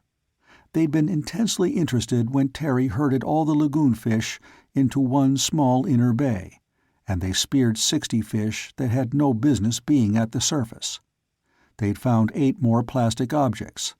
Such things had been interesting, if not important, but now the head of the Thrawn Island staff had computed the place and time of arrival of a meteoric mass from space. And he did it when that mass was 5,000 miles out. From a professional standpoint, this was stupendous. They tried to make Terry see how important it was. Davis and Morton came up from below. They headed for the shore. The crew cuts trailed off to the land with most of the visitors. Only Deirdre and Terry remained on the yacht, with a mere shortwave operator from the island. "We're going to have a fancy lunch, with champagne and speeches," the operator said hopefully. "You'll come?" "Naturally," said Terry. "But first we're going swimming. We haven't had a chance to be overboard since the last time we were here." "We'll be back in time for lunch," Deirdre assured the operator. "But swimming here is so wonderful. We've been talking about it for days." She went below to change. The operator shrugged. After a further attempt to interest Terry in the celebration of an astronomical first, he went ashore. Terry went with him to get the outboard motorboat he and Deirdre had used before. He was already wearing swimming trunks. A little later, the small boat putt-putted away from the Esperance upon the glassy rippled waters of the lagoon. There was a very great tranquility everywhere. The booming roar of the surf came from unseen rollers on the reef outside. Seabirds squawked. Palms along the edge of the lagoon waved their fronds very, very gently. "How far will you go before we swim?" asked Deirdre. "All the lagoon's perfect. One place is as good as another." He cut off the motor. "There's a deep place yonder," he observed. "That's where I went with the aqualung and speared the freak fish. Stay away from it." She jumped over in a clean dive. He joined her in the water. She came up, blowing bubbles. "All right, Terry. What are your troubles?" "That bolide bothers me," he told her. "It had a specific destination. It was meant to hit the water over the Luzon Deep." She dived again. This time Terry followed her. The underwater world was beautifully bright, with ripplings making everything seem to shimmer because of the changing light. When they came up again, Deirdre said, "Funny." "It had a purpose," insisted Terry. "There were others before it, and they had a purpose too. That's not funny." "I didn't mean that," said Deirdre. "I meant just now, under the water. What's that?" There was a swirling at the surface, some tens of yards away. It was not the curling eddy made by a fish about to break surface. It was too big a disturbance for that. It looked as if something stirred, barely submerged, but something very large. Terry, staring, thought of a porpoise cavorting just below the ripples. Or perhaps a shark. But sharks and porpoises are too small to have made this eddying. It reappeared. "Get in the boat," snapped Terry. "Quick!" While she climbed in, he let himself sink, his eyes open. There was a clouding of the water underneath, where the surface disturbance had been. It was mud from the bottom, which had been stirred up. He could see nothing clearly through it, though nearby and around him he could easily see the colorings of coral and fan sponges, and he could see small fish darting here and there. He broke surface. Deirdre bent anxiously over the gunwale. "What is it?" "I don't know," he said curtly, "but give me a fish spear." "You won't." "I just want to have something in my hand," he told her impatiently, "while I look." He took the spear she handed him, and sank once more. Again something moved in the deeper part of the lagoon. It was a fretful motion, as if a creature or creatures tried to burrow away from the light shining through the water. Whatever moved, a thick cloud of debris from the bottom floated all the way up to the surface. Terry came up for air. "There's something queer there," he said shortly. "I don't know what." He went under and swam cautiously nearer to the disturbance. He was within a few feet of the curling cloud of obscurity when something like a gigantic worm came out of it. Or maybe it was like an elephant's trunk. Only no elephant ever had a trunk so huge. It was a dull and glistening writhing object. Its end was rounded. The tip of the worm-like thing must have been a foot in diameter, and it came out of the mud cloud for 4 feet, then 6, then 15 feet. It thickened only slightly in that length. It groped blindly in the brightness.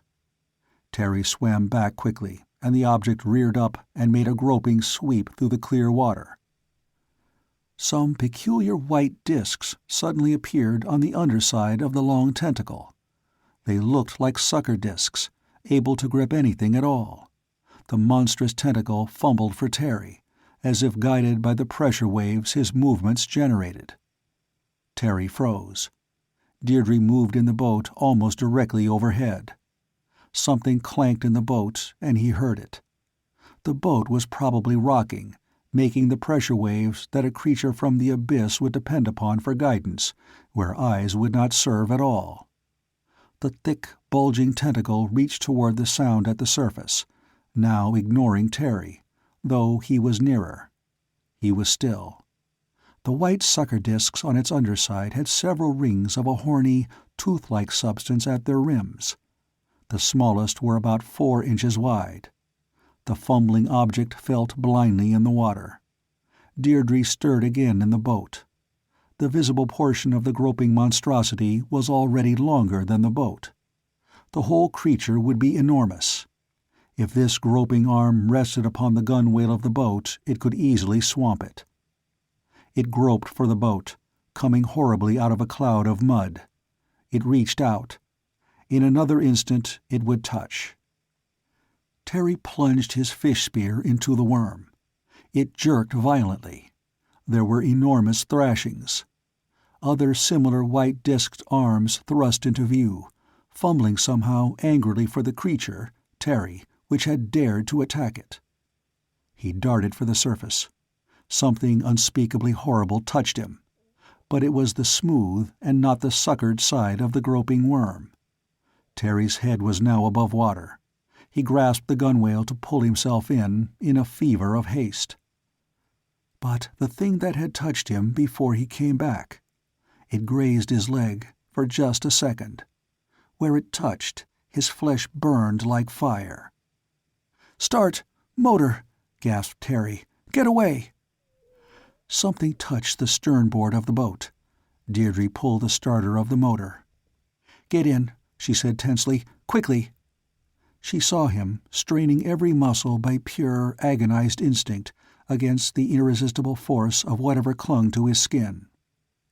The horrible tentacle stretched, and part of its length took a new grip. It crawled upon him. Deirdre saw the look on his face. She snatched up the second spear and stabbed past him into the crawling beast. There was a most violent jerking. She stabbed again. She panted. She gasped. She stabbed and stabbed, sobbing with fear and horror. And Terry tumbled in over the gunwale, released. As soon as he fell onto the floorboards, he painfully dragged himself toward the motor at the stern. Something bumped the boat underneath. Terry pulled the starter, and the motor suddenly roared. But the boat didn't start immediately, and it jerked once more. The whirling propeller blades had touched one of the groping tentacles and cut it. Tumult arose. The boat surged into motion, and Terry, with clenched teeth, sent it into a crazy, skidding turn to avoid a surface swirl, and then another frantic swerve when something showed momentarily above the surface. The boat zigzagged along. A grisly, writhing object rose above the water, flailing, a fish spear sticking in it. The small, skimming boat dodged and twisted at its topmost speed. It suddenly straightened out and almost flew across the water toward the land. Chapter 8. Echoes of the outboard's roaring motor came back from the trunks of palm trees that lined the lagoon shore as the tiny boat raced across the water. Deirdre was ashen white. She turned her eyes from the water, and they fell on the round, raw places on Terry's leg, where the sucker discs had bruised it horribly. She shuddered. She still had the sensation of being pursued by the monster. Back where Deirdre's spear had finally liberated Terry, startled and convulsive motions continued, followed by a final gigantic splash. Terry drove the boat on at top speed. The monster sank again in the spot where the lagoon was deepest. It had come from depths where there was no light, from an abyss where blackness was absolute. Now, having lost its victim, it returned peevishly to such darkness as it could secure. Terry said curtly as the small boat raced for the Esperance and the wharf. "That creature was driven up from the Luzon Deep into the lagoon to replace the gadget-carrying fish we speared." Deirdre stammered a little. "Your leg. You're bleeding." "I'm pretty well skinned in a couple of places," he said shortly. "That's all." "Could it be poisonous?" "Poison," said Terry, "is a weapon for the weak. This thing's not weak. I'm all right, and I'm lucky." "I'd have jumped over with my spear if—" "Idiot," said Terry gently. "Never think of such a thing. Never. Never." "I wouldn't want to live." A new reverberating quality came into the echoes from the shore. The pilings of the wharf were nearby now. They multiplied the sounds they returned. The Esperance loomed up. Terry cut off the motor. The little boat drifted to contact, and Deirdre scrambled to the yacht's deck, and then took the bow line and fastened it. This was absurdly commonplace. It was exactly what would have been done on the return from any usual ride. "Go tell the others what we found," said Terry. "I'm going to see if there's more than one of those things around." "No," he assured her. "I'm only going to use the fish-driving horn." Deirdre looked at him in distress. "Be careful, please." She kissed him suddenly, scrambled to the wharf, and set off at a run toward the shore. Terry stared hungrily after her. They'd come to a highly personal decision the night before on the Esperance, but it still seemed unbelievable to him that Deirdre felt about him the way he felt about her. He went forward to set up the fish-driving combination. One part of him thought vividly of Deirdre. The other faced the consequences that might follow if the bolides were not bolides, and if the plastic gadgets and the nasty-sounding underwater hums were products of an intelligence which could make bolides change their velocity in space, which made them fall in the Luzon Deep in the China Sea and nowhere else. He set up the recorder with its loop of fish-driving hum. He put the horn overboard, carefully oriented to spread its sound through all the enclosed shallow water of the lagoon. He turned the extra amplifier to maximum output to increase the effectiveness of the noise, and turned on the apparatus. The glassy look of the lagoon water vanished immediately. Fish leapt crazily everywhere, from half-inch midgets to lean-flanked predators a yard and more in length. There was no square foot in all the shallows where a creature didn't struggle to escape the sensation of pins and needles all over its body, and these pins and needles pricked deep. Flying fish soared crazily, and they were the most fortunate because so long as they flew, the tormenting water sound did not reach them.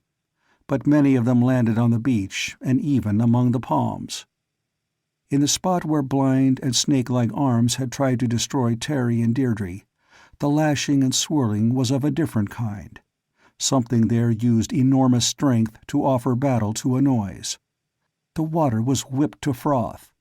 Twice Terry saw those rope-like arms rise above the water and flail it. This particular sort of tumult, however, appeared only in one spot, so there was only one such creature in the lagoon. When Davis and the others came down from the tracking station, Terry turned off the horn. He was applying soothing ointment to the raw flesh of his leg.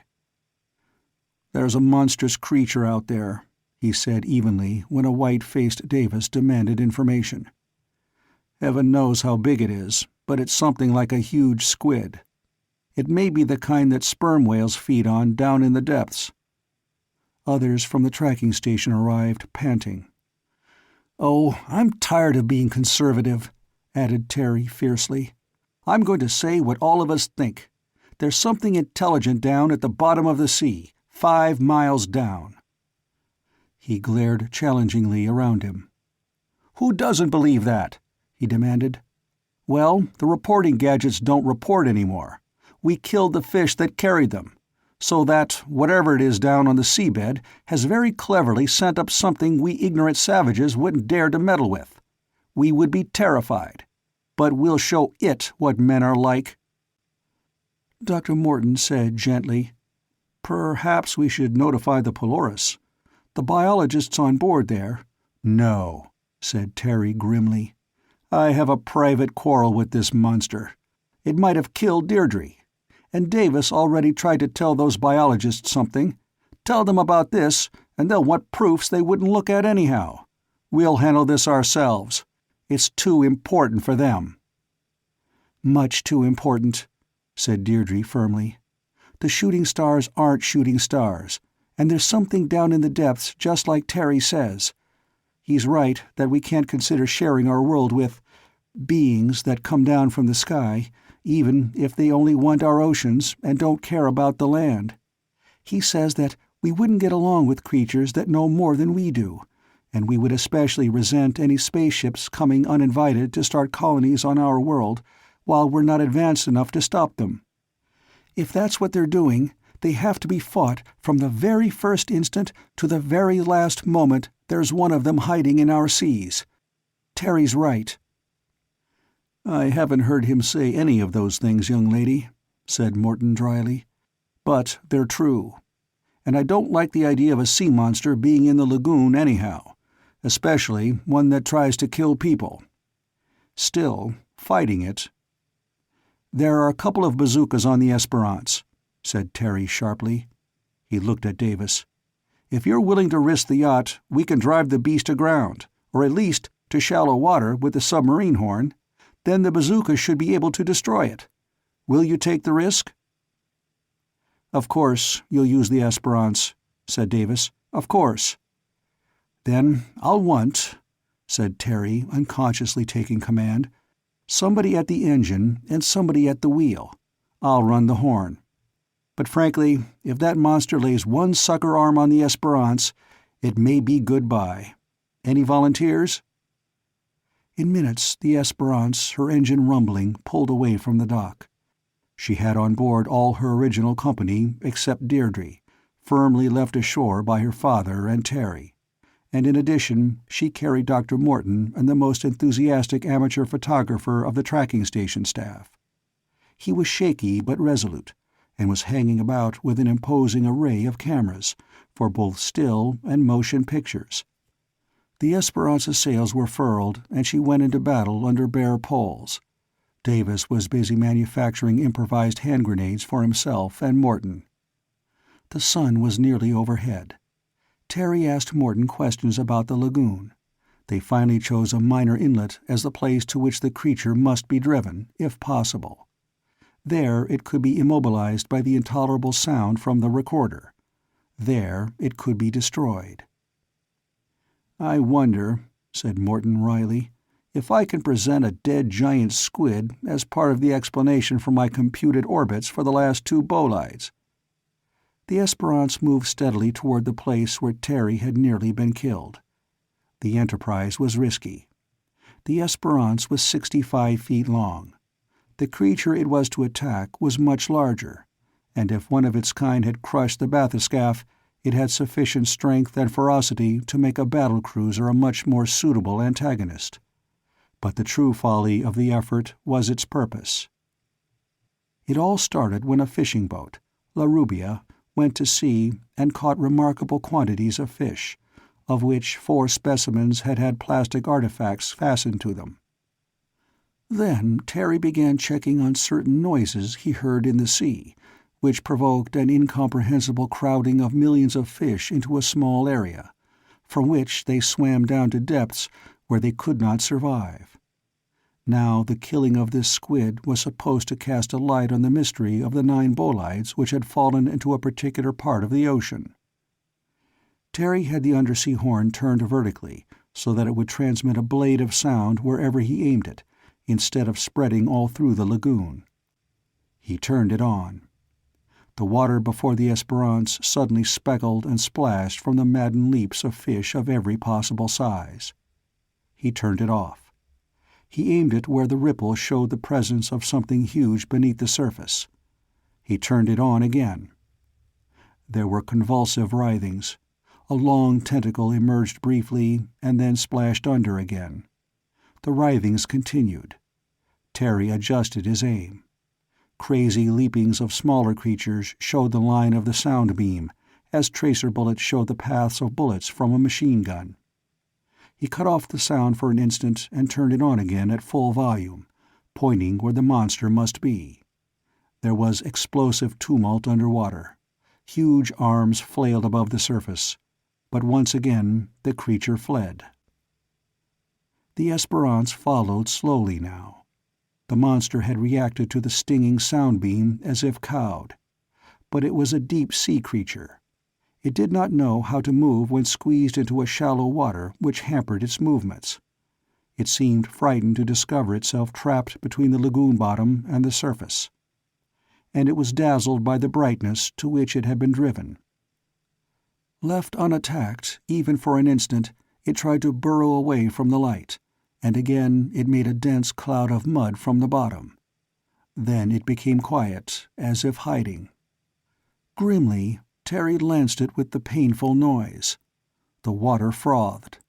Monstrous tentacles appeared and disappeared, and once part of the creature's body itself emerged. It was cornered into a minor inlet, and there the water grew more shallow, and the monster did not want to go where its motions would be even more confined. It seemed to flow into the deepest part of the miniature bay. It was as if it felt certain of a haven there. When the tormenting noise beam struck again, the abyssal monster flung itself about crazily. A terrible, frustrated rage filled it. Its arms fumbled here and there, above water and below. It hauled itself upright, so that a part of its torpedo-shaped body broke through the surface.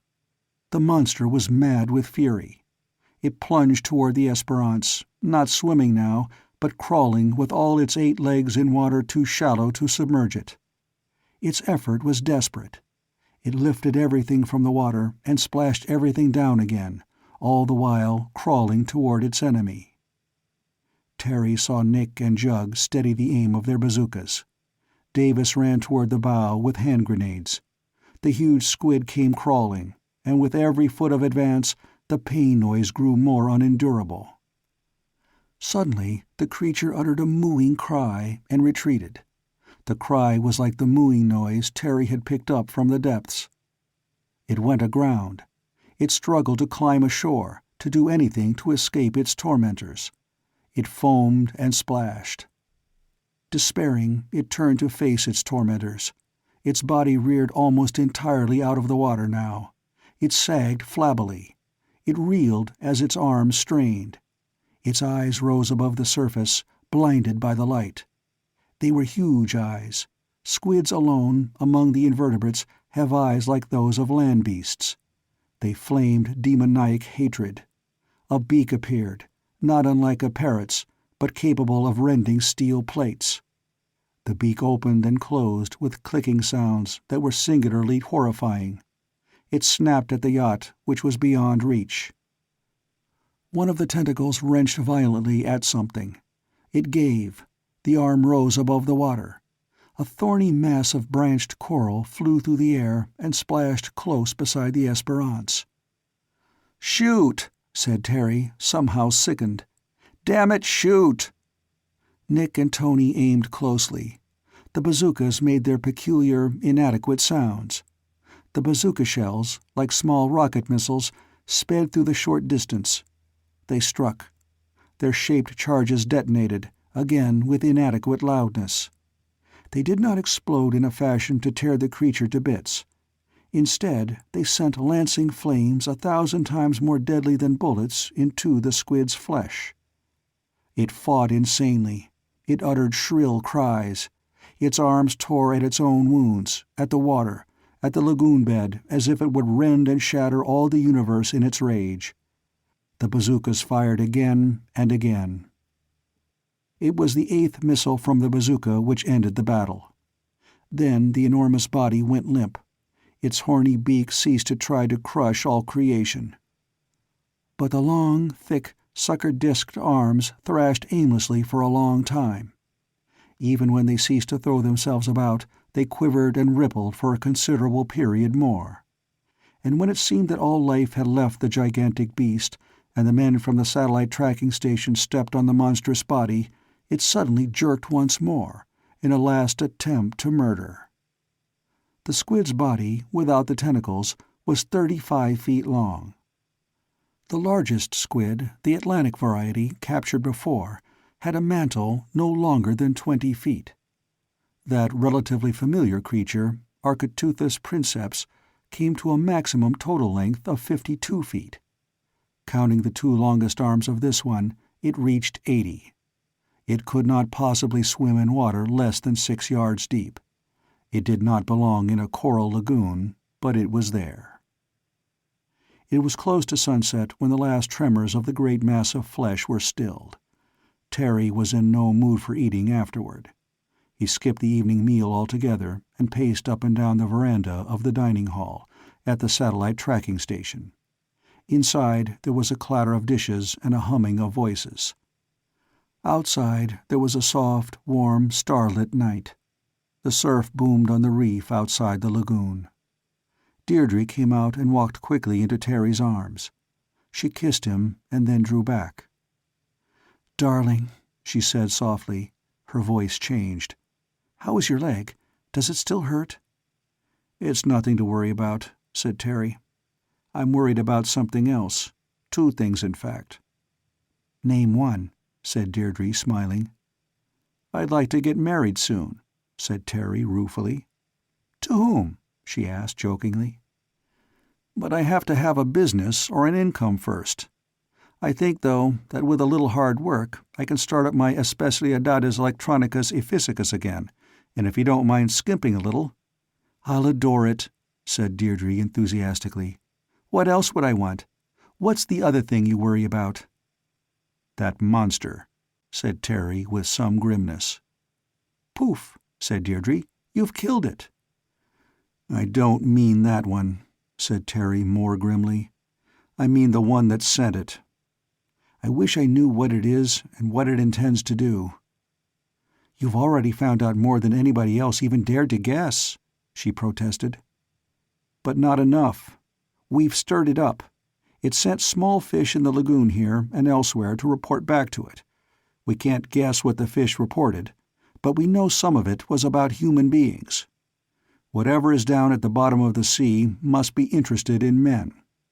Remember, it made a patch of foam that swallowed up one ship and all its crew. It's interested in men, all right." "True, but—" "We dropped the dredge, which implied that we were interested in it. The bathyscaphe indicated more interest on our part. To discourage that interest, or perhaps in self-defense, it wrecked the bathyscaphe." "It, Terry?" asked Deirdre. "Or ellos, they?" "They," he corrected himself coldly. "We killed the fish that were reporting men's doings from here. That was insolence on our part. So the hum at the lagoon entrance went off, and after 2 nights started again. And then this huge squid was found in the lagoon. It should have been able to defend itself against us. It was sent up here because it was capable of defending itself. But we've killed it just the same. So, now what will come up out of the depths, and what will it do?" Deirdre said firmly, "You'll be ready for it when it comes." "Maybe," said Terry. "Your father once mentioned an instrument he'd like to have to take a relief map of the ocean bottom. Changed around a little, it might be something we need very badly indeed. The horn we've got is good, but not good enough. I'll talk to the electronics men here." There was a noise of scraping chairs inside the dining hall. People came out, talking cheerfully. There was much to talk about on Thrawn Island today. The killing of a giant squid had been preceded by a specific guess that linked it to meteoric falls in the Luzon Deep. Logically, the excitement had grown. Terry found his electronics specialists and explained to them the type of apparatus he was interested in. He asked if it was included in the island's technical stores. He wanted to assemble something capable of emitting underwater noises of special quality and unprecedented power. There is not much power involved in sound through the air. A cornet player manages with much effort to convert 0.4 of a watt of power into music. A public address system for a large area may give out 15 watts of noise. Terry described a device which could use a small amount of power, serving as a sonar or a depth-finding unit, and then, with the throw of a switch, turned kilowatts into vibrations underneath the sea. If powerful and shrill enough, such vibrations could be lethal. A technical argument ensued. Terry's demands were toned down to fit the equipment at hand. Then 3 men went with him to the island's workshop. They took off their coats and set to work. 3 hours later, someone noticed an unknown vessel making its way into the lagoon.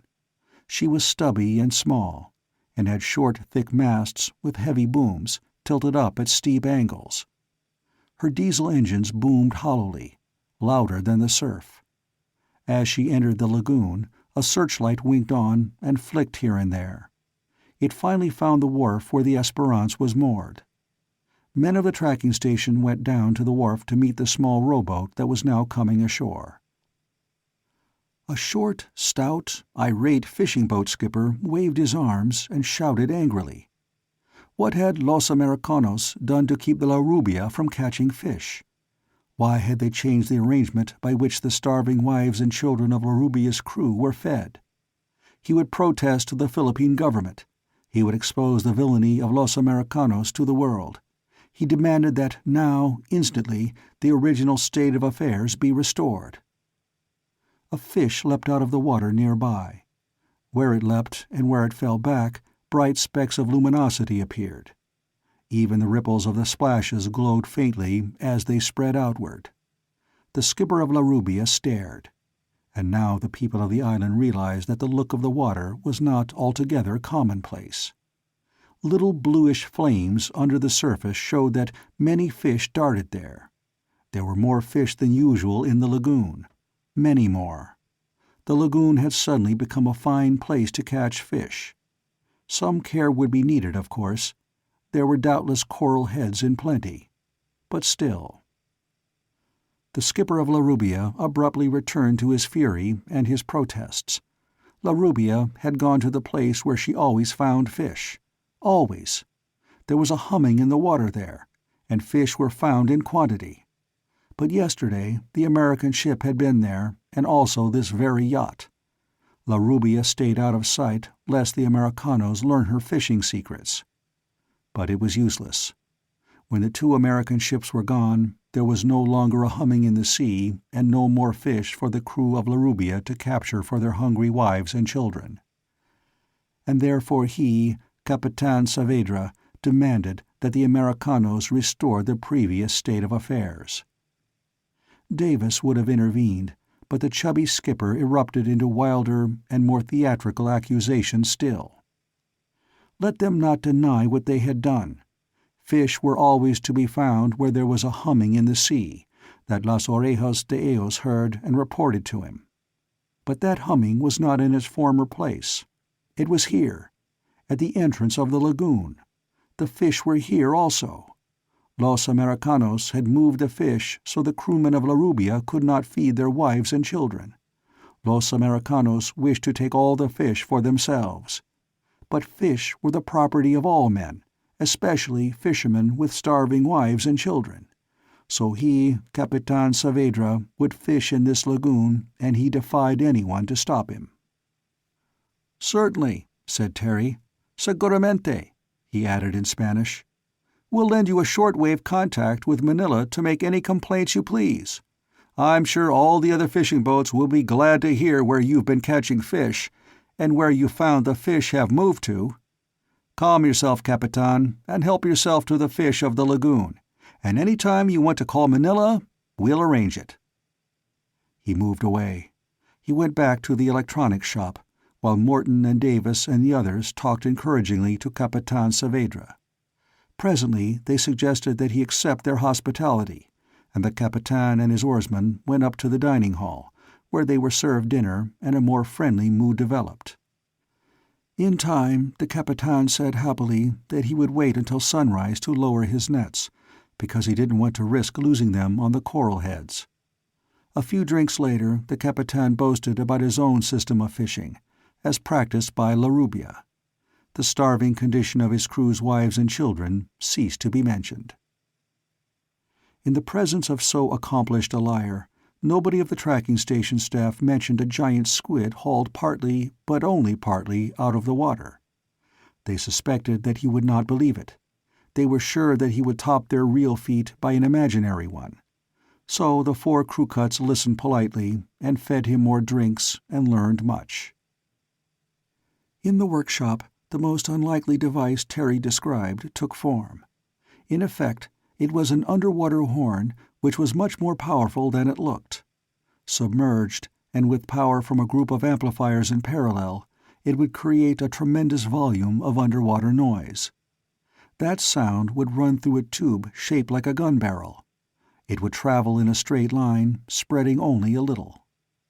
The same projection tube could also send out the tentative beep-beep-beep of sonar gear, or the peculiar noise a depth finder makes. So the instrument could search out a distance, or find a target, and then fling at it a beam of humming torment equal to bullets from a machine gun. It would have taken Terry alone a long time to build, but he had 3 assistants, 2 of whom were very competent. By dawn, they had it ready to be mounted upon the Esperance.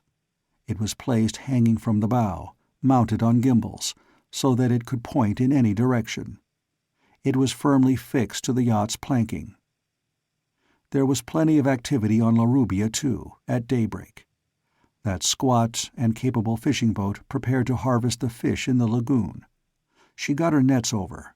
She essayed to haul them. She got caught on the coral heads rising from the lagoon's bottom toward the surface.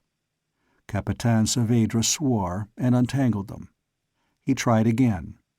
Again coral heads balked the enterprise. The nets tore. A helicopter came rattling into view from the south. It grew in size and loudness, and presently hovered over the tracking station. Then it made a wide, deliberate circuit of the lagoon. At the inlet where the squid lay almost entirely in the water, but fastened by ropes lest it drift away, above that spot the helicopter hovered for a long time. It must have been taking photographs. Presently it lowered one man by a line to the ground. Obviously, the man could not endure any delay in getting at so desirable a biological specimen. Then the helicopter went droning and rattling to the tracking station, and landed with an air of weariness. La Rubia continued to try to catch fish. They were here in plenty. But the coral heads were everywhere. Nets tore.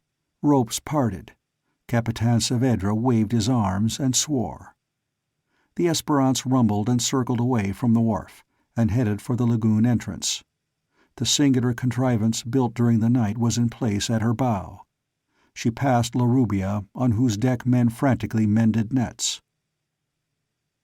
The Esperance passed between the small capes, and the first of the ocean swells raised her bow and rocked her.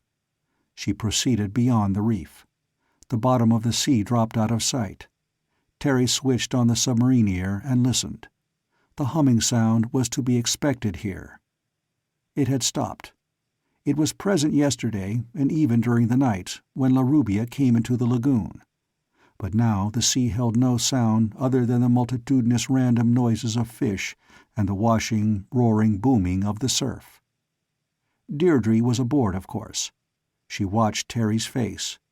He turned to the new instrument and then dropped his hand. "I think," he said carefully to Davis, "that I'd like to make a sort of sweep out to sea. It's just possible we'll find the hum farther out." Deirdre said quickly, "I think I know what you're up to. You want to survey a large area of the ocean while something comes up. Then you can direct that something to the lagoon mouth by using your sound device, so the whatever it is has to take refuge in the lagoon. Since we've killed the squid." "That's it," said Terry. "Something like that happened when we speared the fish. The squid took their place. Now we've killed the squid. Just possibly."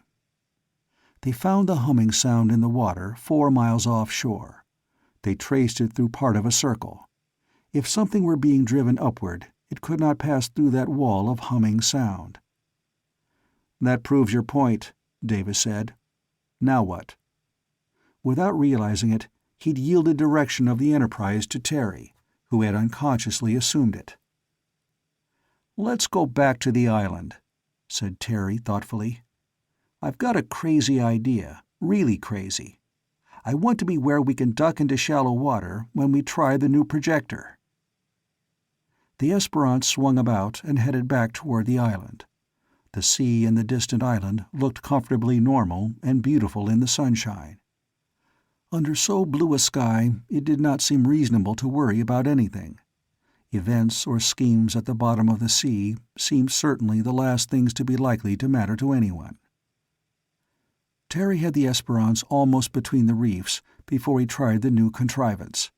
If it worked, it should be possible to make a relief map of the ocean bottom with every height and depth on the seabed plotted with precision. He started to operate the new instrument. First, he traced the steep descent from the flanks of the submarine mountain whose tip was Thrawn Island. He traced them down to the abyss which was the Luzon Deep. Then he began to trace the ocean bottom at its extreme depth, on what should have been submarine plains at the foot of the submerged mountain. The instrument began to give extraordinary readings. The bottom, in a certain spot, read 4,500 fathoms down. But suddenly there was a reading of 2,500. There was a huge obstruction 12,000 feet above the bottom of the sea, more than 20,000 feet below the surface. The instrument scanned the area. Something else was found 1,800 fathoms up. These were objects of enormous size, floating, or perhaps swimming in the blackness. They were not whales. Whales are air breathers. They cannot stay too long in deep waters, motionless between the top and the bottom of the sea. The instrument picked up more and more such objects. Some were 2,500 fathoms from the bottom and 2,000 from the surface. Some were 2,200 up and 2,300 down. There were 1,800 fathom readings, and 21, and 24, and 19. The readings were of objects bigger than whales. They rose very slowly, and appeared to rest, then rose some more, and rested. Blank faces turned to Terry. He licked his lips and looked for Deirdre. Then he said evenly, "We go into the lagoon, and if we come out again, we leave Deirdre ashore, unless these readings have been cleared up. There are chances I am not willing to take." The Esperance headed in. It was not possible for the new instrument to tell what the large objects were. They could be monstrous living creatures, perhaps squids, and one could only guess that their errand was to deal with the surface creatures, men who speared fish and giant squids and set off explosions in the Luzon Deep. Or the rising objects could be, say, bolides which had dived into the deep from outer space and were now coming to the surface to make sure that the natives of the Earth did not again disturb the depths taken over by beings from another planet. Chapter 9. The sun rose high in the sky as the Esperance returned to the wharf. Davis went ashore and held lengthy conversations with Manila by shortwave radio. The biologists essayed to investigate the squid. La Rubia still attempted to catch fish. All efforts seemed to tend toward frustration. When Terry walked over to see his victim at close range, he found the biologists balked by the mere huge size of the squid. There were literally tens of tons of flesh to be handled. Squid have no backbone, but a modified internal shell is important to biologists for study. The biologists wanted it. The gills needed to be examined and their position under the mantle noted, and their filaments counted. The nervous system of the huge creature must have its oddities. But the actual preservation of the squid was out of the question. The mere handling of so large an object was an engineering problem.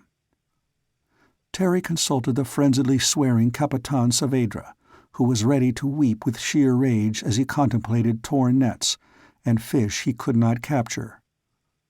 Squids were an article of commerce. Terry took the Capitan to view this one.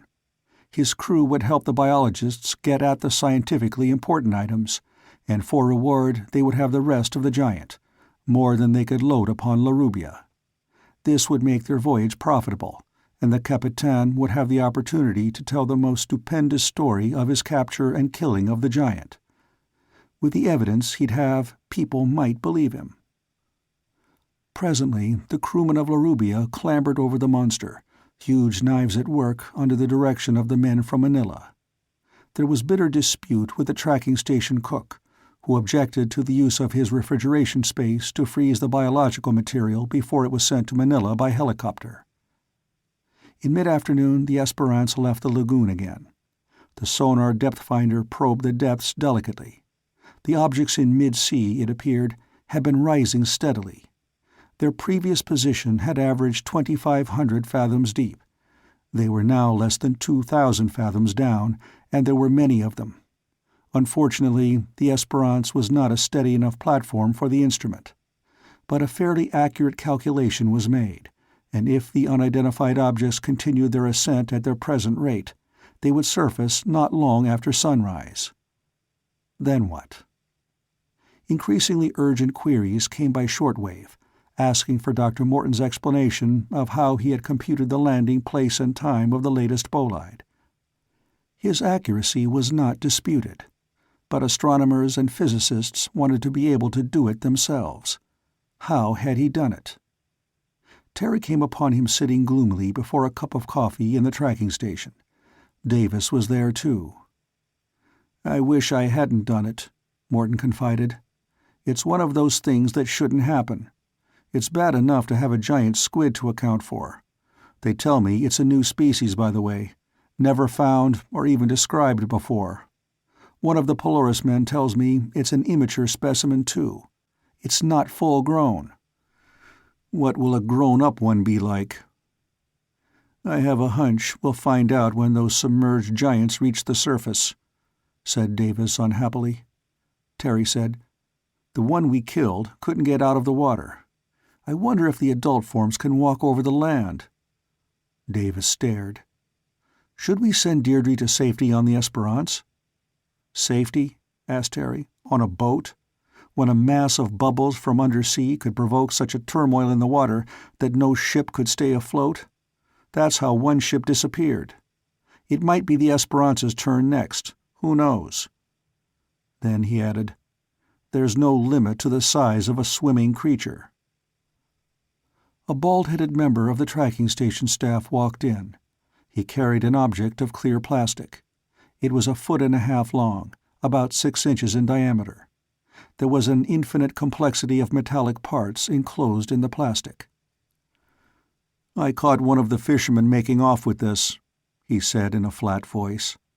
"It was fastened to one of the squid's shorter arms. The fisherman didn't want to give it up. The skipper claimed it as treasure trove." He put it down on the table. Davis, Terry, and Morton looked at it. Then Morton shrugged his shoulders, almost up to his ears. "The intelligent being that made it," said Davis, "apparently came down from the sky in a bolide. That's easier to believe than that a submarine civilization of earthly origin lives down in the depths. But why would anybody prefer the bottom of the sea to anywhere else on Earth? Where would such a creature come from?" Deirdre walked in and stood by the table, watching Terry's face. The bald-headed man said, "I could believe some pretty strange things, but you can't make me believe that a creature can develop intelligence without plenty of oxygen. There's not much free oxygen at the bottom of the sea." "But there's something intelligent down there," said Davis doggedly. "If it has to have free oxygen, you've only raised the question of where it gets it. Maybe it brings it." Deirdre shook her head. "Foam," she said.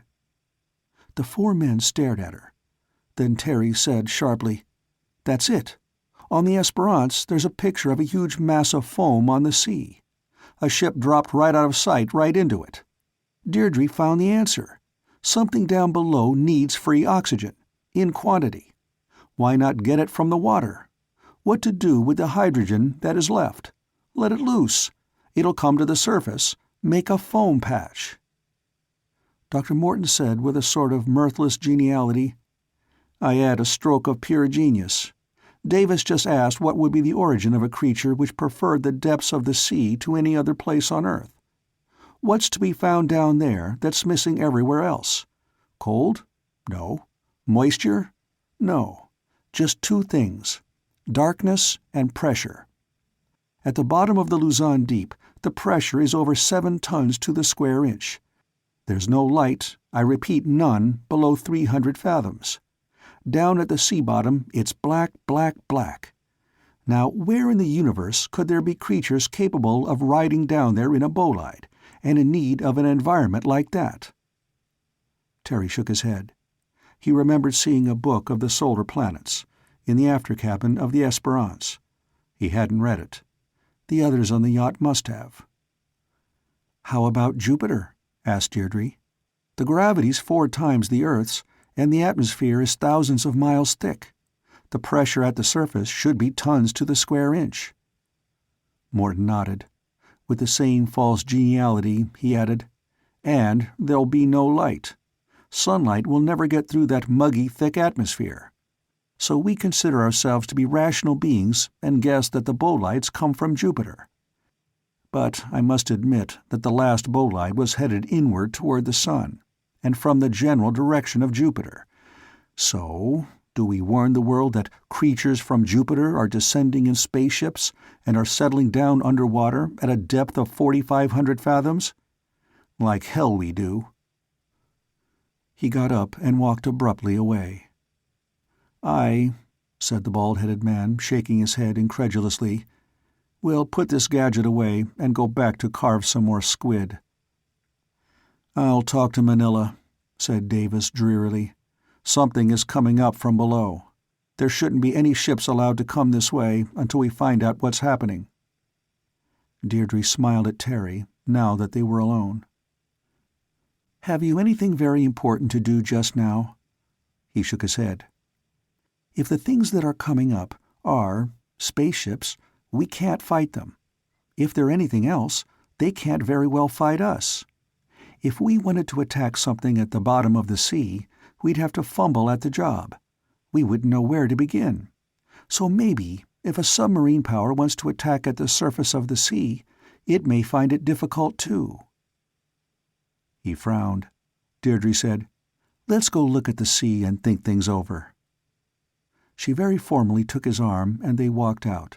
Presently they stood at the white coral beach on the outer shore and talked. Terry's mind came back now and then to how inadequate his previous guesses about the impending menace had been. It seemed now that the menace must be much worse than he had imagined. But there were many things he wanted to say to Deirdre. As they talked, they were disturbed. The helicopter, which had left before noon loaded down with the biological material for Manila, was approaching again. It landed by the tracking station. Then they were alone again. When night fell, they were astonished at how quickly time had passed. They went back to the station. The helicopter was on the ground. The biologists had stopped their work, exhausted but very excited by their discovery of a new species of squid, of which an immature specimen measured 80 feet. It had offered extremely interesting phylogenetic material for the cephalopoda in general. The photographs they'd taken were invaluable from a scientific viewpoint. The crew of La Rubia had returned to their boat. The Esperance had been out beyond the reef once more. The unidentified objects were still rising. They had risen to less than 1,000 fathoms from the surface, well before sundown. At this same rate of rise, they would reach the surface some time after midnight. What would happen after that? "What will happen depends," said Terry, "on how accurate their information about us is. It depends on their instruments, really. I suspect their ideas about us are weird. I find I haven't any ideas about them." At dinner, Davis said worriedly, "I talked to Manila. The mine layer that was in the bay left harbor yesterday. The flat top picked it up by radio, and they're both going to come on here tomorrow. I had to talk about the foam. They weren't impressed. The squid does impress them, but the foam, no. I hate," he said indignantly, "to try to convince people of things I couldn't possibly be convinced of myself." They talked leisurely. Somebody mentioned La Rubia. It had been more or less expected that her skipper would turn up for drinks and conversation again. But he hadn't. The conversation turned to the plastic objects. They might or might not pick up sounds. It was not likely they'd respond to light. Certainly, complete images would be meaningless to creatures who had evolved in blackness and without a sense of sight. They might respond to pressure waves, such as are known to be picked up by fish when something struggles in the water, even though man-made instruments have not yet detected them.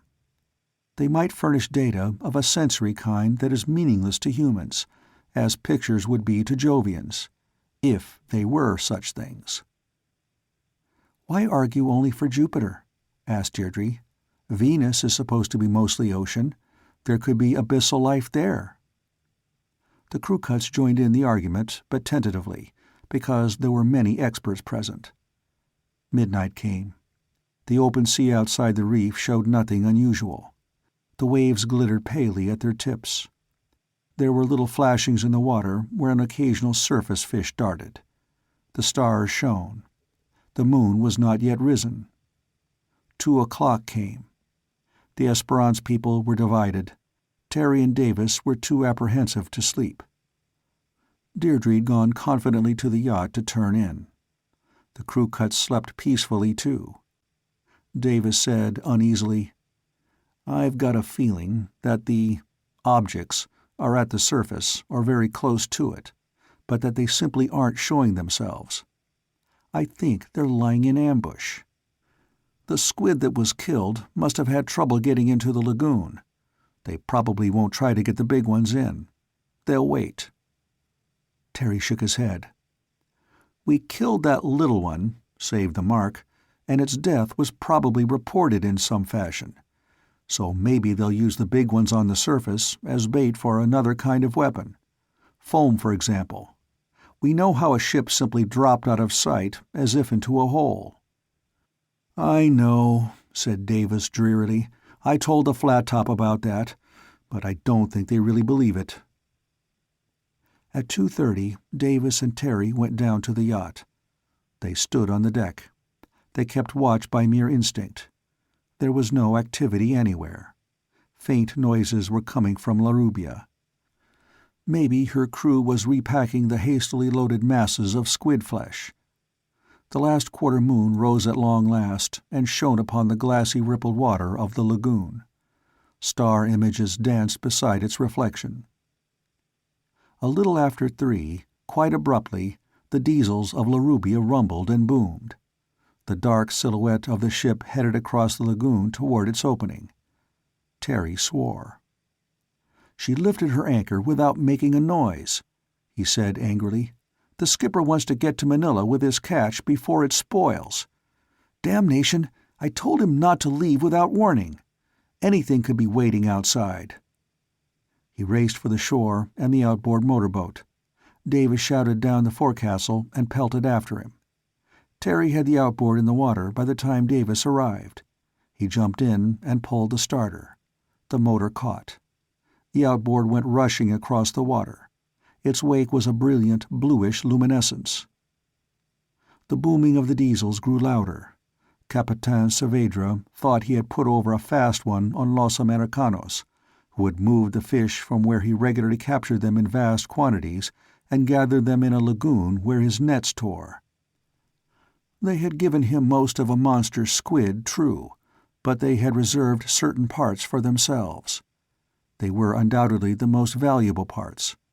So when labor officially ceased at sundown, Larubia's skipper only pretended to accept the idea. In the last hour, his crew had quietly completed loading Larubia with squid. They'd been carefully silent. They'd lifted anchor without noise. Now Larubia headed for the lagoon entrance, heavy in the water, but with precise information about what coral heads needed to be dodged. She had on board a cargo history had no parallel for. Her skipper expected to be rewarded with fame as well as cash. When the outboard motor rushed toward Larubia, Capitan Saavedra zestfully gave his engines full throttle. When the racketing, roaring motorboat arrived beside his ship, and Terry shouted to him to stop, he chuckled and drove on. In fact, he left Larubia's pilot house to wave cheerfully at the two men. They frantically ran close and shouted to him above the rat-tat-tatting of their own motor and the rumble of his diesels. La Rubia reached the lagoon entrance with the smaller boat close at her side, and Terry still shouting. But Capitan Saavedra did not believe. Maybe he did not understand. Certainly he did not obey. Ocean swells lifted and tossed the motorboat. It became necessary to slow down for safety, but La Rubia went grandly on into the open sea. "We can't force him to stop," said Davis in a despairing voice. "We won't. I only hope we're wrong and he gets through." The outboard stayed where it was, and swells tossed it haphazardly. La Rubia switched on her navigation lights. She drove zestfully to the southward. She sailed on, dwindling in size, as the drone of her diesels diminished in volume. Looking back, Terry saw the Esperance approaching from the lagoon, dark figures on her deck. Terry shouted, cries answered him, and the Esperance came to a stop as the motorboat drew alongside. Terry and Davis scrambled to her deck while one of the crew cuts led the smaller boat astern and tethered it. "We're safe enough here," Terry said bitterly, "and since you've come, we can stay and watch if anything happens. If only she keeps on going." But La Rubia did not. Her light showed that she had changed course. She changed course again. Her masthead light began to waver from side to side. She waddled in such a way that it was clear she was neither on course nor in motion any longer. Nobody gave orders, but the Esperance's engine roared. The action from this point on became an automatic and quick response to an emergency. The schooner yacht plunged ahead at top speed. Terry switched on the recorder and the ultra-powerful sound projector. Davis bent over the searchlight. Two of the crew cuts readied the bazookas. Suddenly, a flare went off on La Rubia's deck. Her stubby masts and spars became startlingly bright. Screams came across the waves, even above the growling of the surf and above the noise of the Esperance's engine. The flare shot through the air. It arched in a high parabola, bright in the sky, and fell into the sea. Another flare was ignited. The Esperance's searchlight flicked on. A long pencil of light reached across the waves as she raced on. More screamings were heard. Another flare burned. It arched overside. The Esperance plunged on, shouldering aside the heavier waves of open water. A half-mile. A quarter-mile. La Rubia wallowed crazily, and more shrieks came from her deck. Then the fishing boat seemed to swing. Beyond her, a conical, glistening, and utterly horrifying monster emerged, a mere few yards from her rail. Enormous eyes glittered in the searchlight rays. A monstrous tentacle with a row of innumerable sucker discs reached over the stern of La Rubia. Another flare swept from the fishing boat's deck in the direction of the giant squid. It fell upon the wetted, shining flesh. The monster jerked, and La Rubia was shaken from stem to stern. Hurriedly, Terry pressed the power feed button, and the sound projector was on. Its effect was instantaneous. The monster began to writhe convulsively. It was gigantic. It was twice, 3 times the size of the squid captured in the lagoon. Terry heard his own voice cry out, "Bazookas! Use 'em! Use 'em!" Flaring rocket missiles sped toward the giant. Davis flung one of the hand grenades he'd manufactured. The yacht plunged on toward the clutched, half-sunk fishing boat. The hand grenade exploded against the monster's flesh. Simultaneously, the bazooka missiles hit their target and flung living, incandescent flame deep into the creature's body. Those flames would melt steel. They bored deeply into the squid, and they were infinitely more damaging than bullets. The creature leapt from the water, as chunks of its flesh exploded. It was a mountainous horror risen from the sea. As it leapt, it had squirted the inky substance which is the squid's ultimate weapon of defense. But unlike small squid, this beast of the depths squirted phosphorescent ink. The beast splashed back into the sea, and the wave of its descent swept over the deck of La Rubia. The fishing boat nearly capsized. But the monster had not escaped the anguish of its wounds. It fought the injured spots as though an enemy still gnawed there. It was a struggling madness in the sea. The Esperance swung to approach the half-sunken trawler, and Terry kept the searchlight on the turmoil. The beast knew panic. It was wounded, and the abyss is not a place where the weak or wounded can long survive. Its fellows would be coming. They did. Something enormous moved swiftly under the sea toward the wounded monster. It could be seen by the phosphorescence its motion created as it approached the surface. There was a jar, a jolt. Some part of it actually touched the Esperance's keel. The huge monster moved ahead, but a trailing tentacle flicked up to what it had touched a moment before. The ugly tentacle trailed over the yacht's rail. The rail shattered. The forecastle hatch was wiped out. The bowsprit became mere debris which dangled foolishly from the standing rigging. The Esperance bucked wildly at this fleeting contact. Nick fired a bazooka shell, but it missed. Holding fast, Davis flung a grenade. It detonated uselessly. It was then that Deirdre screamed. Terry froze for an instant. There had simply been no time for him to think that Deirdre might be aboard. It was inexcusable, but nothing could be done now.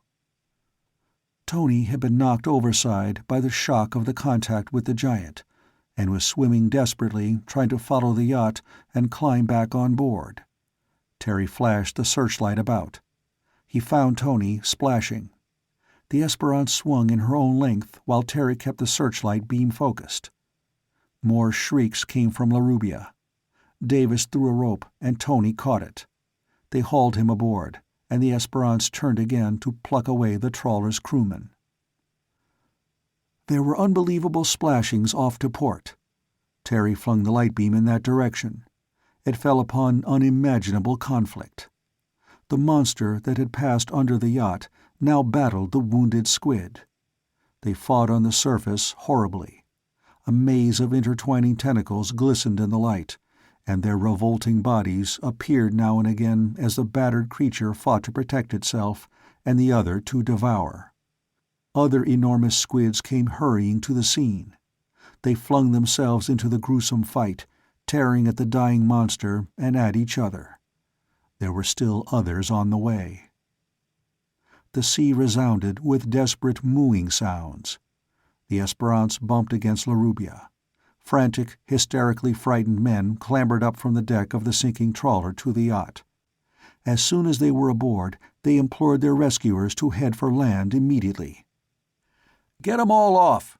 bellowed Terry, in command by simple virtue of having clear ideas of what had to be done. "Get 'em all off!" The stout skipper of La Rubia jumped over the yacht's rail. Without orders, the yacht's engine bellowed. The Esperance turned toward the shore, which now seemed very far away. Something splashed to starboard. The sea glowed all around it. Terry poured the pain sound exactly in that direction. The monster went into convulsions. The yacht swerved away to keep its distance. She raced on, past the spot where the giant flailed its tentacles insanely about. It mooed. The Esperance raced at full speed toward the island. About a mile ahead, the surf roared and foamed on the coral reef almost awash. Back at the scene of the Battle of Monsters, there was a sudden break in the conflict. One of the wounded giants broke free. It may have been the one the Esperance had first attacked. Perhaps it was another, which might have been partly devoured while still fighting. In any case, one of them broke loose and fled, with a hellish pack after it. It is the instinct of squids, if injured, to try to find some submarine cavern in which to hide. The monster dived, and the others pursued it. There was no opening in the reef barrier, not underwater, but there was an opening on the surface. The crippled beast had to find a refuge, or be torn to bits. It may have been guided by instinct, or perhaps the current flowing into or out of the lagoon furnished the clue. In any case, the fleeing creature darted crazily into the channel used by the Esperance for passage. For a little way it proceeded underwater. Then it grounded itself, hopelessly. And the pursuing pack arrived. The sight from the Esperance's deck was straight out of the worst possible nightmare. Glistening serpentine tentacles writhed and flailed the seas. They tore the swells to froth. The pursuers had flung themselves savagely upon the helpless one. The gap in the reef was closed by the battling giants. They slavered, they gripped, they tore, they rent each other. Terry saw a tentacle as thick as a barrel which had been haggled half through, and dangled futilely as its stump still tried to fight. And more giants came. Terry shouted, and the Esperance turned. He could see large patches of phosphorescence under the surface. And suddenly he noticed that a few of them had swerved toward the Esperance. As they approached, the sounding horn stung them. They went into convulsive struggling as the sound played upon them, and they passed the Esperance by. Davis found Terry beside the sound weapon's controls, watching the sea with desperate intensity. "Listen," said Davis fiercely. "We're out at sea, and we can't get back into the lagoon. We'd better get away from here." "Across deep water?" demanded Terry. "That dangerous foam can come up from deep water, but maybe not from shallow water. We've got to stay close to the reef until the flat top comes and bombs these creatures. If it will ever come." Davis made a helpless gesture. Terry said crisply, "Get the copter to hang over the reef and report on the fighting there. Tell it to report to the flat top. They may not believe us, but they may send a plane anyway. And if the ships come, they'll have to believe about the foam. Tell them to listen for it underwater. They've got sonar gear." Davis stumbled away. Presently, the dark figure of Nick lowered himself through what had been the forecastle hatch. Davis followed him. Deirdre came over to Terry. "Terry." "I'm going to beat in the heads," said Terry, "of those idiots who came after your father and me without throwing you on the wharf first." "They'd have wasted precious time," said Deirdre calmly. "I wouldn't have let them. Do you think I want to be ashore when you—" There was the faintest of palings of the horizon to the east. Terry said grimly, "I'm going to try to find a passage through the surf to get you ashore. I'm keeping the Esperance in shallow water, inside the 100-fathom line, but I don't trust it. Certainly, I don't trust a ship to make you safer." "It's going to be daybreak soon," she protested. Then we won't be able to see what goes on underwater," he told her. "Those creatures down below are smart." There was a racketing, rumbling roar from the island. A light rose above the treetops. Presently, a parachute flare lit up. Then there was another, as if the men in the helicopter did not believe what they saw the first time. "Terry," said Deirdre shakily, "I'm glad we found each other, no matter what happens." Davis came up from below. "The flat top's only a few miles away. They're now proceeding at top speed. The mine layer's following. They'll be here by sunrise." Far away to the east, some brightness entered into the paling of the sky. A drab, colorless light spread over the sea. The ocean was a dark slate blue.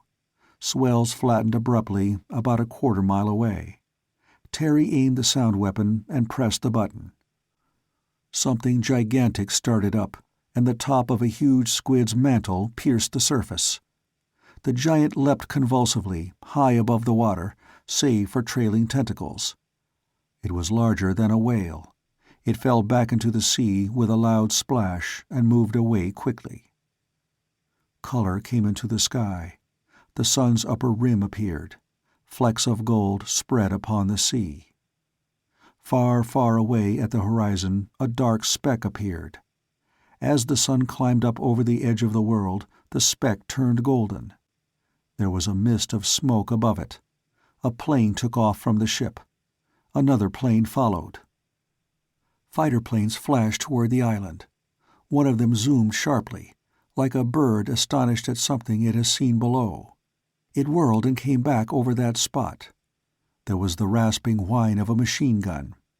Something like a giant snake reared up and fell back again. And now more planes appeared. Sunrise was suddenly complete. Terry stared out over the sea, and he could not believe his eyes, accustomed as he was to the highly unlikely now.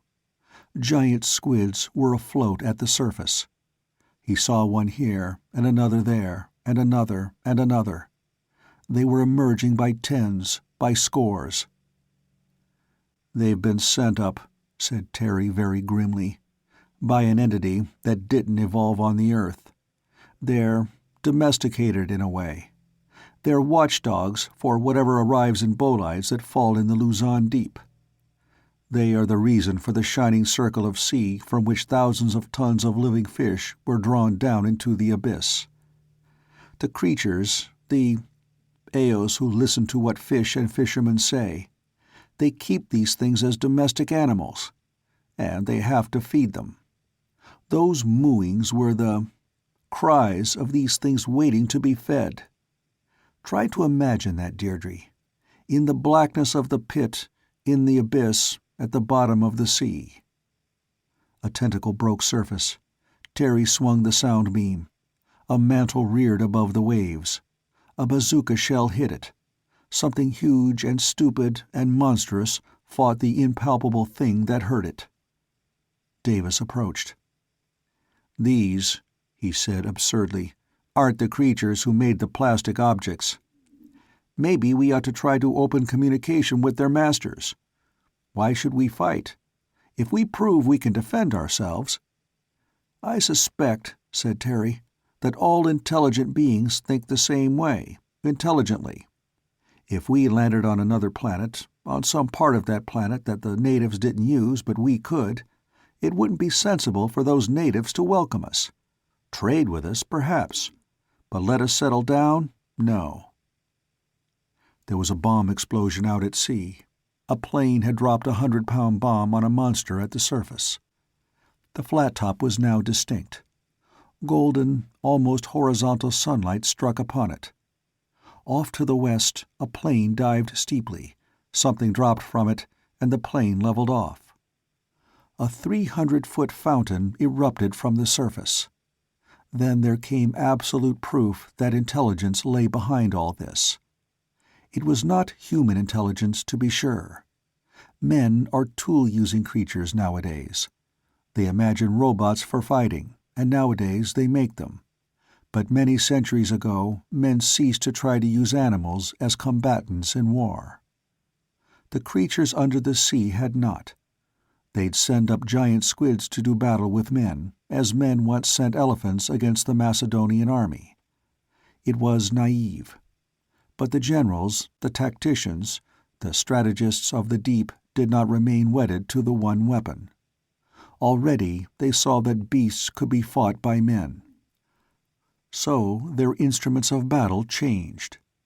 Doubtless orders were given, and 5 miles under the sea, something men could not have duplicated, began the transformation of seawater into gas, in quantities past imagining. Tiny, tiny bubbles were produced by some unguessable engine and rose toward the surface, in a steady stream. At the bottom, they were under a pressure of tons to the square inch. But the pressure lessened as they rose, and as they rose, they swelled. A bubble which was pinhead size at the seabed grew to be the size of a basketball a half-mile up, and would have been the size of a house a mile up, except that then it separated into smaller ones. They rose and expanded and separated.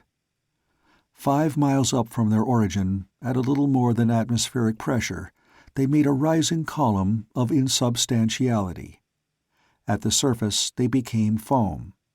But under the foam there was more foam, and under that still more. A ship sailing from normal ocean water into such airy stuff would drop like a stone into the miles-long cone of semi-nothingness. Nothing solid could float there. Nothing substantial could rest its weight upon such rushing thistledown. And the first of the bubble weapons appeared at the surface in the form of a patch of foam. Its source, and hence the place of its appearance, could be moved. It could be shifted under any ship, though there would be a time interval always before the foam at the surface was exactly above the gas-generating engine below.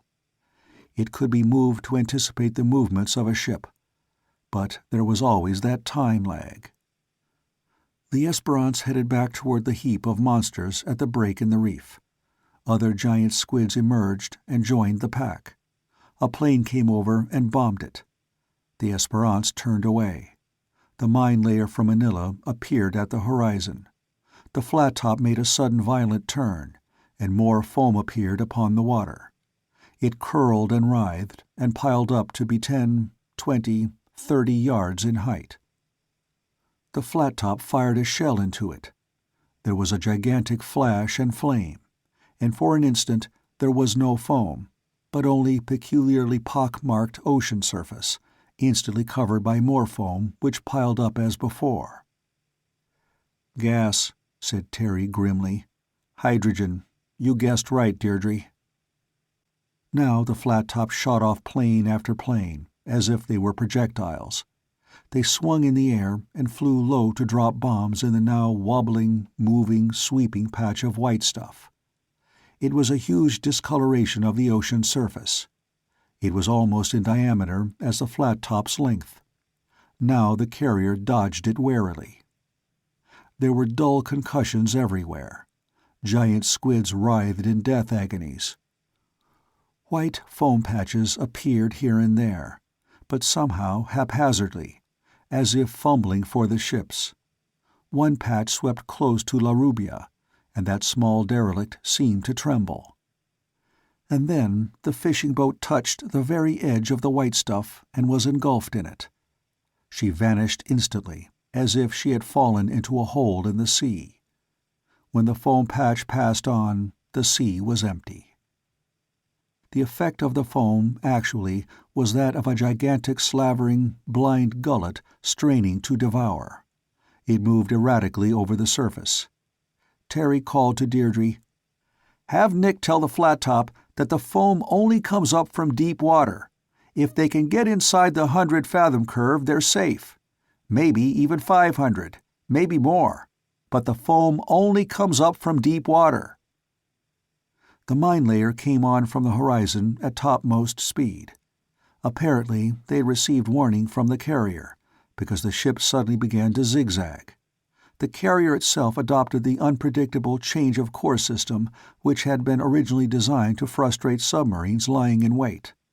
Both ships adopted it just in time. A ravening area of foam appeared directly before the mine layer's bow just as she turned aside. The mine layer dumped a mine. Terry saw it go overboard, but it would have 5 miles to sink before it hit bottom. Terry called Davis and jerkily explained that the mines would have to be armed when they went overboard, set so that they would explode when they hit bottom. He explained that depth bombs might be useful against squids, but if they went off at a fixed depth, they would be harmless against the enemy which deployed the squids. The carrier, in the middle of a 90-degree zigzag turn, found her bow projecting into a foam patch. The bow sank deep. The carrier's propellers were out of the water as her bow pointed downward. Had the foam stayed still for 2 seconds, the carrier would have slid into the column of gigantic ascending bubbles and plunged to destruction. But the foam swerved sidewise. The carrier escaped, and was infinitely cautious after that. She made short, swift, unpredictable dashes this way and that. Her anti-aircraft guns rumbled and rattled at things upon the surface. Presently, her depth finder discovered an underwater extension of the island's mountain foundation, and the ship took refuge where the water was less than 100 fathoms deep. There she lay, shooting off planes and retrieving them, her guns flashing at whatever targets appeared. Twice, as it happened, snaky, monstrous arms flung themselves up and heaved at the flat top as if the giant squids hoped to overturn even an aircraft carrier by their weight. But those arms were blasted to nothingness. The only damage they did was that a 20-foot section of tentacle, writhing independently on the flight deck, broke the landing gear of a returning plane which collided with it. The mine layer plowed across the sea. From time to time she heaved something overboard. Nothing seemed to happen. But each mine was, nevertheless, so adjusted that it could explode any time it touched something underwater. They did not allow the usual time so that the mine layer could get away. The mine layer had ample time, because the mines had to go slowly spinning down 5 long miles to the bottom of the Luzon Deep. 20 mines went down before the first one detonated. The concussion was felt on the Esperance, 27,000 feet up and in shallow water. Then another, and another, and another. The mine layer continued to sow her destructive seed. Far behind her, a monstrous spouting of gas and spume rose up hundreds of feet. There was another concussion, and another. The Esperance quivered, and Terry said grimly to Deirdre, "We set off 5 pounds of explosive down the deep, and the bathyscaphe returned all smashed. What will the creature do now? I wish we could get some mines down to the bottom there." Davis came up beaming, but shaking. "The carrier's sending some planes down to drop eggs on the spot where the fish were dragged down," he said zestfully. Gigantic, terrifying masses of gas leapt skyward where the gases released by the exploding mines finally reached the surface. The mine layer zigzagged and dropped a mine. She zigzagged again and dropped another. Presently she took refuge beside the carrier. The Esperance drove over and came to a stop between the 2 armed vessels. Someone shouted down by megaphone from the carrier's deck, "What happened to you? What hit your bowsprit?" Terry shouted back, "You shot those beasts. We've been wrestling with them." An enormous eruption of gas. Then the underwater ear began to emit an unprecedented sound. It was a rushing sound, but it was only vaguely like the noise of whatever had come up from the depths last Tuesday night. This was powerful beyond imagining. "Something's coming up," roared Terry. "Better alert for a real fight now." Deirdre said with a little gasp, "The real creatures are coming up. Terry, the things that come in the bolides." He said savagely, "They've been shaken up badly by the concussions underwater. They resented 5 pounds of explosive. There's been 400 pounds in every mine.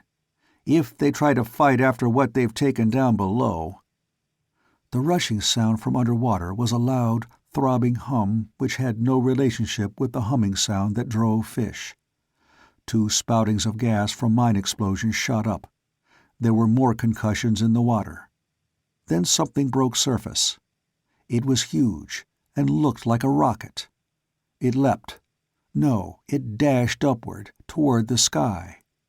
It flashed skyward, accelerating as it rose. Something else broke the surface and headed for the heavens. This one was globular. There were dull concussions coming from far underwater, and more rockets broke surface and shot skyward. Anti-aircraft guns were fired. Shell bursts came close, but not close enough. Not less than 20 enormous rockets leapt out of the water and shot up toward the sky. Some observers claimed there were more than 30. Down to southward, where the bathyscaphe had been crushed, the planes that were dropping mines reported that 4 other objects broke loose from the ocean and fled for empty space at speeds too great to be estimated. Terry looked suddenly astonished. "But, of course," he told Deirdre. "When you need high pressure, of course you've got a weakness. You can't take concussions. Anything underwater is completely vulnerable to bombs. Whatever was down there has found out that the natives, we aborigines, have a weapon they can't face. Primitive stuff. Explosives. Chemical explosives. And creatures that can travel between planets, and undoubtedly have atomic power, and who knows what else, can't fight back if we drop submarine mines on them. A last object broke surface and hurtled skyward. Behind it, deep, deep down, there was a titanic explosion. "Ah," said Terry. "That was a time bomb. They've gone home for good." A task force of a private yacht, a fishing boat, a satellite tracking station, an airplane carrier, and a mine layer had driven off an invasion of Earth. But the public could not be told that the Earth had been invaded. The people who had been involved in this secret adventure had to be satisfied with the realization that they had saved mankind. After a jubilant dinner, Terry and Deirdre sat in the veranda. Davis came out.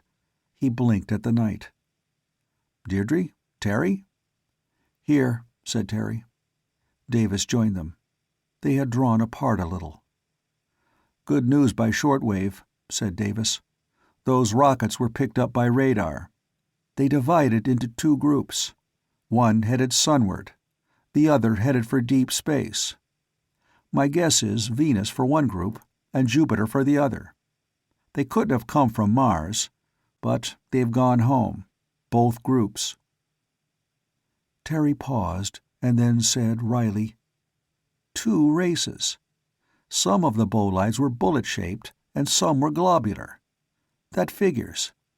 But two races capable of space travel, and both in our own solar system." Davis grimaced. "We've been talking about it. Our guess is that the Venus race developed in deep water, and therefore at high pressure.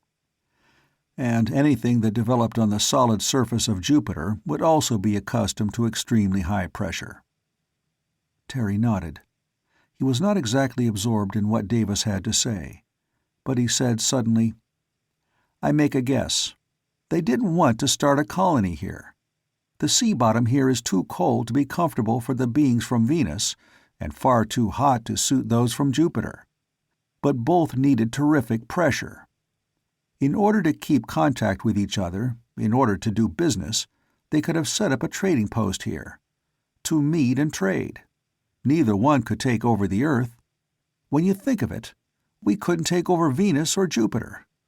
Maybe that's the answer." "Eh?" said Davis. "We won't have to fight as planets," said Terry, "when we have spaceships like they do. We couldn't gain anything by fighting.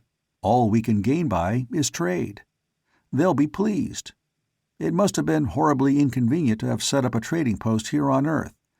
There were always the natives, you know. Lately, they've noticed that we've been getting restless. We have been. I imagine that now they'll wait for us to make spaceships and start up interplanetary trade." Davis said, "Very true. There's going to be the devil of a mess, though. Morton will still have to explain the accuracy of his prediction about the bolides' landings. I suspect he'll be censured for assuming anything as unlikely as the truth has turned out to be." Terry did not answer. Deirdre was saying something, and he did not hear at all. "There are still loose ends," added Davis. "For instance, how do you suppose they controlled those squids down below? What did they use for eyesight? How the devil would Jovians and Venusians agree on a meeting place in our oceans?" Terry answered what Deirdre'd said. She smiled at him. They'd forgotten that Davis was there. The end of Creatures of the Abyss